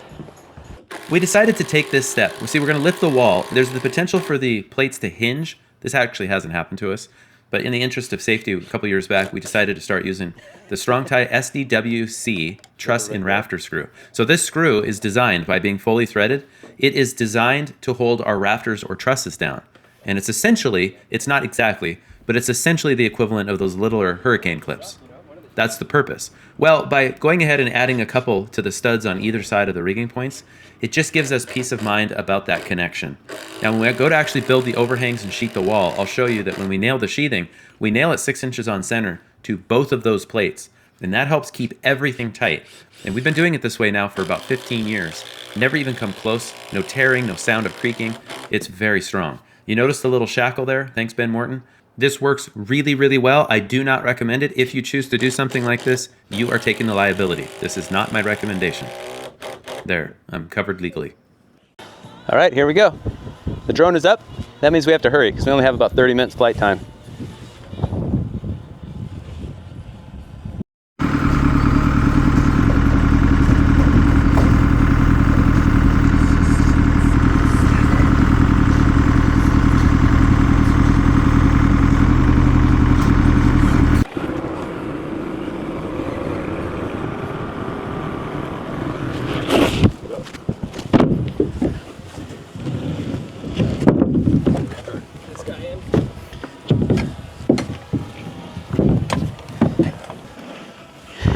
You're good there. I look good here.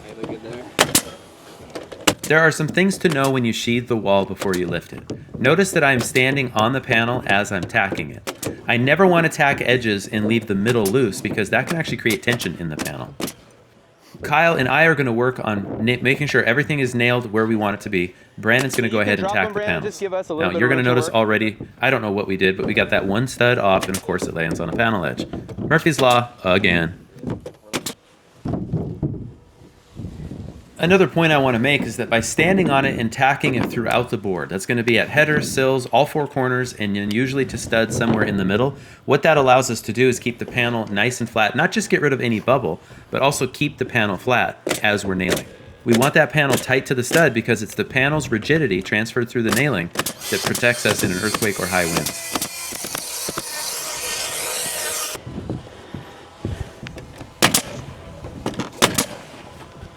Look decent. And we got a window here. Notice how I marked the hole for the router.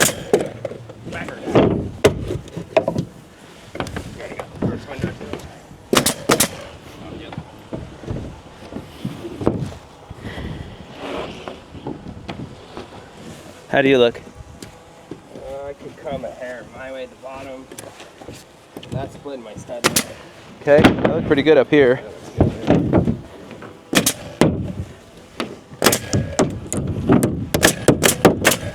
And then that window.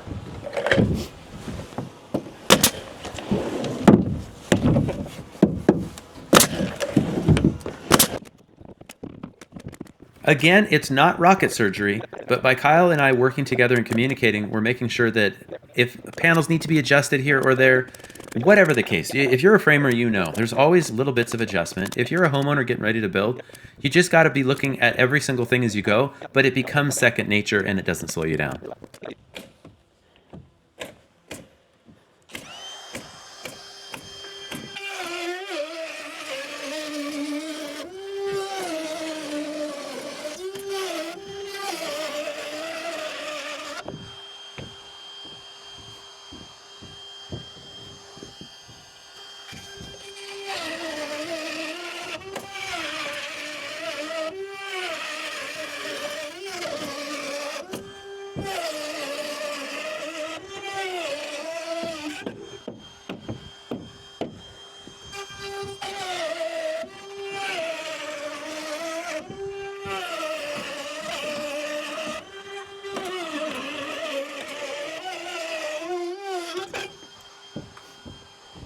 Coming at you, Brandon. Sorry.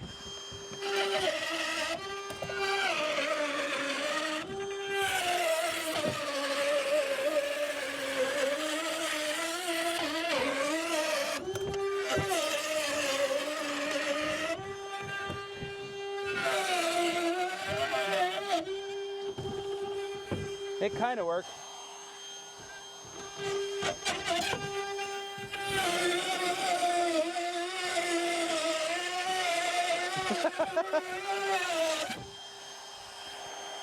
I love that thing, man. That thing is so cool.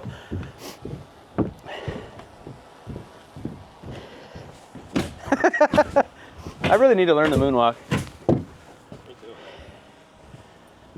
And time to change things up a little bit. Kyle and I are going to keep working together. We're going to pack the sheathing, and then we're going to go ahead. Once we get most of it packed, then that's pack and then tack. I mean, it's kind of dumb, but that's what we always say. You got to pack all the sheets and then tack them all. That lets Brandon get a start. Frankly, Brandon will be the slowest as the nailer because it's a big wall and it's a lot of nails. And we can't tape the seams until it's all nailed and blown off. And in this case, I was able to get permission to take pictures and video so that we could do a remote shear inspection.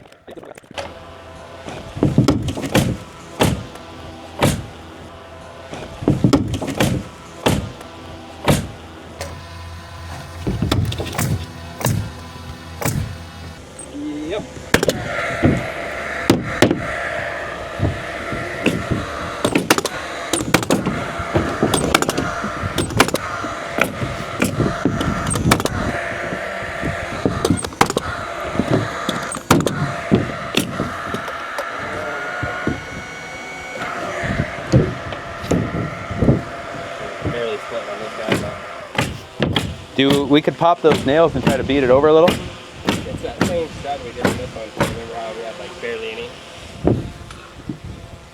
What if I pull the sheet up, if you just beat that over a little?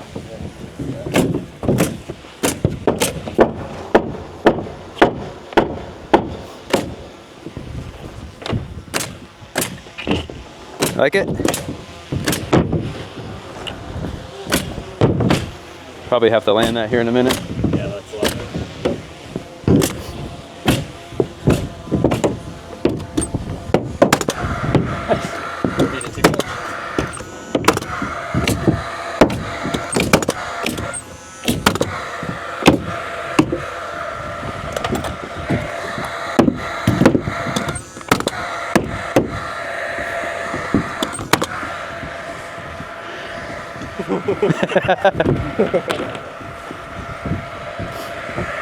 I'm used to being chased, man. By men? By dudes. Okay, so I'm going to get a lot of flack for this. We are railroading the seams. What does that mean? Well, notice that the first row of sheathing and the second row of sheathing are aligned, meaning the 8-foot edge just runs all the way through. That's what's called railroading. Well, isn't that a problem?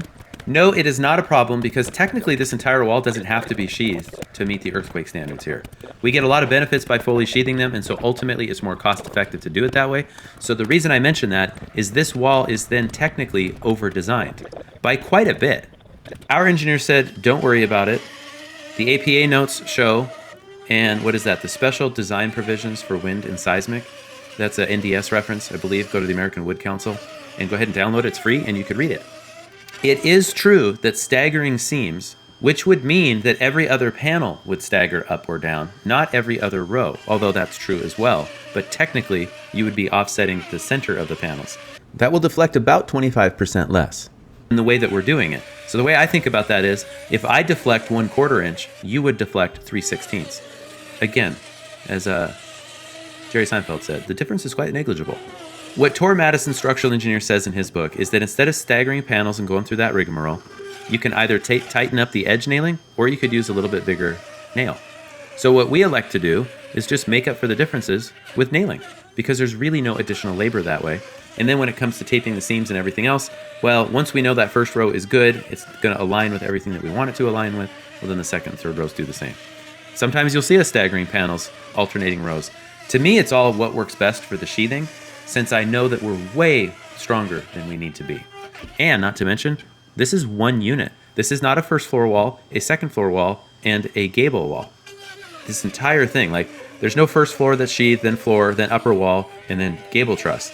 This is one single entity at this point. So instead of arguing over like what essentially would amount to 16ths or millimeters, just get to work.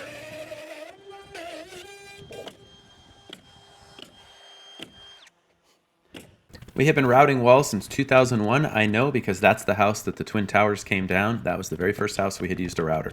On big walls like this, we try to adjust the sheets in such a way that the cutoff can be used for the next piece, quote unquote, downhill, and then just route the top off again. When we're done with this, we have a very small amount of waste.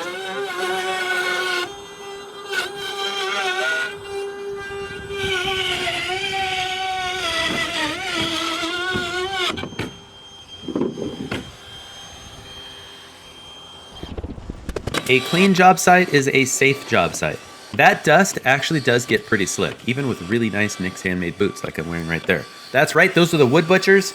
Like 8 months in, oh man, I absolutely love those boots. The wind's blowing that way, so watch your eyes.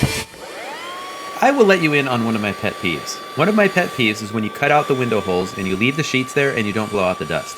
Because inevitably you gotta go running across when you go to brace the wall, and then you slip on that stuff. So I blow out the wall cavities, just get as much dust off of there. We need to do that in order to tape the wall anyway, but this is just a whole lot safer. Kyle and I went ahead and snapped the trimmers all the way to the top and bottom. That also needs the same nail spacing as any other edge nailing. That's called boundary nailing. So that trimmer stud, all the way down where Kyle's at, all the way up to me, that has to be nailed 6 inches on center is what our engineer calls out for edge nailing. So that's got to be nailed 6 inches on center as well. All right, 137 and 24 seconds. So you can see we got the big wall sheathed. Brandon's just nailing it off. We're gonna go through and do a QA before we do any taping.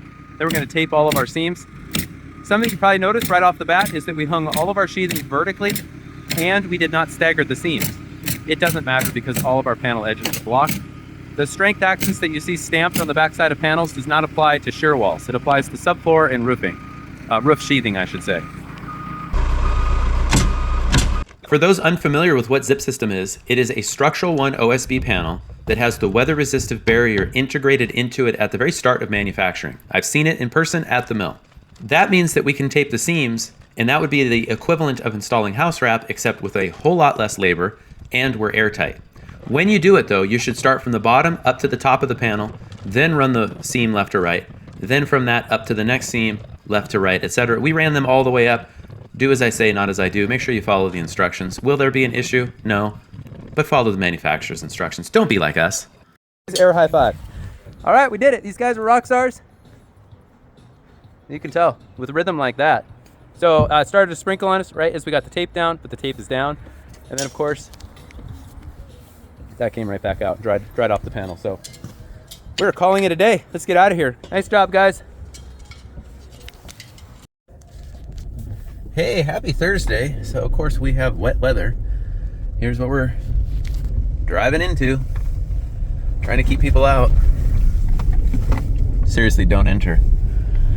So, because of that, Brandon is driving my Sprinter van so that we can get everything put away. Things we never put away, we're putting away now because people keep getting up here and stealing from us. That's such as life. It just means I get to drive the Subaru, which I do not mind. I like driving a smaller vehicle for a change. I like the Sprinter. Sprinter's just been outstanding, but hey, there's the wall. We're gonna do this thing today. Okay, happy Thursday, everybody. So I am super glad that we got that wall framed and sheeted and taped yesterday, because now it's just gonna lightly rain all day today and tomorrow. It's of no consequence to us. We're very tough. Next order of operation is build the overhangs, and for that we use 12-inch LP soffit board, smart side soffit. They come in 16-foot lengths. I shorted us, I only have 2 pieces left. So Brandon's picking up some soffit board from the lumber yard. Classic short guy shorted us. What I'm gonna do is I'm gonna center a 16-footer on this, make it act like a beam, and then we'll piece in on either side. That way the middle of the wall has, I think I'm saying that right, like a strong back. Then over here, we're gonna go horizontal soffits, finish this soffit. I-joist there is gonna be screwed to the wall, because basically that transition there is like a hinge joint, and we'll probably screw an LVL because we've got our floor system already here. Get this entire thing to act like one unit. If you hold me to the tip, Kyle, if you cut one sharp to sharp, so plumb and seat, let's go 11 foot. Okay.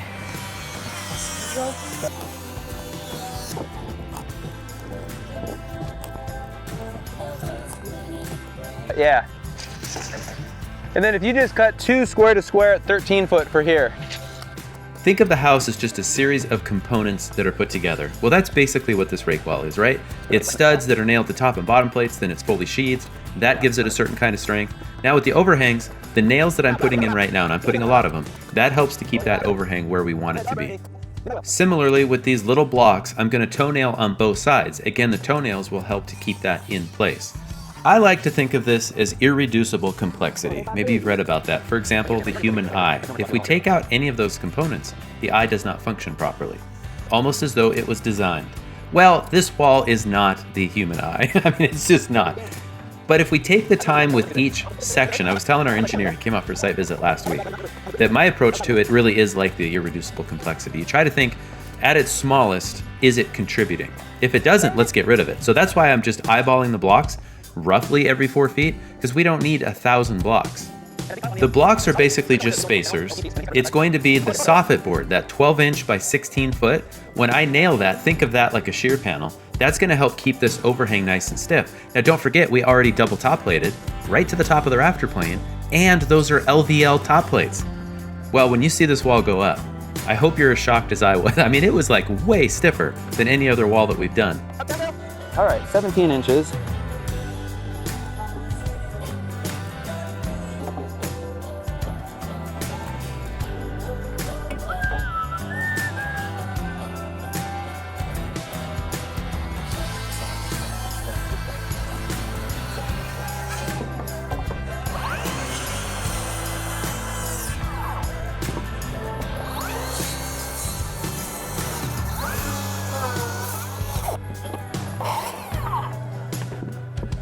Town girl. I'll take a piece of that soffit board. Deeper than I've ever dreamed of. Oh, check it out. Rolling the windows down. Rolling them up. I don't roll up very well. I think we go centered on the pick point. Okay. What do you think? Splitting your velocity. Kind of cool. It doesn't work. I just eyeballed them. I think that, or do you think we should maybe bias it downhill a little bit? Because that's going to be the side that droops. Yeah. Maybe like start of that block.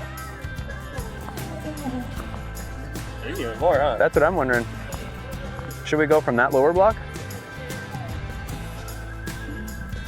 I feel like that's like splitting the wall.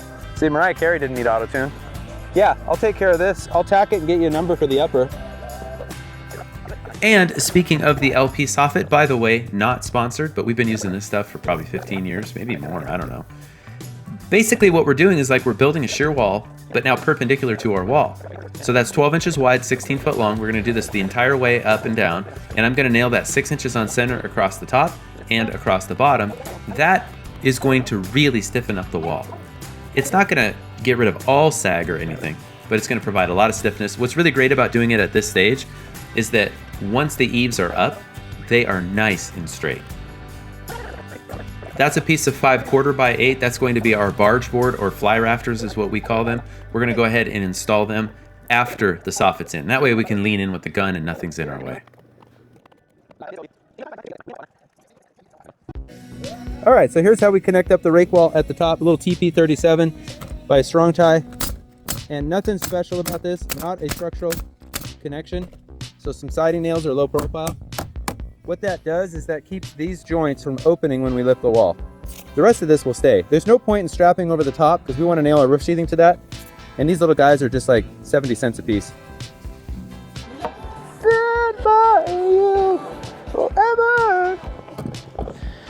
Okay, this is our rafter plane.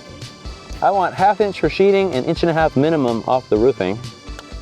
Right now, well, it's hard to see. Right now I'm about 3. I would be okay with that. I would prime that, except it's raining. We will prime it later. Tack it on one end. Okay, flush it up here. And I'm gonna flush it up on the back side. Can you kick that side flush, Kyle? That way the angle doesn't move on us. Yeah, perfect. I'm smooth on the back side, smooth. We're just gonna scribe this.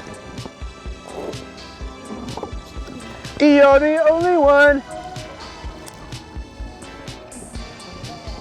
Name that movie. Give you a hint, Jeff Bridges.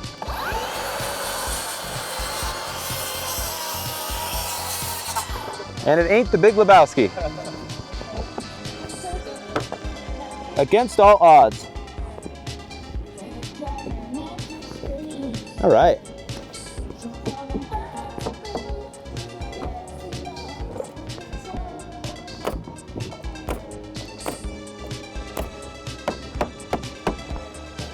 Then we're just gonna go ahead and work it from top to bottom, make sure it's flush on the top. 2 nails every 12 inches all the way down. I'm gonna aim for probably a studly. Okay, that's a little high, which is good. I love you. And these are where they go. Hopefully don't even need them.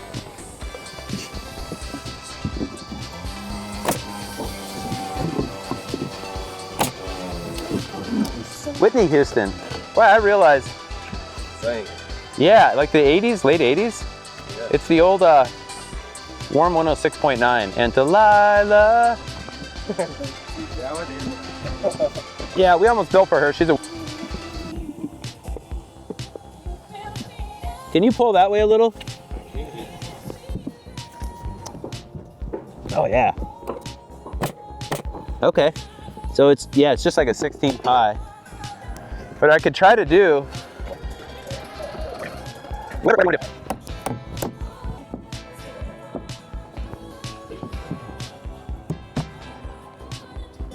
I don't think we could get that.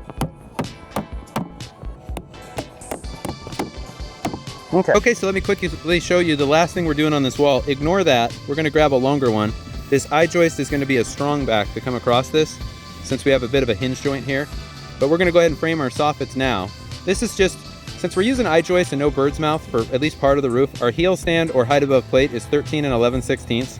So to figure out all of this stuff, I just tack it to the wall. If it had a bird's mouth, I would do the same. Now we've already drawn this out, but this all just helps me visualize, is I always hold this guy back. This guy is about maybe 2.5 inches off of the deck there. And then, what else was I gonna say? Then once this roof is gonna frame over, once that's all finished and sheeted, then the roofers will do their thing. We'll even leave off the sheet from the top so that the roofers can do their job. And then when we side, we'll add that last piece of soffit. So that rip of zip was ripped to the same width as the I-joist. And all that did was help us to locate where that fly rafter or barge board needed to terminate. Now I had already drawn this out. We had drawn it on site. I had already drawn it in SketchUp to show how far down our soffits needed to be for the horizontal. That 16-inch LP vented soffit, it's the same detail that you saw earlier in the garage video where that all fit together. This one, of course, just a horizontal. When we go to do the front rake wall, well, that one's got to tie into this one, just like the garage wall is tied into the other one. This doesn't really add any stiffness, it's just a little too short. We are going to use that I-joist that's behind me. We're going to screw that to the wall and stiffen things up. And let's go. It is time to lift this wall. Spoilers, it just went as well as it could possibly go. I would have shown you either way. We're using the big 30-foot strap because it will self-adjust. Our rigging points are not level. Generally, you want them to be level. So yeah, I think, Brandon, what we'll do is we'll put a little tension on, and then we'll kind of pop it loose.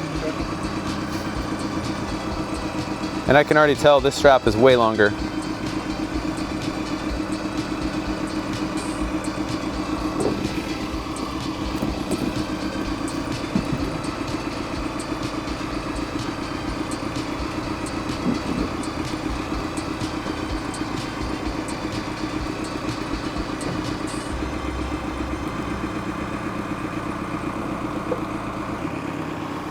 Just gonna get them past the overhang a little. Pull up just a little bit.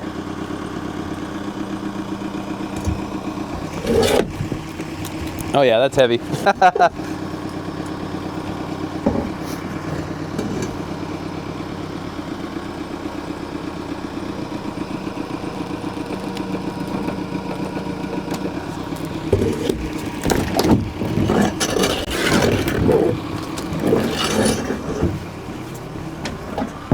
Okay, I want to get out maybe on this side.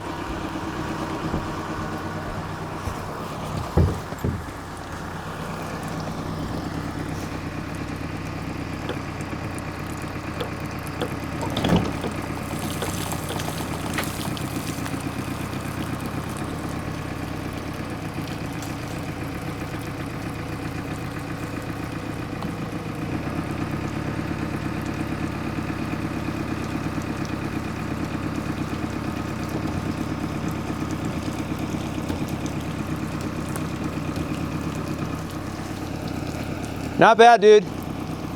I just want to take a quick look at it. I want to definitely stay out of the way, but let's pound those nails. Yeah. I'm just looking at the rigging points. Boy, everything looks nice and tight. All right, so we're going to knock the nails out of the top plates. That's what tacked us to the lines. Obviously, staying out of the way of the water. That's the line. And this guy looks good. Those points all look good. He's got the screws in that. So the only spot that's really sagging, of course, is where we strong backed it. So far so good.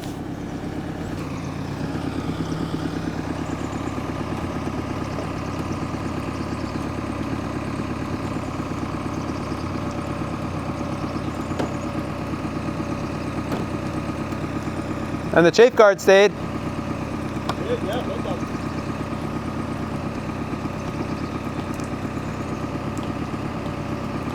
Go a little slower. A little slower. I just don't want to gain momentum.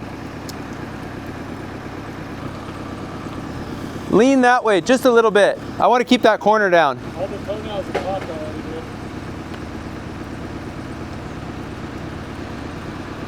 Now we're flatter. How far out are you? Okay. How far out of level are you? Okay.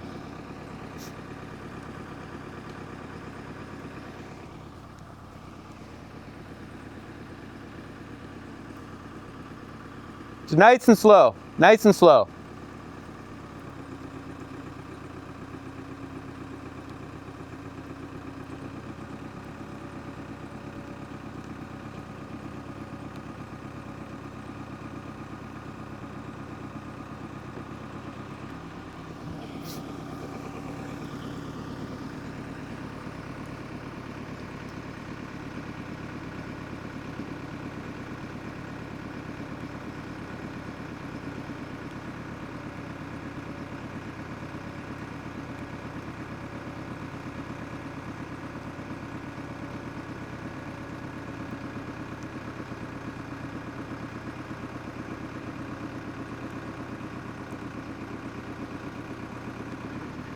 Nice and slow.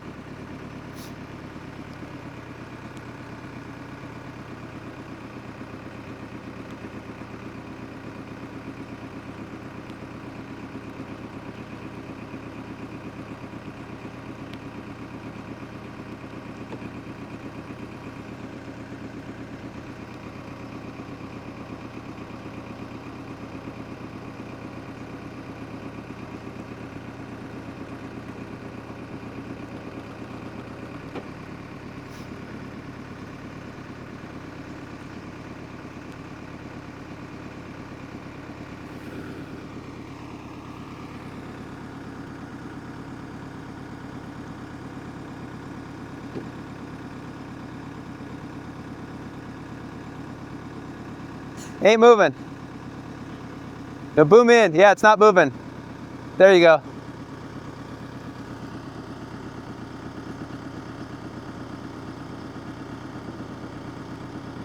Now real slow, because it's gonna, I hate this part.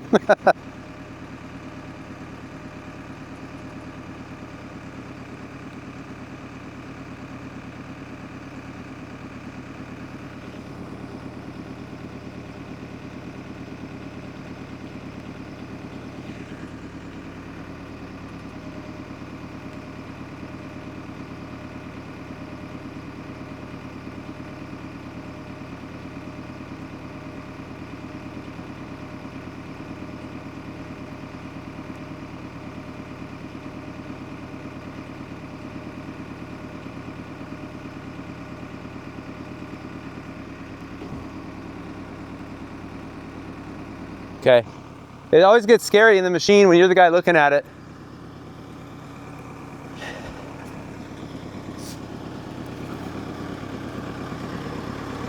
It's gonna look like it wants to come back on you, but we're still like 3 or 4 feet out of level that way, or out of plumb.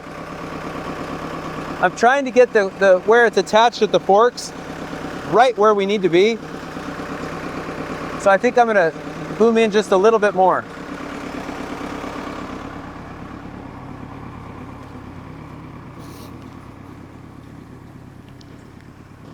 Nope, it turns out we just need to go a little higher, not boom in. Man, we are like right there. Go real slow.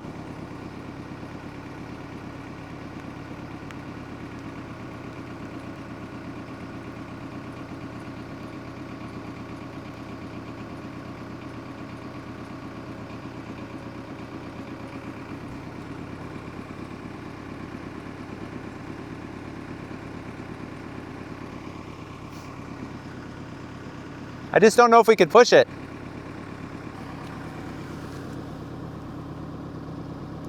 I feel like we could get that. I think we could push it. Yeah, I say kill it.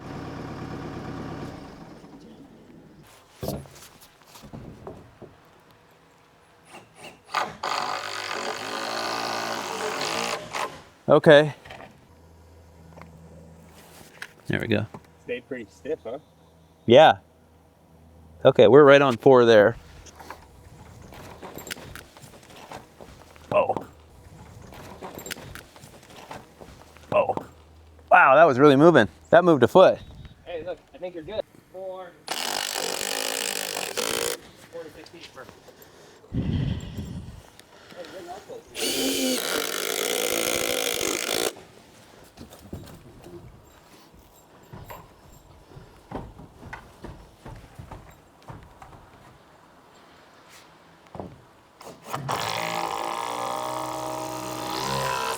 Okay, let me Gonna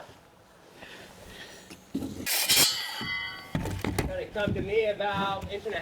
oh, that's not bad.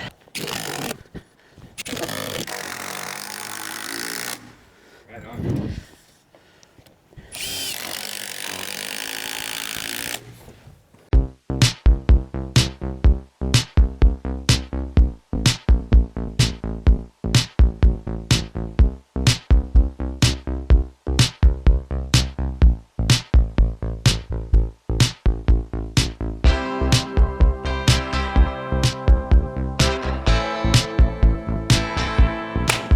All right, everybody, welcome back to the channel. Brian's here. We were busy. It was a photo shoot earlier. We're taking seriously. Mark Wahlberg, Calvin Klein. Yeah, we're taking updated headshots. Anyway, since he's here, we're going to very quickly talk about why are we framing 24 on center? Why are we balloon framing? Since we balloon framed, why are we using engineered wood? Or do we need to use engineered wood like LVL, LSL, etc.? And then we'll just talk a little bit about probably the insulation. Building science stuff. Yeah, there's some pros to it and there's some cons to it. Just like platform framing, there's pros and there's cons. So we're just going to very quickly talk about all that. #1 best-selling book in the prison system right now. Pros and cons. There's only one response to that. Oh, Your hand okay? Hey, Desmond. Gotcha. So 24-inch on center framing is not new to us. We did not invent it. I learned about it in construction class in the early 90s, and those were like government papers that had been around, I think, since the 50s. Essentially, studies have been done that 16 on center framing has a lot of advantages, but it really is overbuilt. So 24-inch on center framing, if you Google it, sometimes you'll find it called advanced framing. What is our view of the phrase advanced framing? I think it is overly prideful and arrogant, honestly. This is like a trigger for me. Oh, wow. Yeah, you probably didn't know that. It's rational framing. So an engineer takes a rational analysis to the loads that are going to be seen, and they make it efficient, materials-wise, cost-wise. So 24 on center, have we ever had to frame at 12 inches on center? Or 8 inches on center with double, the house you used to live in, those 2-story walls had triple king studs. There's no insulation hardly in that wall. Yeah. It's all windows, right? So maybe you do exterior insulation. There's other things that you can do on the thermal side to take a rational approach to building science. So essentially what we're saying is if you have to build at 12-inch on center, then you do it, because that's what the loads dictate.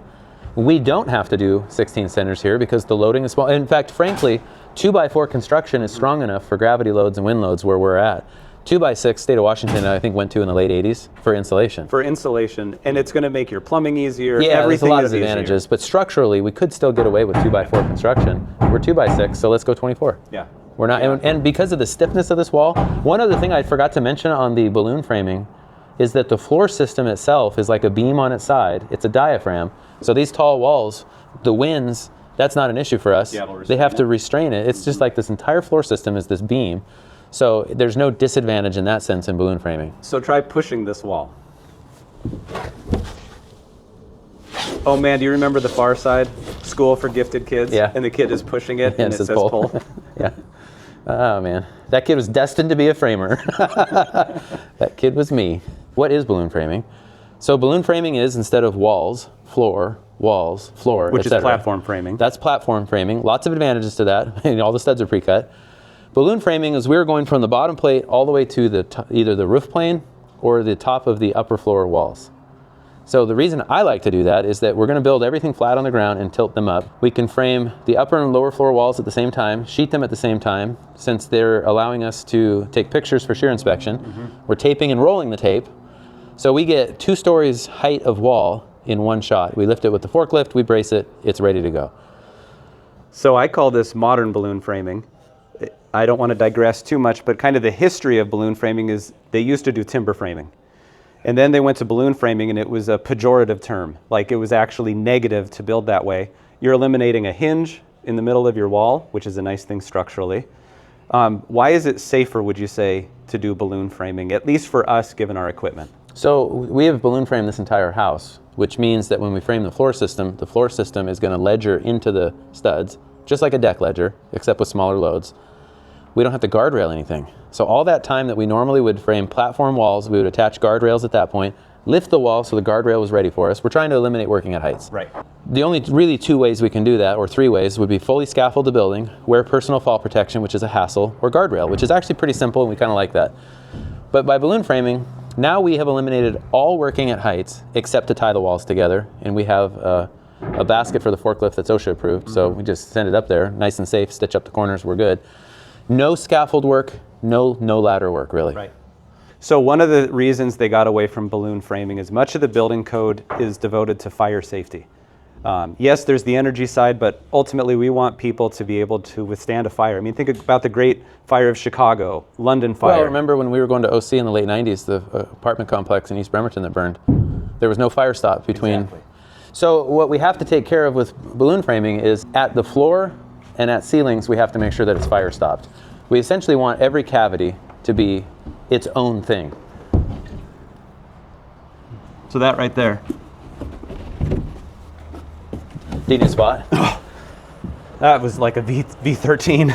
So for shear panels, we have to block all panel edges. So if we align the panel edge blocking with the floor, it's also our fire blocking. I like to use 3x blocks or 4x blocks, excuse me. Either double blocks out of scrap or 4x6 blocks. One, it's easier for us just to hit everything with shear, but it really stiffens the wall when it goes up. Yep. And so essentially, in a normal platform house, your top plates are in fact your fire stop. That's 3 inches thick. It doesn't have to be 3. Right. So we've essentially mimicked that. 4x6 blocks gives us. So how did they used to, you're gonna ledger it with structural screws. Yeah. What did they used to do? Yeah, so they used to just cut it in 1x. It would be let in and the joist would sit on top. So lead-in bracing. Ledger. Lead-in is the term. Yeah. You might be familiar with the term lead-in bracing. Only if there was older than us. Which is we haven't us. done lead-in bracing since the 93, I think we could. Somebody will comment. I know what you're talking about. We've dated ourselves. So by putting that ledger that they used to do the lead in, they would still have a chase for the fire to completely They had a bypass chase it. from the crawl space Yeah. up. So our floor is essentially the fire stop. So now the fire stop it's the LVL ledger Yep. on the floor. And then in the wall cavity, it's our blocking. Note on the fire blocking, it has to fill the cavity completely, and that gives you sealed compartments. Think like a ship or a submarine, you're sealing off compartments. If it's for shear though, they can be flat. How are you even supposed to frame a floor system if you balloon frame all your walls? Well, I'm not going to tell you. You're going to have to watch the whole video to figure that one out. Spoilers, you do it differently. Floor framing in a balloon framed house is really the same as just building a deck. All the way around the perimeter, we're going to go ahead and we're going to install LVL deck ledgers, Stego soil and vapor gas retarder.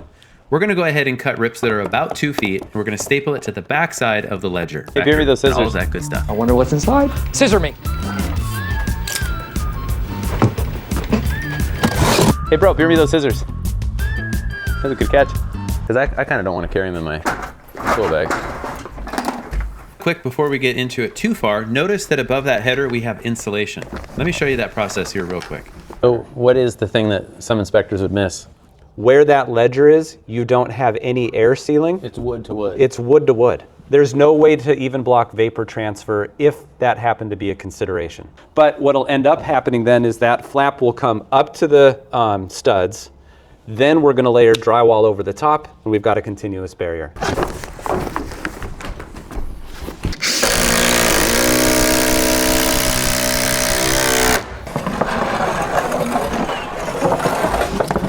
The ledgers are going to attach to the studs with the Strong-Tie SDWS timber screw. These screws are designed for deck ledgers. Our engineer specified the length and the spacing. Then Strong-Tie tells us we want to be between 1.5 and 2 inches down from the top and up from the bottom. I of course split the difference. As a framer, I feel like we are always splitting the difference at 1 3/4 inches. I like to go ahead and just preset a bunch of the screws, just tap them in with your hammer, and then go ahead and drive them all. As we talked about earlier at the beginning of the video, all of these joists are going to hang off the ledgers, so that attachment from ledger to stud is critical. But then also critical, of course, is going to be the joist to ledger attachment, for lack of a better expression, and that's going to come through those Strong-Tie hangers. Now, I know some of you, because I've gotten these comments in the past, people are like, well, I don't want my floor system hanging. Well, think about it this way. The exterior walls are taking all of the loads from the roof. Anything that isn't taken by the roof is transferred through ridge beams and then columns down to concrete. And then you'll see a bird's eye view of the floor system just a little bit later. Remember that it's not like we're clear spanning 30 feet. Often the span might only be 8 feet or 10 feet or 12 feet. And so really, what these hangers are quote unquote seeing is a relatively small load. Now, this is a Roseburg engineered floor system. So Roseburg I-joist, Roseburg LVL ledgers. What I love about working with Roseburg, and we've bought from Roseburg since I think 2005 or 6, the plans tell us that we can use 1.5-inch nails, or they might specify 2.5-inch nails. This plan specified 1.5-inch nails. There's that. And what's great about this thing is I can use a camera on the end. So I'm shooting for all the way over there.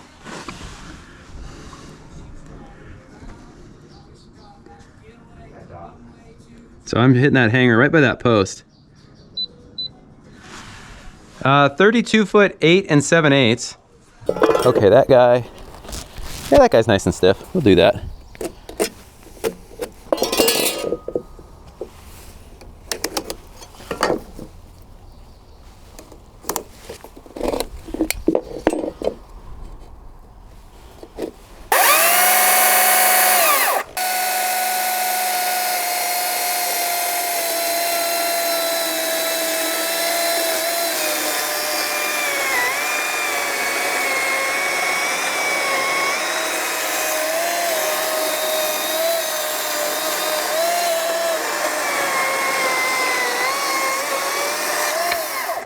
Not too shabby.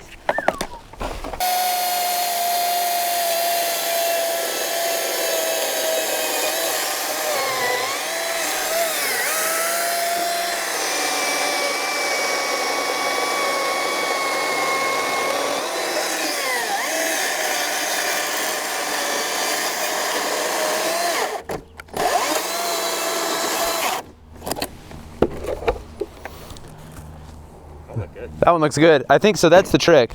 Is if I start, I watch this line, and if you can see that one. I was watching from your back line, and then it's going right down it. Yeah, this side is probably that last one, but that's okay. Man, that is. Let me just stare at it. I'll just go on the other side and beat that one. Yeah.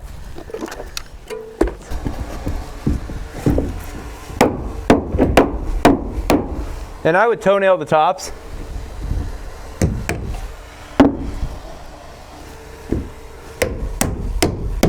Kind of helps them not move on us.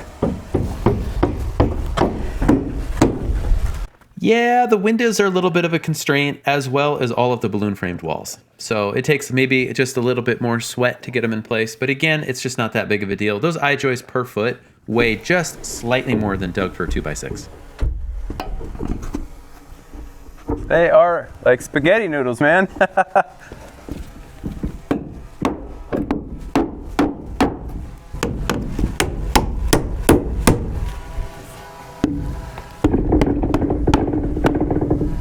Just getting it closer to straight. Yeah.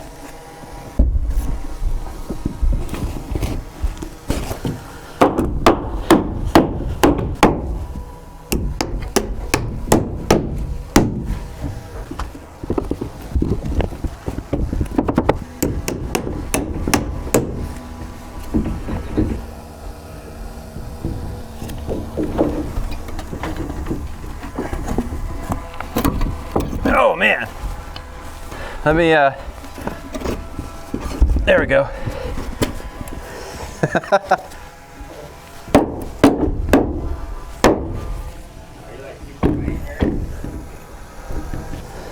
I could live with that.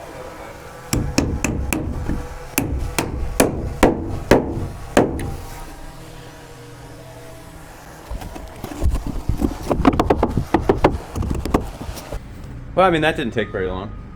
6 joists, 32'8". We have 3 that go here and 4 that go over there.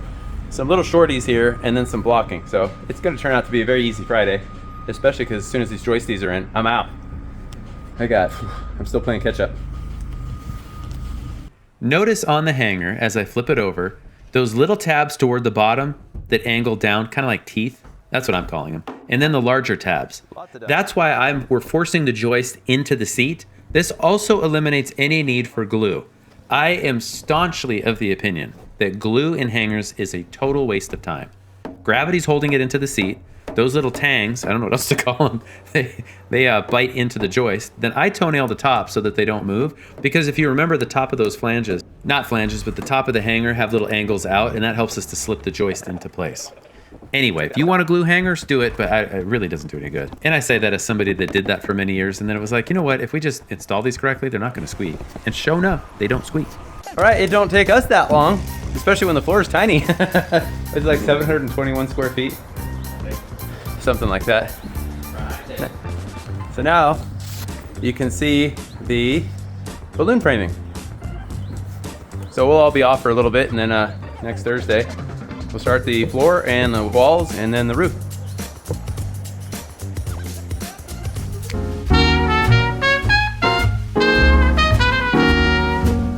Hey, top of the morning to you, everybody. So we're getting going on sheathing the floor above me and behind me.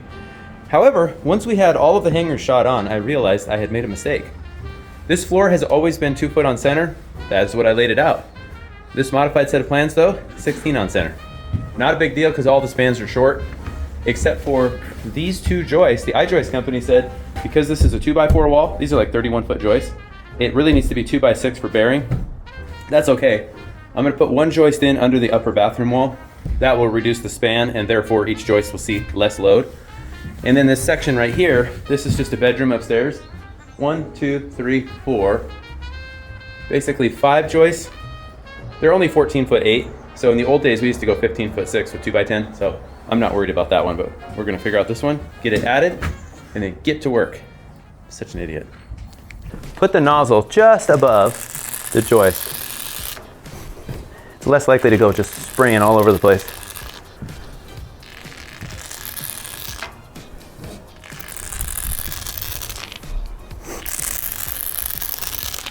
When it's warm, you end up with a fatter bead.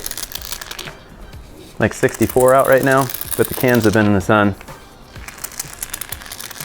This glue has about a 20-minute open time. Now, obviously that's gonna depend a little bit on the weather, but that's a pretty good rule of thumb. It's also what you find in the manual. So I need to make sure that I get this row down and fastened in that 20 minutes. But the over-under on me taking longer than that, I don't actually know what over-under means, but basically don't bet against me. Don't. You will lose your money. I guarantee it.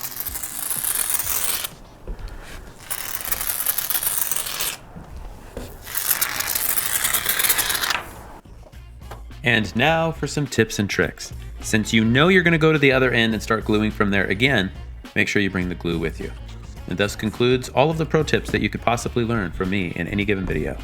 No, in all seriousness though, that's something that comes with experience, is anticipating what's the next step and just bringing things with you. I forget all the time too, but you're just trying to set yourself up. You gotta walk down to the other end anyway, so just walk down. For those of you that are watching and have never laid subfloor before, it is okay to let the panel hit the joist. It doesn't splatter the glue. I showed that in a previous video from the underside. And then use your toe. You can see it here coming up in just a moment. But use your toe to try and guide the tongue into the groove.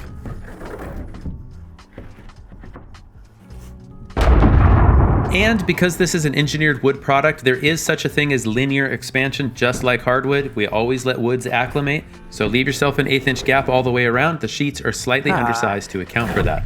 Also, it's awfully nice if you just pre-cut your sheets. I mean, wasn't a guy just talking about that a minute ago? Do we have a saw? Yeah, we've got a saw here.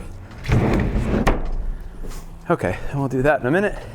I bet now, and I don't ever gamble, because it's a colloquialism, but I'll bet you that you are thinking I'm not gonna make the 20 minutes. You're still gonna be wrong. Check out that genius, the handle on the beater board. Somebody on YouTube 3 years ago said, hey, how come you don't put a handle on the beater board? To which I said, because I'm an idiot. The next day I went into Kyle and I was like, dude, we should put a handle on the beater board. And he's like, we're idiots. I'm like, so are all the people that were before us. Didn't teach us that. Okay, so we do not want to slam the sheets tight. We always have to say that. Remember I talked about the 1/8 inch gap?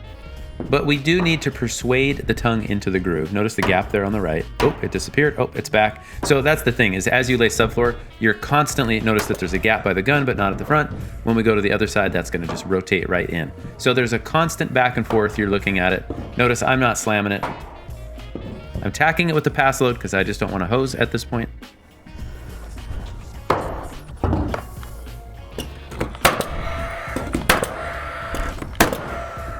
Notice the gap on the right-hand side. We are still at our 1/8 of an inch. Good job, Big T. It's almost like we've done this before.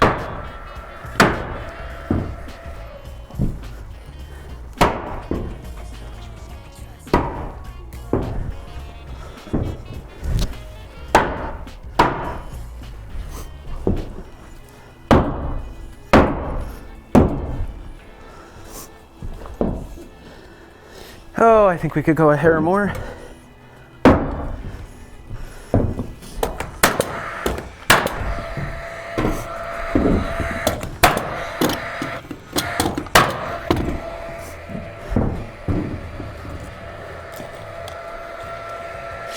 You're probably noticing that I did not glue to the full 48 inches. Does it structurally matter? No. Will it affect its ability to resist squeaks? No. It just doesn't. It's not code, and it's not even accounted for in the span charts per se. Plus, I'm going to be using the Passlow Tetra Grip nail, and I'm going to have a nail right within 1 inch of the end. So let's just chill out. Let's just take a minute. Big breath in.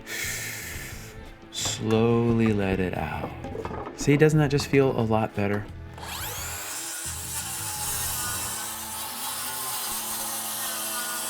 Better hurry up, dude. There's people thinking you're not going to get that thing fastened in less than 20 minutes. I still think you can, but some of them don't.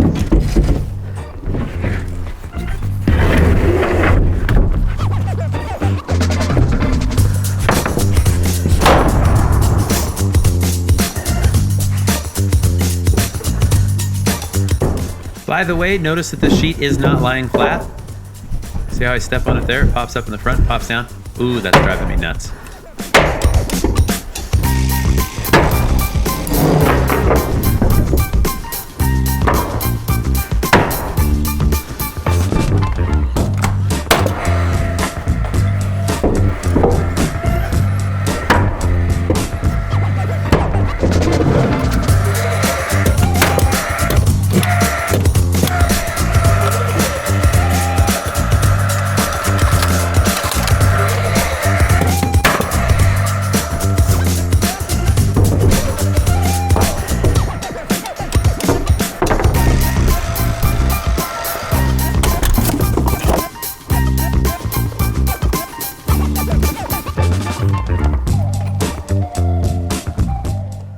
Dude, hurry up already. You are not going to make the 20 minutes. Or will I? Will he? Take the time to pre-stage your nails now. Okay, let's talk about proper nailing. All right, let's do a pop quiz on nailing. Pop quiz, hotshot. There's a bomb on the bus. Once the bus goes 50 miles an hour, the bomb is armed. If it drops below 50, it blows up. What do you do? What do you do? Sorry, okay, so we're talking about edge nailing. 6 inches on center and then 12 inches through the field. Oh, right, pop quiz. Airport, comma, gunman with 1 hostage, period. He's using her for cover, semicolon. He's almost to the plane. You're 100 feet away. Jack, question mark, Jack, shoot the hostage. Now, the real pop quiz for you is to comment below what movie was I so amazingly quoting. Also, it kind of makes you realize that when somebody writes a script, it really is going to come alive based on the actor. Keanu Reeves.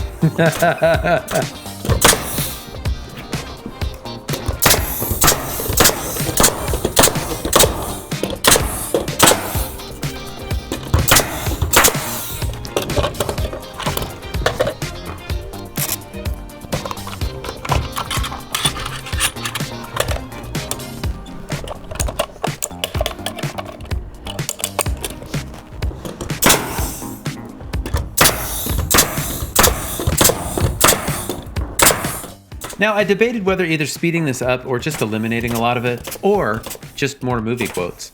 But it turns out it kind of ran out of movie quotes. If you are somebody that is going to build your own house, then take note of the nailing. Notice that there is a pattern that is printed on those panels. It's pretty idiot-proof. Even with the 12-inch on center, I mean, I kind of have to eyeball through some of those. No, I don't, do I? Yeah, I kind of do. What was it I just said about idiot proof? I'm leaving this in. Anyway, 16, 24, and then 19.2. Those are stamped on the panel. That's a nailing guide for us. Not that hard. Even the 6-inch on the edges. If you're laying subfloor for your own home, just slow down a little bit and just make sure. Glue 1 sheet at a time and nail it off. Once you get more proficient, like the guy in the sweet blue shirt, then you can go a little bit faster, but you notice I'm still not going that fast. Really, the speed comes when you get 3 people that can spread out and really go.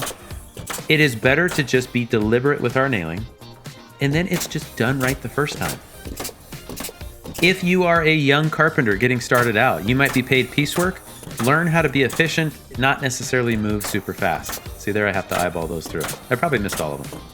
Anyway, what my point is quality work comes from being deliberate. With time, you can get faster, but the fastest thing that you can do is do it right the first time, not come back.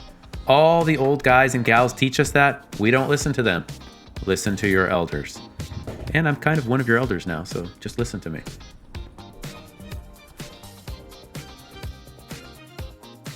Thank you everybody so much for watching. I truly appreciate it. Hit that like and subscribe button. Leave a comment below. We will be getting into roof framing sooner than later, so stay tuned. I'm really excited about that. We'll be doing some Joist roof framing. Take care. We'll see you in the next video.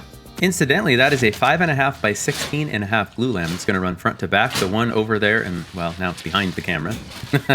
That's the one that's going to run perpendicular. Think of it as following the lines on the floor there. Oh, hey, it's been a while since I've referenced the top 10 rules of awesome framing and doing other things in life awesome too. Rule number 9, always clean up after yourself as you go. Okay, this is a Roseboro X-Beam glue lamp. Like all X-Beams, it's appearance grade, so nice and sanded. 5.5 by 16.5, 25 foot long. How much does this thing weigh? I have the shipping paperwork. you know, because the shipper, the trucking company needs to know how much it weighs. 5.5 by 16.5 by 25 foot long, 24F architectural. By the way, this is from Roseboro. 553 pounds. It's too heavy for me to flip, especially up on sawhorses that are at waist height. Let me demonstrate. And just saying, I'm not weak at 46. I mean, double plates for reps? Come on. Although that dude on the left is huge. Oh man, that's pretty funny. My wife was super embarrassed recording this. I needed B-roll when I did the AG1 ad back in December, which by the way, I'm still using and I pay for, so. Listen to the sound of my back. Gosh, that hurts. This is the beam wrench 3.0. What makes it better than 2.0? I'm very glad you asked. Made out of Advantech X Factor. 2.0 had an angled handle, 1.0 was straight. Guys over at Caledon Timber Frames were like, angle the handle, don't be such an idiot. They didn't say it like that because they're Canadians. Anyway, this is in Imperial and Metric. Metric is, of course, just the little insecure brother to Imperial. By the way, go follow Pioneer Builders Inc. Imperial's been around longer, just saying. Gosh, that hurts. Instead, let's use mechanical advantage to our advantage. Look at how much easier this is. Like nothing. Those are great sawhorses, by the way.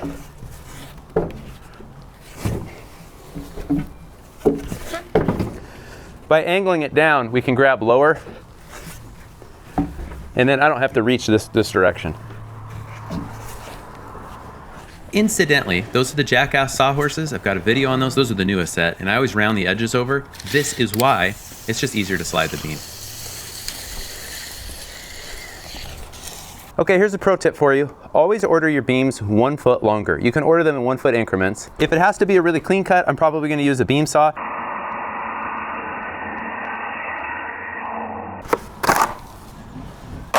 Some of you are probably thinking, only hacks use chainsaws, to which I would respond, don't hate the player, hate the game. No, I was taught by a guy who just absolutely loved his Husqvarna, used it for everything he could on the job site, and taught me to do the same. That was gas powered, obviously. Battery power has come so far that it's just so easy. This is going to hide up in the attic. It doesn't have to be perfectly clean. If you do want it to be a little cleaner, by the way, then knife your cuts and it won't splinter off the end. Clean enough. And now let me put on an engineering/hand nailing clinic. Our engineer specified this particular hanger so that we could get rid of the column in the garage. 171 1/4 outside to outside. 171 1/4.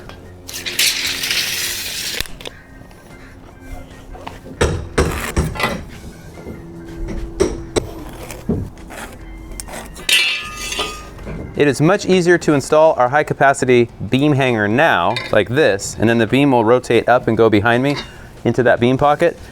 Unfortunately, I have to use the HHUS 5.5/10 with like a billion of the true common nail. That's what the catalog shows. I really tried to get this hanger to work with SDS screws. However, the engineer, when he looked at it, he's like, nope, we need all the capacity of this hanger. This is just a little bit less. So in case you're wondering, why am I hand nailing? Because I have an expensive hammer and you got to use it for something. Right? But in all seriousness, I'd much rather go screws. I'm going to do a video on the screws a little bit later. Have you ever wondered, why does Strong Tie give us an option for screws if everybody knows that screws are too brittle? Things that make you go, Things that make you go, Now, as I mentioned, this is the HHUS high capacity hanger, which means I have to use the nail that is specified in the catalog. So I'm going to go ahead and use the Strong Tie nail. This is a true 16. It's a 3.5 inch by 0.162 inch nail. It's just a lot of hand driving.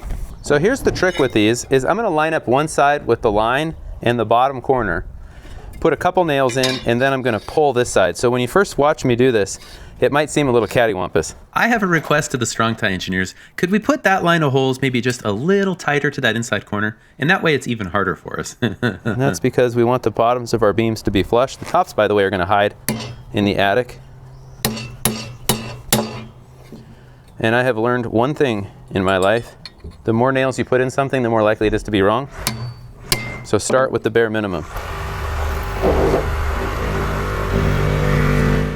That is not the sound of remodeling you hear in the background, and these are not the droids you're looking for. Star Trek reference. I mean, for realsies, could that be any closer? It's a true test, though, of our hammering skills. Our hammer skills. Just watch. I'm going to resurrect a few of these that should have... I shouldn't have been able to make it work, but I got it to work.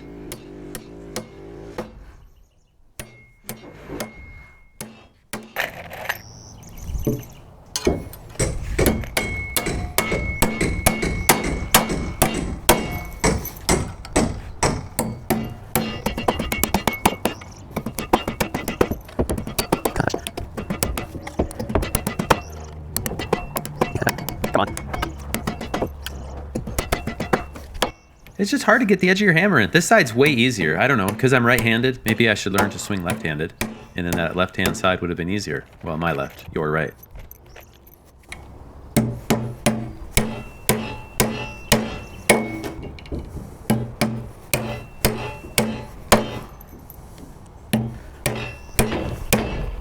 Sure wish I was doing this off a ladder. Incidentally, a major advantage of these lighter weight hammers, so that's a titanium handled hammer with a steel head. That's the Martinez polished titanium. That's my midlife crisis purchase. But notice how I can swing with my wrist, and that you get more acceleration out of the head that way, and you don't have to really crank hard with your shoulder.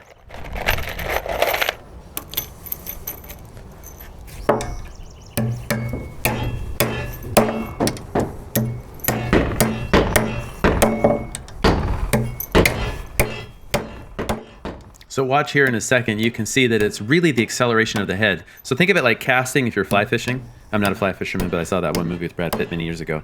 But just watch, my shoulder's not doing as much of the work as my elbow and then the wrist snap.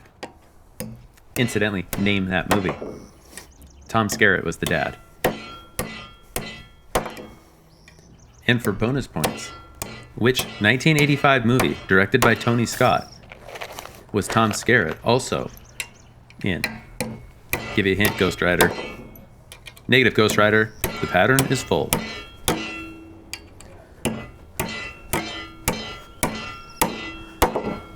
I mean, my arm is tired. My arm is tired. In order for us to clear span and get rid of the columns, it required not only larger beams, but if you have larger beams, that means greater loads. That means that we need expanded footings. Notice the jog in the front of the garage, kind of roughly center, right there. That's an expanded footing right in that corner. And then in the back, notice the expanded footing. And we actually ended up just digging that out and pouring that all in with the slab. So there is a ton. Think of like a cowboy boot versus a stiletto heel. It's the same principle. So what we'll do, Brandon, once we get it up, I have a mark. We're gonna go flush to the outside of the framing, and then you'll see it's X that way on the mark. And I'll be on this end. That's the center. Maybe think a little this way. So. It's this guy. Oh, that's this guy? Yeah. And I can stand there once we get it. I'm just kind of pre-staging. But center of the building is here. Probably about here. That's what I was like, maybe if I pick it just a little bit up, off, I don't know, all I gotta do is swing back. Yeah. I think I got it. I got it. Incidentally, that was a special edition sun hoodie by TrueWork, and I got all of us versions of it. So we were a little embarrassed at first to wear it, but man, I love once those you start shirts. going up, I was like, holy cow, that's way up there. And I think if you just tilt all the way up. That truss jib by Cornerstone Industries we bought in, I think, end of 2020 actually, along with the swing carriage. Man, what a great purchase. And then if you hold that, once I have him starting to go up. A note on rigging, Ben Morton out of Maine, outstanding framer, he recommended this 15-foot adjustable chain sling. I'll put a link in the description below. Because I always do these backwards. You gotta go that way. Every time I do it wrong. Okay. And the nylon lifting straps. And we had to get them bigger because we have a lot of these big glue lamps, but then we just put it in a basket. We have the locking hooks, and then of course the adjustable leg sling. Okay, we'll just kind of regroup.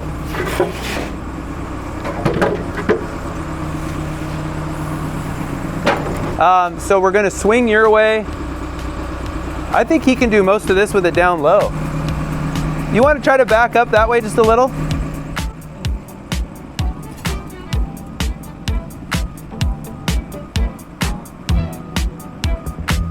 Step up and get it.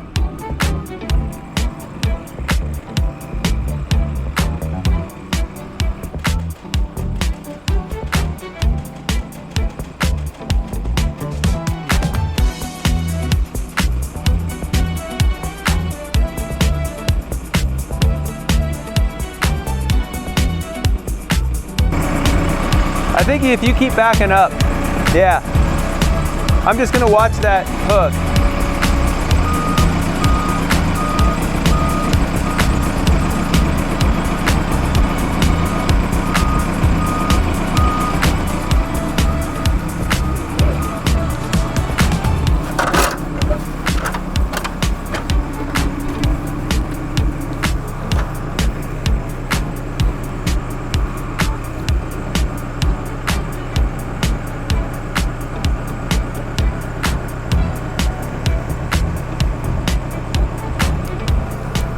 Question, if you try to hold yourself exactly where you need to go, do we need to go toward the back? How far? 3 inches? How's that?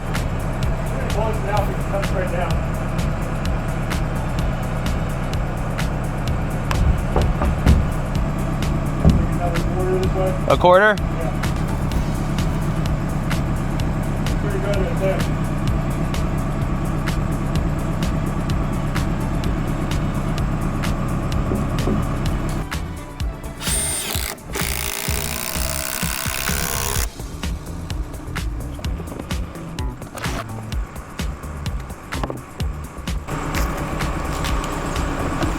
Okay, so right here is center.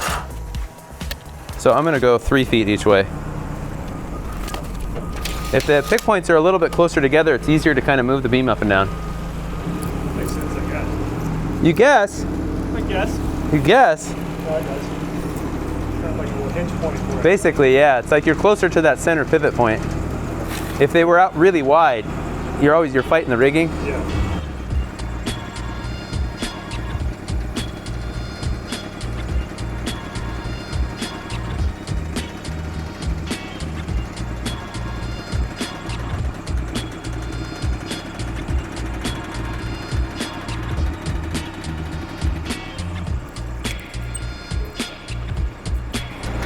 You got cocky.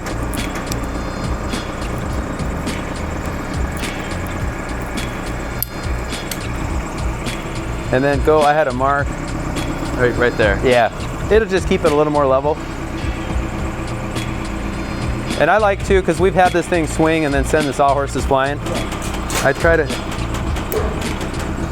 not to go up too far.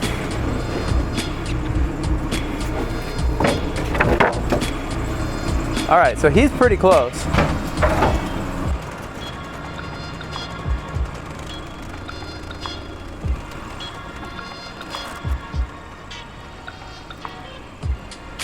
There.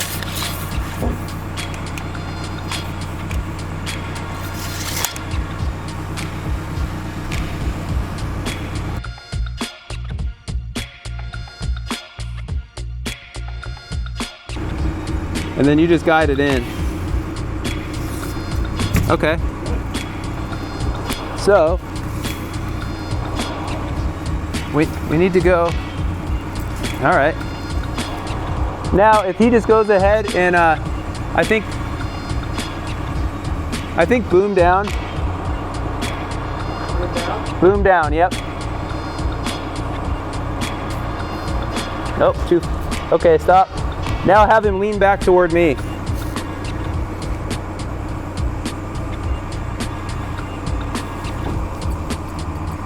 All right, have him keep going.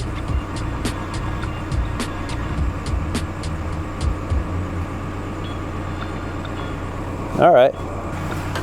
We're in the hangar, it just has to come my way.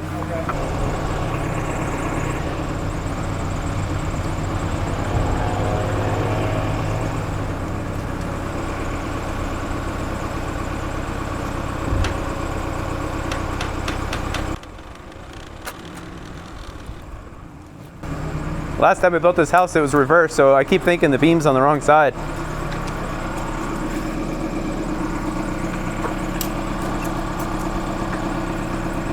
Now that the beam is resting nice and snug in the pocket and nice and tight in the other one, and because these long nails are being toe-nailed, it's called double shear in the hanger. That actually means fewer fasteners total because you actually get some shear strength out of those toenails.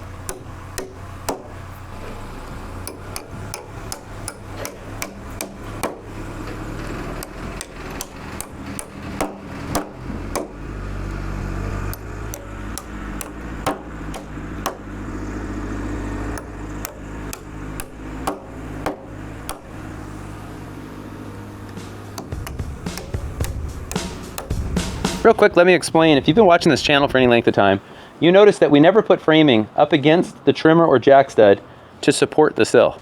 Doesn't that seem kind of like a hack thing to do? Many of you have let me know that the answer to that is yes.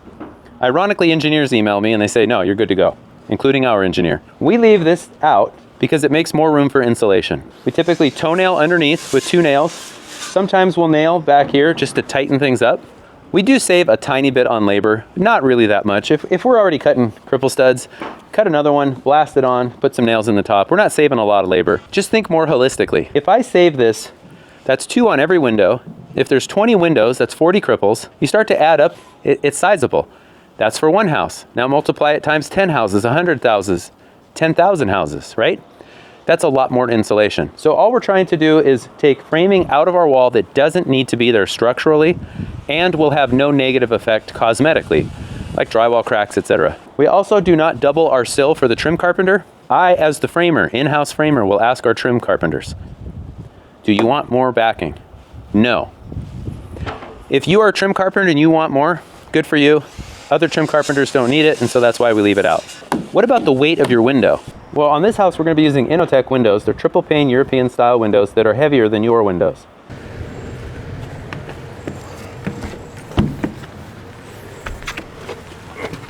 Sorry.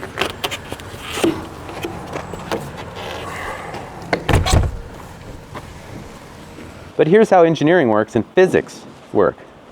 Physics with a PH. The sill is carrying the weight of the window, and these will be heavy windows, but this sill is only carrying the weight of the window from half of this distance, which is about here. So right here in the middle, we have an example of a simple supported beam. This comes from the Journal of Light Construction. So we have a beam that has a support on each end, and the load on top is consistent, it's evenly distributed. We call it a uniform load. What that means is that each column only sees 1/2 the load that the beam itself, quote unquote, sees. How does that apply to this window? Well, if we say that this windowsill is a beam and there's no supports in the middle, then that means 1/2 of the total weight of the window is then held by the connection at each end. So let's say that this cripple stud now is dead center. Now how much load does each end meet? Again, it would be 1/2 the distance from the support to the support or connection. Same thing over here. What that means is that this connection, as far as gravity loads from the windows, really is not as important as we thought it was, because it takes a very small percentage of the total gravity load. And if you look over here, oftentimes our cripples are even closer to the edge, and now they're basically seeing nothing for all intensive purposes. Generally speaking then, we can get rid of that cripple stud when it comes to gravity loads. But now what about wind loads? Well, think of your wall as a giant sail. We come in and we poke holes in it where the windows go. That means that these studs no longer go continuous top to bottom, and that in a sense is a weak point when it comes to a wind load. The code actually tells us that based on the width of the window, and of course the wind exposure, we have to double or triple the king studs. So think of that as reinforcing the opening to resist the wind load. If we put a cripple stud here, and then it's nailed, and it's nailed, that's not really adding a whole lot of strength. In most cases, we can accomplish that same goal and leave that cripple stud out when we attach our wood structural panel. In this case, we're using the 7/16 Structural 1 zip panel. That's a wood structural panel. That's what we use for our shear walls. When we attach that to this wall, and then we nail it around the perimeter, just like we nail our edge nailing on any shear wall, which the maximum nail spacing would be 6 inches on center or tighter. Now this connection right here can't be looked at in isolation, but now it is part of a system. This connection here is just not as critical as everyone thinks that it is. Our engineer is okay with us doing exactly this. Here is an image from the code that shows that it's not there. And if we really are concerned about it, then we would just put a screw in from this side, a structural screw. Your engineer might even want you to put like an A35 right here. Ours does not. That's why we don't need those here for the weight. I'm 20.5. So this connection right here is only holding the last 10.25 inches. Okay? So a couple toenails is more than enough to hold the weight. Real quick though, I'm gonna hop on this and you're gonna see there's no flexing. I'm even gonna leave my tool bags on. Always knock the dirt off your feet. By the way, these are the Nick's handmade boots, the Wood Butcher Awesome Framers Edition.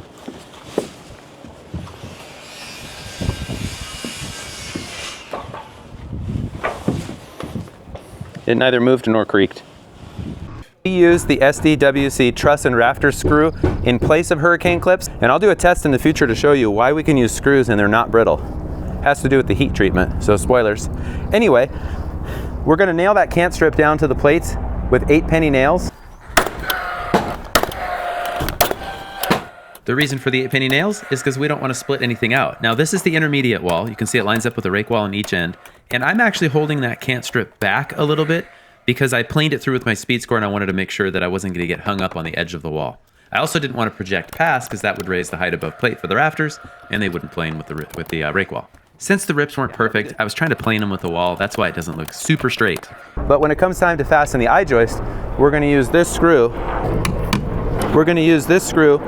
It's going to go through the flange right through both plates, and that's going to provide our uplift. Incidentally, you may not be able to find some of these details online. For example, the SDWC truss and rafter screw that I'm using here.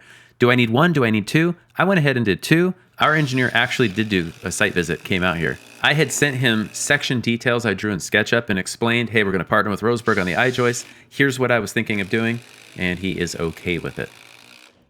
Yeah, those don't split at all. Righteous. Well, where are the tails? You're just going to have to keep watching. There's that pre-installed LP soffit, by the way. Okay. A couple of other details on this house. Typically when we span an opening, we're going to use a glue lam. And the rafters are going to come down and they're going to nail right to this. So think of it like common trusses that meet a girder truss. And then they get hangered and then the roof overframes. Now how do we do that with I-joists? Well, you notice that I have web stiffeners here. This is just scrap 3/4 inch. It works perfect for the 20 series I-joist from Roseburg. That this is now smooth. We have to add these. It's coming out of scrap. It's a pretty quick step. Couple of 8s this way, clinched, couple 8s from the other way, clinch the nails or bend them over. Now you might have seen on social media sometimes where people make a slice here and they put a hanger in here. Don't do that. Now you're putting a slice into the grain, and this is our structural connection for a rafter. So how do we avoid doing that and also get a hanger? I'm so glad you asked. This is the Simpson Strong Tie LSSR 1.81. The 1.81 is just a reference to the width of the seat. It corresponds to the flange width. These are 1 3/4 inches. Convert it to decimal, and just a little bit of play, and you get 1.81 inches. Now here's what makes these special. Look at that, each of these. I mean, it could also be an exercise thing. But these swivel. And so what that allows us to do is a normal joist hanger, this seat is 90 degrees. I'm calling these the ears, right? I call them the ear anyway. So that's 90 degrees to this. But now we can slope. Both directions, by the way. See that? Isn't that cool? Not to mention, these also can be skewed, so we could use them for a jack rafter. And a jack rafter has a compound miter. It has a plumb cut for the slope of the roof, and then depending on if the pitches are equal or not, then it skews left or right. So we can slope it and skew it. So here's what that looks like. This is how our rafter is going to come into the glue lam, and we're going to toenail on each side. Then, once we make sure everything planes and we like it, then we're just going to install the hanger. And now we have a structural connection. So that's at the bottom. What about at the top? Before we get to the ridge connection, let me show you the connection at the bottom. So that glue lam spans the opening. You can see the gable behind it. We're going to have two intersecting roofs right there. There's a little better look at it. These rafters then die into that glue lam, which has been sized to carry the load. Think of it like a girder truss. We always hanger common trusses into girder trusses. A couple of things about this hanger. When you look up the installation instructions, it says to put those two nails at the bottom of the seat. Those are 1.5 inch nails. All of the nails into the web stiffener and I-joist are 1.5 inches. Then we're going to use 2.5 inches to actually connect it to that glue lam. Again, before I took this step, I reviewed it with Simpson Strong Tie and our engineer. One other thing I wanted to point out. We bought those little giant planks off of Amazon because I always buy local. Those have been like the best purchase we've had in years. One side is sitting in a Louisville ladder. Again, tripod ladders have been our staple since the 80s, maybe the late 70s. I don't know that for sure, though they were the old wood ones, and as they got old, they got pretty rickety and heavy. And this is the Beck America. It says Fasco. It changed. It's the F70G. I reviewed that for JLC, I believe in 2020. It's been a fantastic tool. After the hanger is connected to the joist, then we connect the hanger to the beam. And that again is those 2.5 inch nails.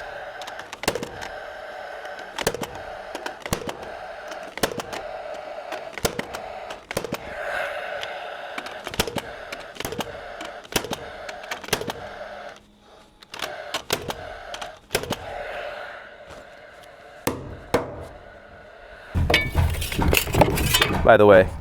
This is what that looks like. I just put a couple nails here. So it goes like that. You could, if you wanted, pre-install these, but I think it's going to be easier to do it. After the fact. Now at the top, at the ridge, I typically like the heel of my rafter, which is this, to land somewhere at the bottom of the ridge or even up just a hair. And you notice then we have a gap above the ridge. That is intentional. The ridge has been sized by an engineer, and actually it's taller than this. This is scrap from a different beam. This gap provides an opportunity for ventilation if you have a vented roof assembly. If you go like this and you go flush with the top, whatever hangs below, well, with sawn lumber, code doesn't allow us to do that. We can either order a ridge tall enough that there's full bearing all the way through, but it's most important to have full bearing at the heel of the rafter. So this is how we're going to nail them, just like any other common rafter at the ridge. And then after the fact, because they're I-joists, we're going to go ahead, let me adjust that just a tiny bit. Then we're going to go ahead and install the hangers, and that's what's going to provide our structural connection for I-joist rafters. Are you picking up on the vibe that I-joist rafters take a little bit more work? They absolutely do. So why are we doing it? And they're more expensive. Why are we going through all the rigmarole? Two reasons. One, we were already doing it across the back to get the long rafter lengths. It's much less labor in that case because we're not handling each set of rafters twice. We'd have to split them on the back wall. Once we did that, we decided to do the front the same way. And we're going to show you that in a future video because this house is going to be net zero ready. And we want to show you some of the details. And quite frankly, I'm not sure I fully understand them, but my brother's been working on them and he's pretty excited. So stay tuned for that. I think that will be kind of interesting. It will be a learning experience for all of us. The beauty, of course, of I-joists is that, excuse me, the beauty, of course, of I-joists is that they're much lighter. It's easy to install. I could do it by myself. Incidentally, I installed these hangers out of order. I installed them to the ridge beam first. Technically, I really should have installed them to the underside like I showed you on the other one, the ones down lower. And just to explain this a little bit further, notice that we have our 2x4 tails. They have been scabbed to the side. And then we have our I-joists with notches for blocking. If I did this again, our engineer said we don't really have a big shear load, but if I did this again, I'd probably use LVL blocking.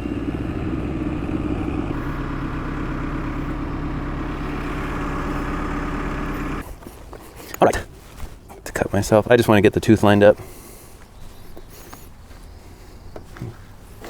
Okay. Yeah, because I got a tooth there and a tooth at the bottom. Sorry. See, that tooth looks good. Boy, that one's, I got it pretty well dialed in. Tooth and tooth.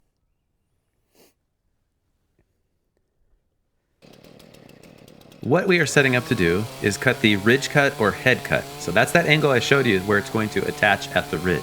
Now you might be wondering, with the way that those I-joists are bundled, won't these all have different lengths, or at least every other piece have a different length? Yes, it doesn't matter because it's going to hide in our soffit. Also, I should have cut them just a little bit shorter because we ended up having to trim some of them. All the cutoff material, that's going to become our bird blocks, or the blocking between rafters.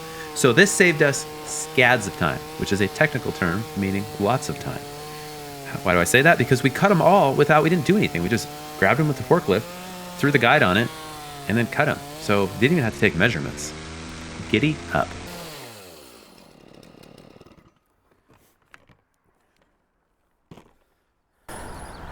Beautiful. It's beautiful.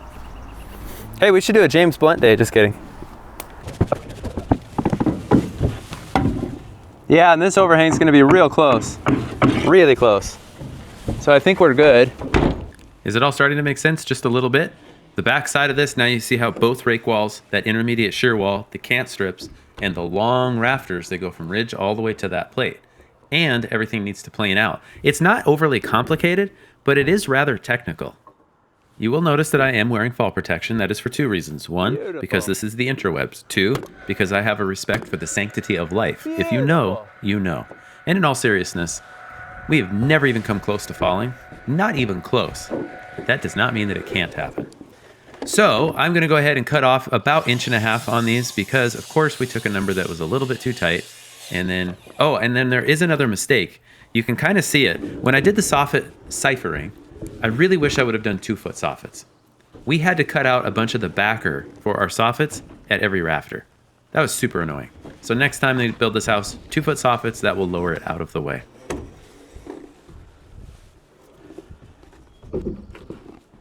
Earlier, I mentioned the air gap at the ridge. That little spacer block matches the difference in height between the top of the ridge and the rake wall. We don't get real scientific about it. We just want each rake wall to be the same. And we want it to be probably no more than 2 inches and no less than maybe 1.25 inches, 1 inch at the bare minimum. We try to shoot for right around 2 inches. Barely. Inch and a half. What am I don't even. Why do you guys even listen or watch this channel?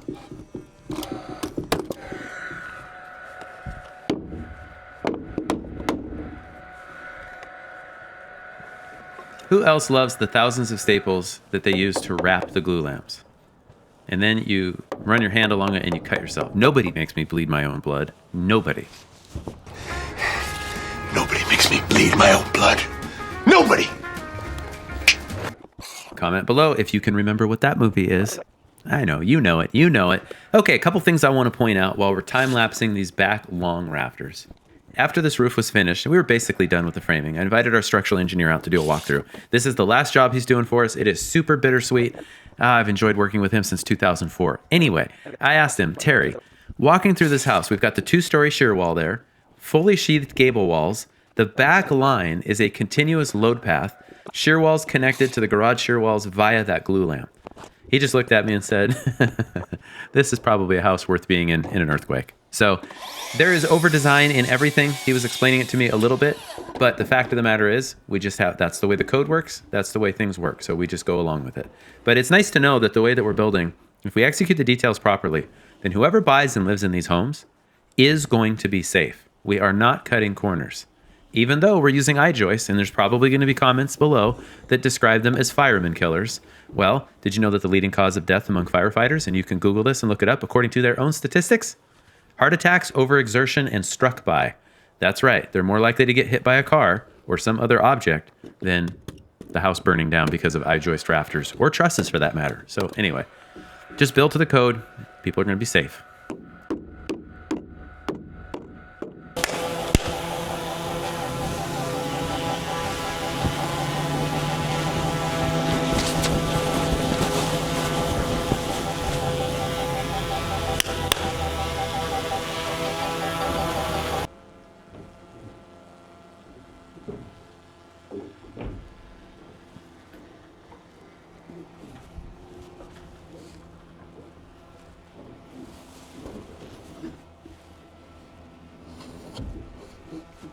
If you can go up a little higher.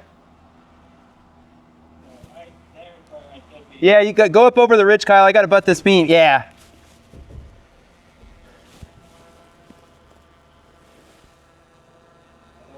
We're having that same issue where that's gonna hook on. Can you, I can try to pry this up. How's that? Okay.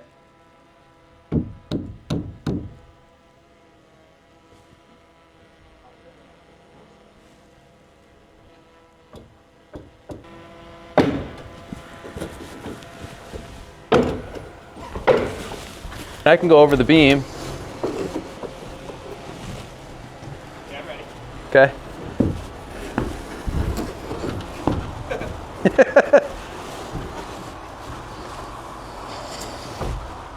Got to go up and over.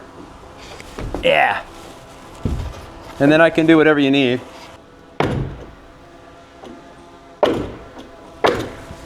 Kind of nice that intermediate wall meant we didn't have to do a whole lot of lifting. It kind of teeter-tottered. We ended up popping some screws and then pulling that beam in a little tighter to make the plumb cuts look better. Because it's all about making the plumb cuts look better, especially for YouTube.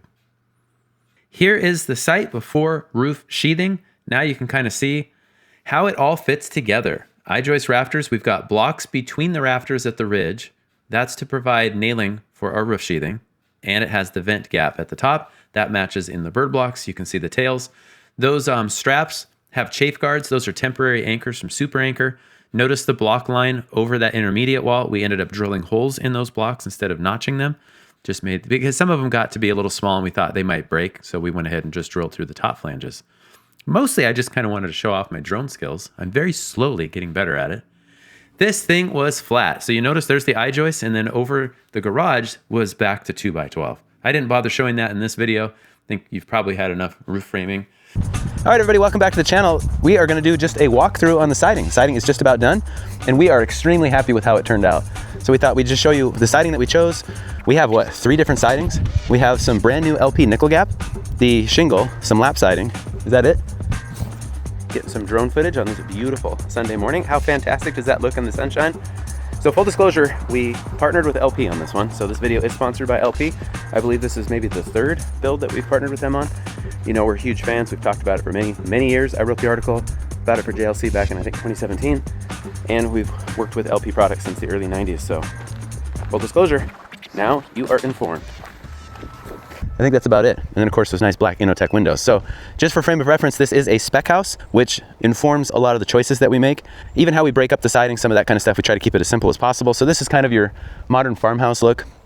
It is white and black, as you can see behind me. So what you were looking at, let's just start at the top left. We decided to wrap the shingles around the right-hand side and the left. We'll show you that in a minute. So just that gable. We've got the little pop out. This is like the 6th or 7th time we built this house. So we're always trying to do something just a little bit different. And this was the very first time that we've used the LP nickel gap product, and we absolutely love it. You'll notice that from that belly band down to the water table, we're about 14 feet. So something to keep in mind that when you're using that nickel gap siding, you can't span plate lines. But if you remember from earlier videos, this is all balloon framed, meaning our plate height is at the very top of the gable and at the very bottom of that first floor wall. So we can go longer lengths on that. So if you were gonna use this product, you would have to break it up with belly bands at your plate heights because you can't span farther. So that is all nickel gap through there, the shingles up above, and then we'll show you when we go around the side in just a few minutes. That is all the LP Expert Finish lap siding with lap joints. There's a joke there. I've got some samples of each of those sidings in the garage, so I'll show you what's unique about those sidings and really what we like about those sidings. Okay, so first of all, this is the LP shingle, and I think this is now the 3rd house we've used it on. We absolutely love installing it. Like, I would be tempted if it was my own house to make the entire house this, because these are only 4-foot panels. It's really easy to side as one person. But we decided to use it as accents in the gables. So here's what's special about this siding in my mind. 2 things. One, you have the staggered edge. You can install it if you want that look with the staggered edge down, or we can flip it over like we did here and we have more of a perfection look down. So you have the options. It's a little bit different with the install. You just start left to right or right to left. Nothing else really crazy about that. Again, this is the Expert Finish. So this is a factory finish from LP. This is the Snowscape White. Now the way that this works together is that we have an underlap and then this piece has the overlap. So when we put them together, we have a joint that matches the other joints. Now with the LP Expert Finish lap siding, with lap joint, this was a relatively new addition to LP's family. So we've used LP products since the early 90s and we've had fantastic success. Sometimes people ask us why we don't use fiber cement. Maybe someday I'll make a whole video on that. I hate everything about fiber cement. We installed it for many years. In fact, it's the very first article I ever wrote for JLC. I hate that stuff. Does it have its place? For some people, it has its place. For me, not so much. Okay, so we've used the LP lap siding, the smart side, for many years, and we've had really good success with it. It's what we have spec'd on our houses. And if we have a custom home where maybe the designer spec'd fiber cement, we've been able to talk everybody into using LP smart side with the exception of one job because he just had very strong opinions. Hated every second of that particular job. It's heavier, it's shorter, I mean, the list goes on. So what's different about this is normally we have butt joints and we put either a pan flash behind or we caulk the butt joint according to the instructions, but this has a half lap. So I like to call this the underlap and this the overlap, and it literally, the overlap laps the underlap. That's the lap joint. That's all there is. And you just make sure that you maintain the spacing that LP calls out. And then that allows the siding to move a little bit. So it is an engineered wood product. It's an OSB siding. So just like your hardwood has linear expansion, and that's why you let it acclimate to the house, so your siding is also going to acclimate to its environment. So just a pro tip for you. We order this stuff at the very start of the project so that we can do all of our soffits as we go. So by the time we side, this stuff has already moved. So there's what the joint looks like. Okay, then the other thing, this was brand new to us, is the nickel gap siding. So it's a 7/16 siding. It also is an engineered wood product. We can go horizontal or vertical with it. And let me get this correct. When you click it together, you have a nickel gap. You know why they call it nickel gap siding? So we can go horizontal or vertical.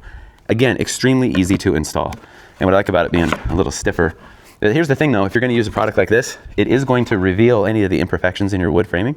So you gotta be really particular when you cull your studs. And then for all the trim products, we used, I think pretty much everything on this house was 5/4 by or 1 inch thick. So this is 5/4 by 4, 1 inch by 3.5. And again, Snowscape White. Any of the cut edges, you just have to make sure that you paint with the touch-up as you go. So that is the Snowscape White. And then of course, we have the Abyss Black. Hey Jordan, do we have any of the little dabbers extra? So along with the Expert Finish, you obviously need the touch-up. So LP provides that. There's 2 kinds. The first time we did it, I'll be honest, we did this wrong. So whenever you have a cut end, we'll just show this in real time. This is all you have to do. Now we have it match. And then we try to make sure it just doesn't build up, because you can get a sheen difference. So on every one of the cut ends, you would have to do something like that. Now I'll show you the nail dabber. So this is a little bit different. So wherever we have nails, we obviously don't want that gray nail. Let me flip around this way, since I'm correct-handed. And this is literally all you do, is you just start painting the nail head. By the time that's done and dry, you just won't see them. I would suggest setting the pressure so either the nail needs to be driven slightly with a hammer, or it's perfectly smooth. And that's all there is to it. The other thing that I think it's worth keeping track of is you want color match sealant. So we really like the Dynaflex from DAP. You can go on their website, you can find the siding manufacturer, in this case LP Smart Side, then you find the color of your siding and trim, and then you just get the caulking with the right SKU number, and then it matches the siding. No mixing or anything like that. Okay, so here on the front porch, we decided to use the nickel gap. Of course, this is our black Innotek windows. These are out of Canada. They're a European style tilt turn window, triple paint, extremely energy efficient. So to match that black, we went with the black trim and of course the white nickel gap. Now this is what our local LP rep, he recommended that since we were gonna do the nickel gap here, then let's use some of our cutoffs and do the soffit. So normally we would run full panels of LP sheathing as our soffit board, but this time we decided to go front to back with the nickel gap and just kind of match that look. So let me know in the comments below if you think that was a good move. I think it looks really good. When you drive up, it is a good looking house. Of course, we still got to do a lot of wiping off. It is so dusty here right now that every time we drive in and out, it coats everything with dust. And then as we came over here, the idea was that this nickel gap would be the whole porch, and that it would come and it would wrap around the side. One thing to keep in mind, normally we would use 1x corner boards, but all we could get at the time was 1 inch or 5/4. So drawing all this out, we had to pad out to the water table and then get custom metal bent, because we're big fans of shadow lines. We don't like it when this corner is smooth with this corner, but just having that set back a little bit, it's just little things. But it actually means that as you side, things just don't have to be perfect, because the shadow line will break things up. Let's go around to the side and I'll show you the big wall, the great wall. Okay, so if you remember from previous videos, this is the great wall redux. Yeah, that's right. 44 feet long, 25 feet tall. This entire wall is framed as one unit. It is sheathed, seams are taped, we add all of our overhangs, and then we lift the whole thing in one unit. So it's entirely balloon frame. Those studs go from the bottom plate all the way to the top plate. Now you notice here, this is just the thought process. I'm not a designer. So you could see from the architectural design on the front, we have that gable. Basically the decision was, whatever that siding was, we're gonna turn the corner with it and just stop it at that fascia line. So it's the nickel gap, it's the shingle, and then from this fascia line this way, then it's all that LP Expert finish with the lap joint. Again, the Innotek windows, we have water table, belly band, lap siding, belly band as we like to call it, and then the shingles up top. So around front, I mentioned that we pad out the water table for the shadow line. When it comes to the belly band, we pad that out, the same thing. We pad it out about 7/16. We use up scrap wall sheathing, so 7/16 ½ inch. But we rip those so that we can tuck our siding behind that belly band. Then there's no sealant. Sealant is a maintenance item, so we try to minimize that wherever possible. Also, it means that we can go a little faster. Our cuts don't have to be perfect because no one will ever see it. It's tucked up and behind that belly band. So as Steve Basic says, there's always something ugly about a house. The mechanicals, all that kind of stuff. This is the ugly side. So the line sets for the mini splits and the HVAC coming out here, not the most attractive thing. And then we have the Rector seal for the penetrations, that seals them in. We have the septic risers here. We have the fireplace out. We have some bath fans that all come out. It's not the prettiest side, but it's gotta go somewhere, right? So we plan for that so that they come out the belly bands, that's from the bathroom, and then the septic heads that way. It's the side of the house. It's not nearly as important as the front of the house. So that's basically a look at the building. It's like I said, we try to keep things as simple as possible. Installing the nickel gap is really easy. Read the instructions, follow them. There's really no learning curve to that. The only thing I would say is if you're using any kind of a pre-finished product, it's just plan on bringing out some towels to wipe things off, either as you go or when you get done.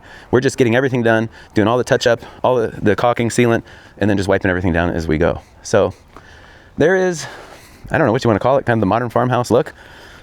Probably the next video, we'll do a walkthrough when the entire inside is finished. The bat insulation goes in tomorrow, and then we're just gonna keep rolling through the rest of this house. I know some guys that build really high quality houses here in Port Orchard, so if you want a good deal on a house, then just leave a comment below. This one will probably be on the market here in the next 4 or 5 months.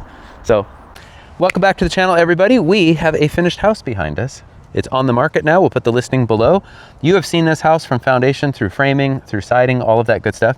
So we're gonna show you the house finished, staged, And then there's a bunch of features about this house we've never done before that we'll talk about, and why Brian especially made that decision, why we think it's of value to you, the potential customer, or if you're buying your own house somewhere else, it's worth maybe putting in your house. Anything else before we go in the house? Let's do it. Let's do it. All right, before we go in the house, anything on the exterior that you want to mention? I guess just one of the main things, so zero entry into the house that we try to do. Meaning whenever no we step can. going in. No You step basically going just in. Walk straight in. Obviously, black and white is the motif. Nickel gap, kind of like a waterfall or a folded detail. So this is the LP Expert Finish nickel gap. This was the reps or the tech guy's idea. So basically it comes in 16-foot lengths. This is not 16 foot. So he said, take your cutoffs and just run them out for your soffit. So then it was just a matter of pick one or the other first, make the other one match. Efficiency of materials. Yeah, and we it do not looks like good. to throw materials in the landfill. Black on the outside, white on the inside, Innotech windows. And so you've got the triple pane, airtight, all of that kind of stuff. I'll show you another feature on the outside that kind of ties in, but I just like the weep holes. It's the little things most people would probably never see. And then the other thing we did out here. Hi, you are currently being recorded. Hi, you are currently being recorded. I am being recorded. In 2 different ways. Anyway, so this, they can basically do their heights, whatever you want them to be for the doors. So this is our first triple pane exterior door for the house. And that was always kind of a weak spot thermally and from air tightness. You know, they've got all of their multi-point It was very ceiling. fun to set because it was so insanely heavy. So something else with the door, you can see all of these points of contact with your typical plunger there. So this, just to talk about the air tightness side of things. Yeah, because I can feel the air. Yeah. So isn't that supposed to be tight? It's supposed to be tight. Obviously, here's your locking mechanism. But if you take the door and you pull it up, that's what sucks that tight. And now it's airtight. So that just pulls everything nice and snug. And one of the other things, I don't remember if we've talked about it on any of your videos, but it's also a privacy thing. Your house is just way quieter because sound waves move through the air so much easier. So those little things give you a house that just feels a little more comfortable inside. Interesting. Yeah, from a sound You just perspective. got to educate the homeowner about that then. Actually, I had a homeowner who made a comment one time in one of our houses how quiet it was, unbidden from me to say anything. So it's always kind of interesting to hear the things that they just pick up on without me having to say, and this and this and this. I don't know if this mic can pick it up. We'll see if it can.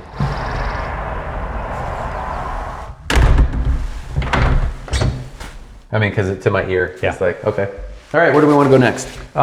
Primary bedroom. Sure. So just since we're on the theme of glazing, here's the on the inside, so you can see the outside. These are the Toulon, Toulon, which is a little bit different. So advantage is that opening it, we can clean windows from inside and out, and most people probably, Just have it at the tilt. yeah. And again, I can hear outside. Man, we should be like a curling team. yeah. That's so good. So we ran the hardwood all the way through here. In this house, we have a ducted indoor unit for the mini split system. One outdoor unit, one ducted unit upstairs, one in the crawl space. And then this is just a nice little trim detail. You can feel the heat coming out of that right now. And then our crawl space is sealed. Sealed, it's not, I wouldn't call it conditioned because there's no supply air down there. Instead, we have a Santa Fe 070 compact dehumidifier down there in case there was any vapor issues. Insulation around the walls, vapor retarder, so we have an unvented crawl space. Yeah, exactly. Nice afternoon light. I mean, it's nice and bright in here. Yeah, yeah. And then in the primary bathroom, double vanity, double duplex receptacles, again with the USB-C and USB-A charging capability. Right in the middle, lighted mirrors. What is special about the mirror? For defogger, on off. And then for the light, I have it switched over there, but you can also do this. There's different ways to wire it up. This, you can change your color temperature. So I tried to pay attention to the lamp color, and then you can also change the color temperature in the exhaust fan. That's the Panasonic Whisper Select architectural line. So there's, let me do this. If you stay there, and just make sure I get the right switching. You see that up above? Uh-huh. So that's the night light Oh, feature. okay. And I can turn these off. Yeah, because we don't want to mess with people's circadian rhythms. So you can really see that. Yeah, it's just kind of one of those things that's nice. And then these hinges go both directions. In this case, because we built this floor plan quite a few times, usually we do a 5-foot shower with a bench. But in this case, we went with a 6 foot, which I really like. Just a lot of room. I would imagine putting like a little teak bench or something like there. Yeah, something nice like that. little window, lots of light, walk-in closet, bathroom, or toilet. Okay, let's go into the living room. So we've built this floor plan quite a few times. When's the first time we built it for Aunt Susan? 2000 or 2001? Yeah, so 25 years, a quarter of a century ago. We've done different things, I think, on every house plan, but this one was 2 feet bigger this way. That whole side, yep. And then I think we did something over here to make the... I think that whole section went from 24 to 26 and came with it. Yeah, so it gave us more room there, which was nice. So you've got a story behind Yeah, this was that chunk of wood we had, the Free of Heart Center, and then we ripped it down for you. You know, it was nice and conditioned inside somewhere for quite a while. Yeah, I love the stain color. Yeah. Then kind of our typical thing that we do for our power, as well as a little conduit that'll go down below in case somebody puts a television up here. Set this stuff up here and hook up right to it. Okay. Nice and wide open. Anytime I can make a window, yeah, I said that right. I almost said picture. A picture window is what I wanted to say. It just gives you better airtightness numbers. So that's why those guys are just up there. But these ones you can open up as far as getting some fresh air. All this afternoon light is fantastic. Yeah, we've got the lights on, but you don't actually need it. In the kitchen, our typical solid surface countertops, basin sink.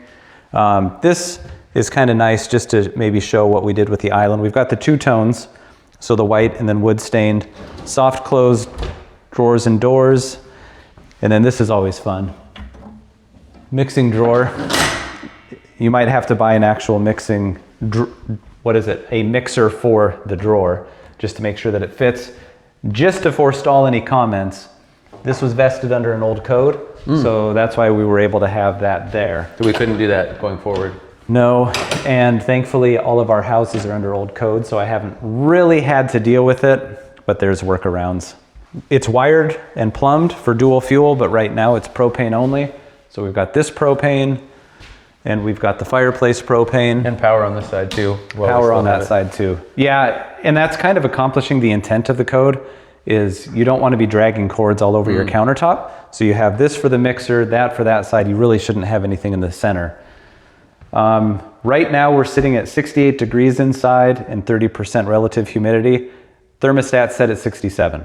So we're 1 degree warmer than the thermostat, which means it's not doing a whole lot of work for the heating system. I have a sensor in the crawl space. I also have one of these upstairs with a sensor upstairs, so I can see how this house is living on all 4 levels, so to speak. Is there any drastic difference between upstairs and downstairs? No. Right now there is, but I was just in the crawl space playing around with the dehumidifier because of the inspector. So this is showing 65 downstairs at 55% RH. I'm not confident with that. It's been within like marginal difference. So like, tell me if I'm wrong. If the numbers upstairs and downstairs are basically the same, then we have a nice balanced system where you're not going to have like cold spots of the house that are just annoying. Exactly. And the biggest thing is your mean radiant temperature. You're giving off radiant heat. I'm giving off radiant heat. Every surface around us is. That's how the predator is able to see what's going on. See, I had to use an illustration. Did you know that watching watching the movie Predator once a week is clinically proven to raise testosterone levels? Anyway, so the closer all of the surfaces are in an area to what our temperature is. I'm sorry. You can't keep a straight face. From nerd to super geeky teenagers back to... Yeah. My kids don't stand a chance. You're basically more comfortable because your body actually perceives you losing heat as coldness. So that's why when all of these surfaces are closer, you feel more comfortable. That's the thing. Air temperature is one gauge of comfort, but the mean radiant temperature is what you want to pay attention to. Interesting. And then we've got our nook. So yeah, this stretched 2 feet. So this makes this area bigger. And then we've got, this is the same idea with the French doors. Oh man, that sun feels nice. Yeah, because it is April 3rd, 2:37 in the afternoon. It's like, 55 degrees outside? 57. Speaking of temperature, can I show you something upstairs? Yeah. So as we head upstairs, we've got 3 bedrooms upstairs. 3 bedrooms, pocket office, and a bathroom. So temperature outside on the Swidget app, because I have all of our Panasonic fans connected up through the hotspot. It's 57 degrees outside, but this is the first time we've used their wall switch. So right now it's on low as far as the ERV is concerned. For those who are interested, it's the IntelliBalance 100. So you can see their CFMs. There's 2 motors up there, inside airstream, outside airstream, dry bulb temperature, relative humidity. Right now it's moving about 12 watts, using about 12 watts of power. When I hit boost, you're gonna see the CFM numbers go up as well as the wattage go up. So just to talk through it, the inside airstream is 68 degrees. Outside it's coming down, which makes sense. It's pulling more air in from outside, 57. It's pretty dry outside at 38% RH, 43% in here. And you can see the CFMs about 125-ish. And then they're pulling close to 100 watts of power, the unit is. So anyway, that's pretty cool to be able to see what's going on and hopefully help a homeowner to be able to understand a little bit more what the ERV is actually doing down here instead of it just being some piece of equipment up in the attic. A couple of things I'll show you in the bathroom real quick. Again, nice and bright, double vanities, etc. I went with a Gerber toilet, soft close, elongated seat, all of those little things. Viper, it is the Gerber Viper. So those are some of the nice upgrades that you get when you don't just go builder basic, but you do a little bit of a nicer toilet in here. So on this house, we decided to do something different. We had cameras that were like connected to a cellular network, but because we don't have internet here, or do we? Yes, we did a hotspot for the first time. So what does that give us options to do? One of the main things for us was primarily for the Ring doorbell cameras. We swapped out a couple of lights. We have some interior cameras. So basically we can keep the house monitored, utilizing that. But then it also, I was able to get all of our Swidget devices, the Panasonic using the Swidget. What is Swidget?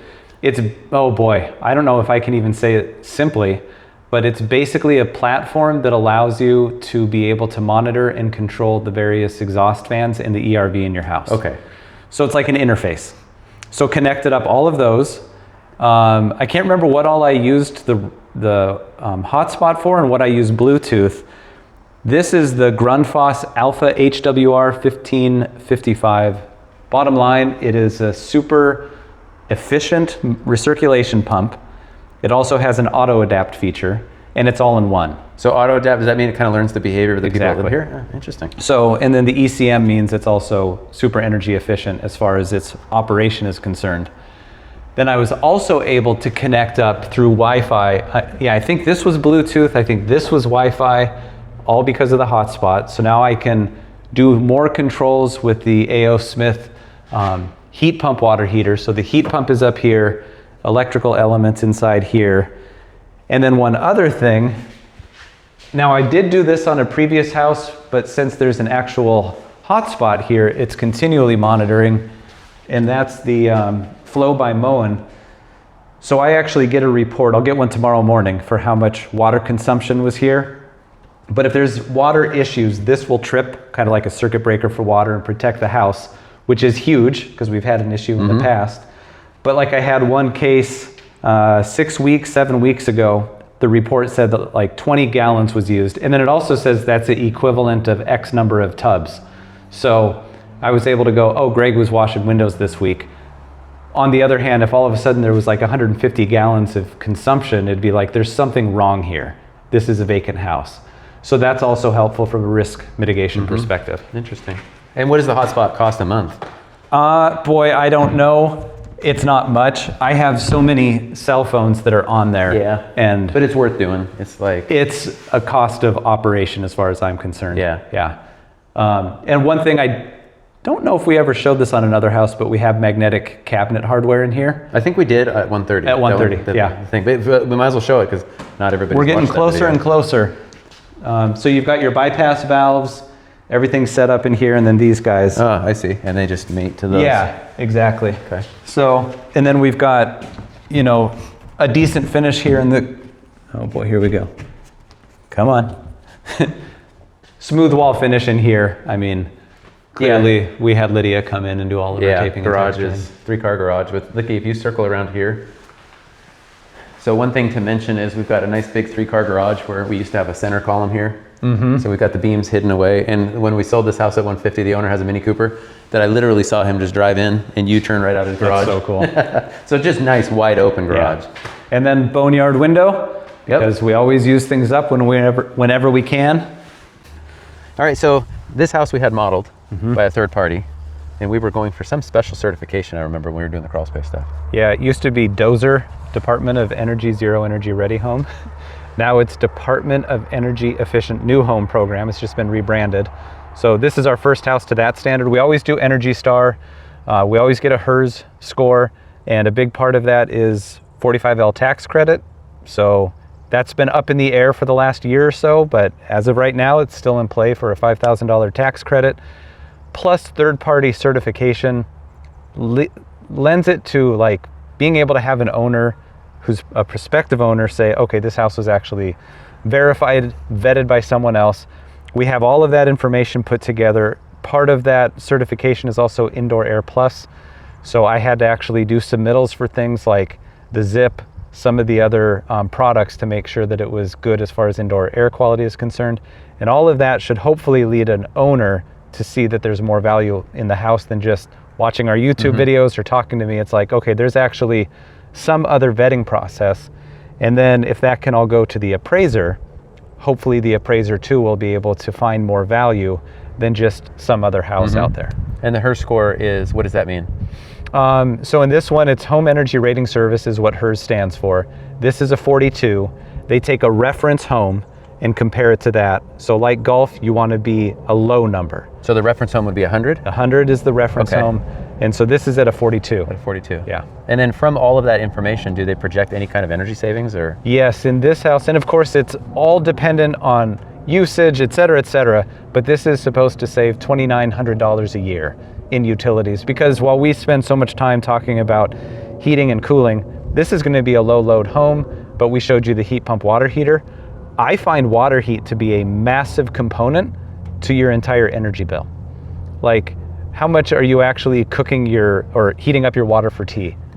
Very little. Yeah. But it's your baths. Yeah. It's potentially dishwashers, washing machines. That's huge, because I think Nikki must take a bath like 3 days a week in a nice big bathtub. So it's probably the equivalent of a family where all 5 members take a bath daily. Well, part of it is like, what's the size of your water supplies? How far are they from your water heater? Because you're going to be losing heat out of your pipes. So all of those things contribute to wasted energy. So if you can keep your pipe run small, the amount of water, it's really, if you think about it, an extension of your water heater. With how much water has to be heated up, you're paying for that electricity or other fuel source to heat it. All of that contributes to a lower HERS score. So it's not just the building envelope, it's the whole kit and caboodle. Interesting. And of course now we have that certified, you know, I noticed it's got Ramsey's stamp. Yep. So it's all there. So it's not like you, the person watching the video, or somebody that walks through the house with the real estate agent and is like, oh, well, they had these grandiose ideas, they were going to make it more comfortable. Here's kind of a third party. Yes, and that goes with the house. So that means, like, when is somebody going to replace these windows? Hopefully never. But what that means is if somebody lives here for 10 years and they sell it, they still have all the certifications that can go to the next owner. So the goal is, yes, the house is going to cost more, but they get to live in a comfortable place for 10 years, and hopefully they'll be able to express that value to someone else. Yeah. And if these videos are still up, then they can show that to the next owners. Yeah. Sweet. Well, is there anything we missed? I don't think so. No, I'm sure there's other things, but yeah, we just try to, every house, do a little bit better than the last one. Yeah, so this is 6.7 acres in round numbers. We're right by a school. We're like 5 minutes from the highway, so for people that have to commute, basically there's no reason not to come and buy this house. Just find a way to afford it. It'll be comfortable. It will be worth it. I don't want to derail your video too much, but we're offering a 2-1 interest rate buy down currently. So for those of you who are in finance or not, you might have heard that term, you might not have. Sometimes we offer terms. So my background's finance and accounting, which in my opinion, that's the best of all worlds, to be into building science and a builder, but the numbers side, so that, as the old expression goes, let's make a deal. We're very creative with what we have to do, and we've been doing it a long time. Yeah, so the listing info is in the description. Go follow Brian at Pioneer Builders Inc. on Instagram and YouTube. And then of course over at the Build Show, Brian's a Build Show expert. Pro? Expert? I think. I'm an expert, you're a pro? Yes. Durr. It's pro, expert, Brian, me. Anyway, go follow Brian at Build Show Network. We're going to put all this information in the description below. I think that's it.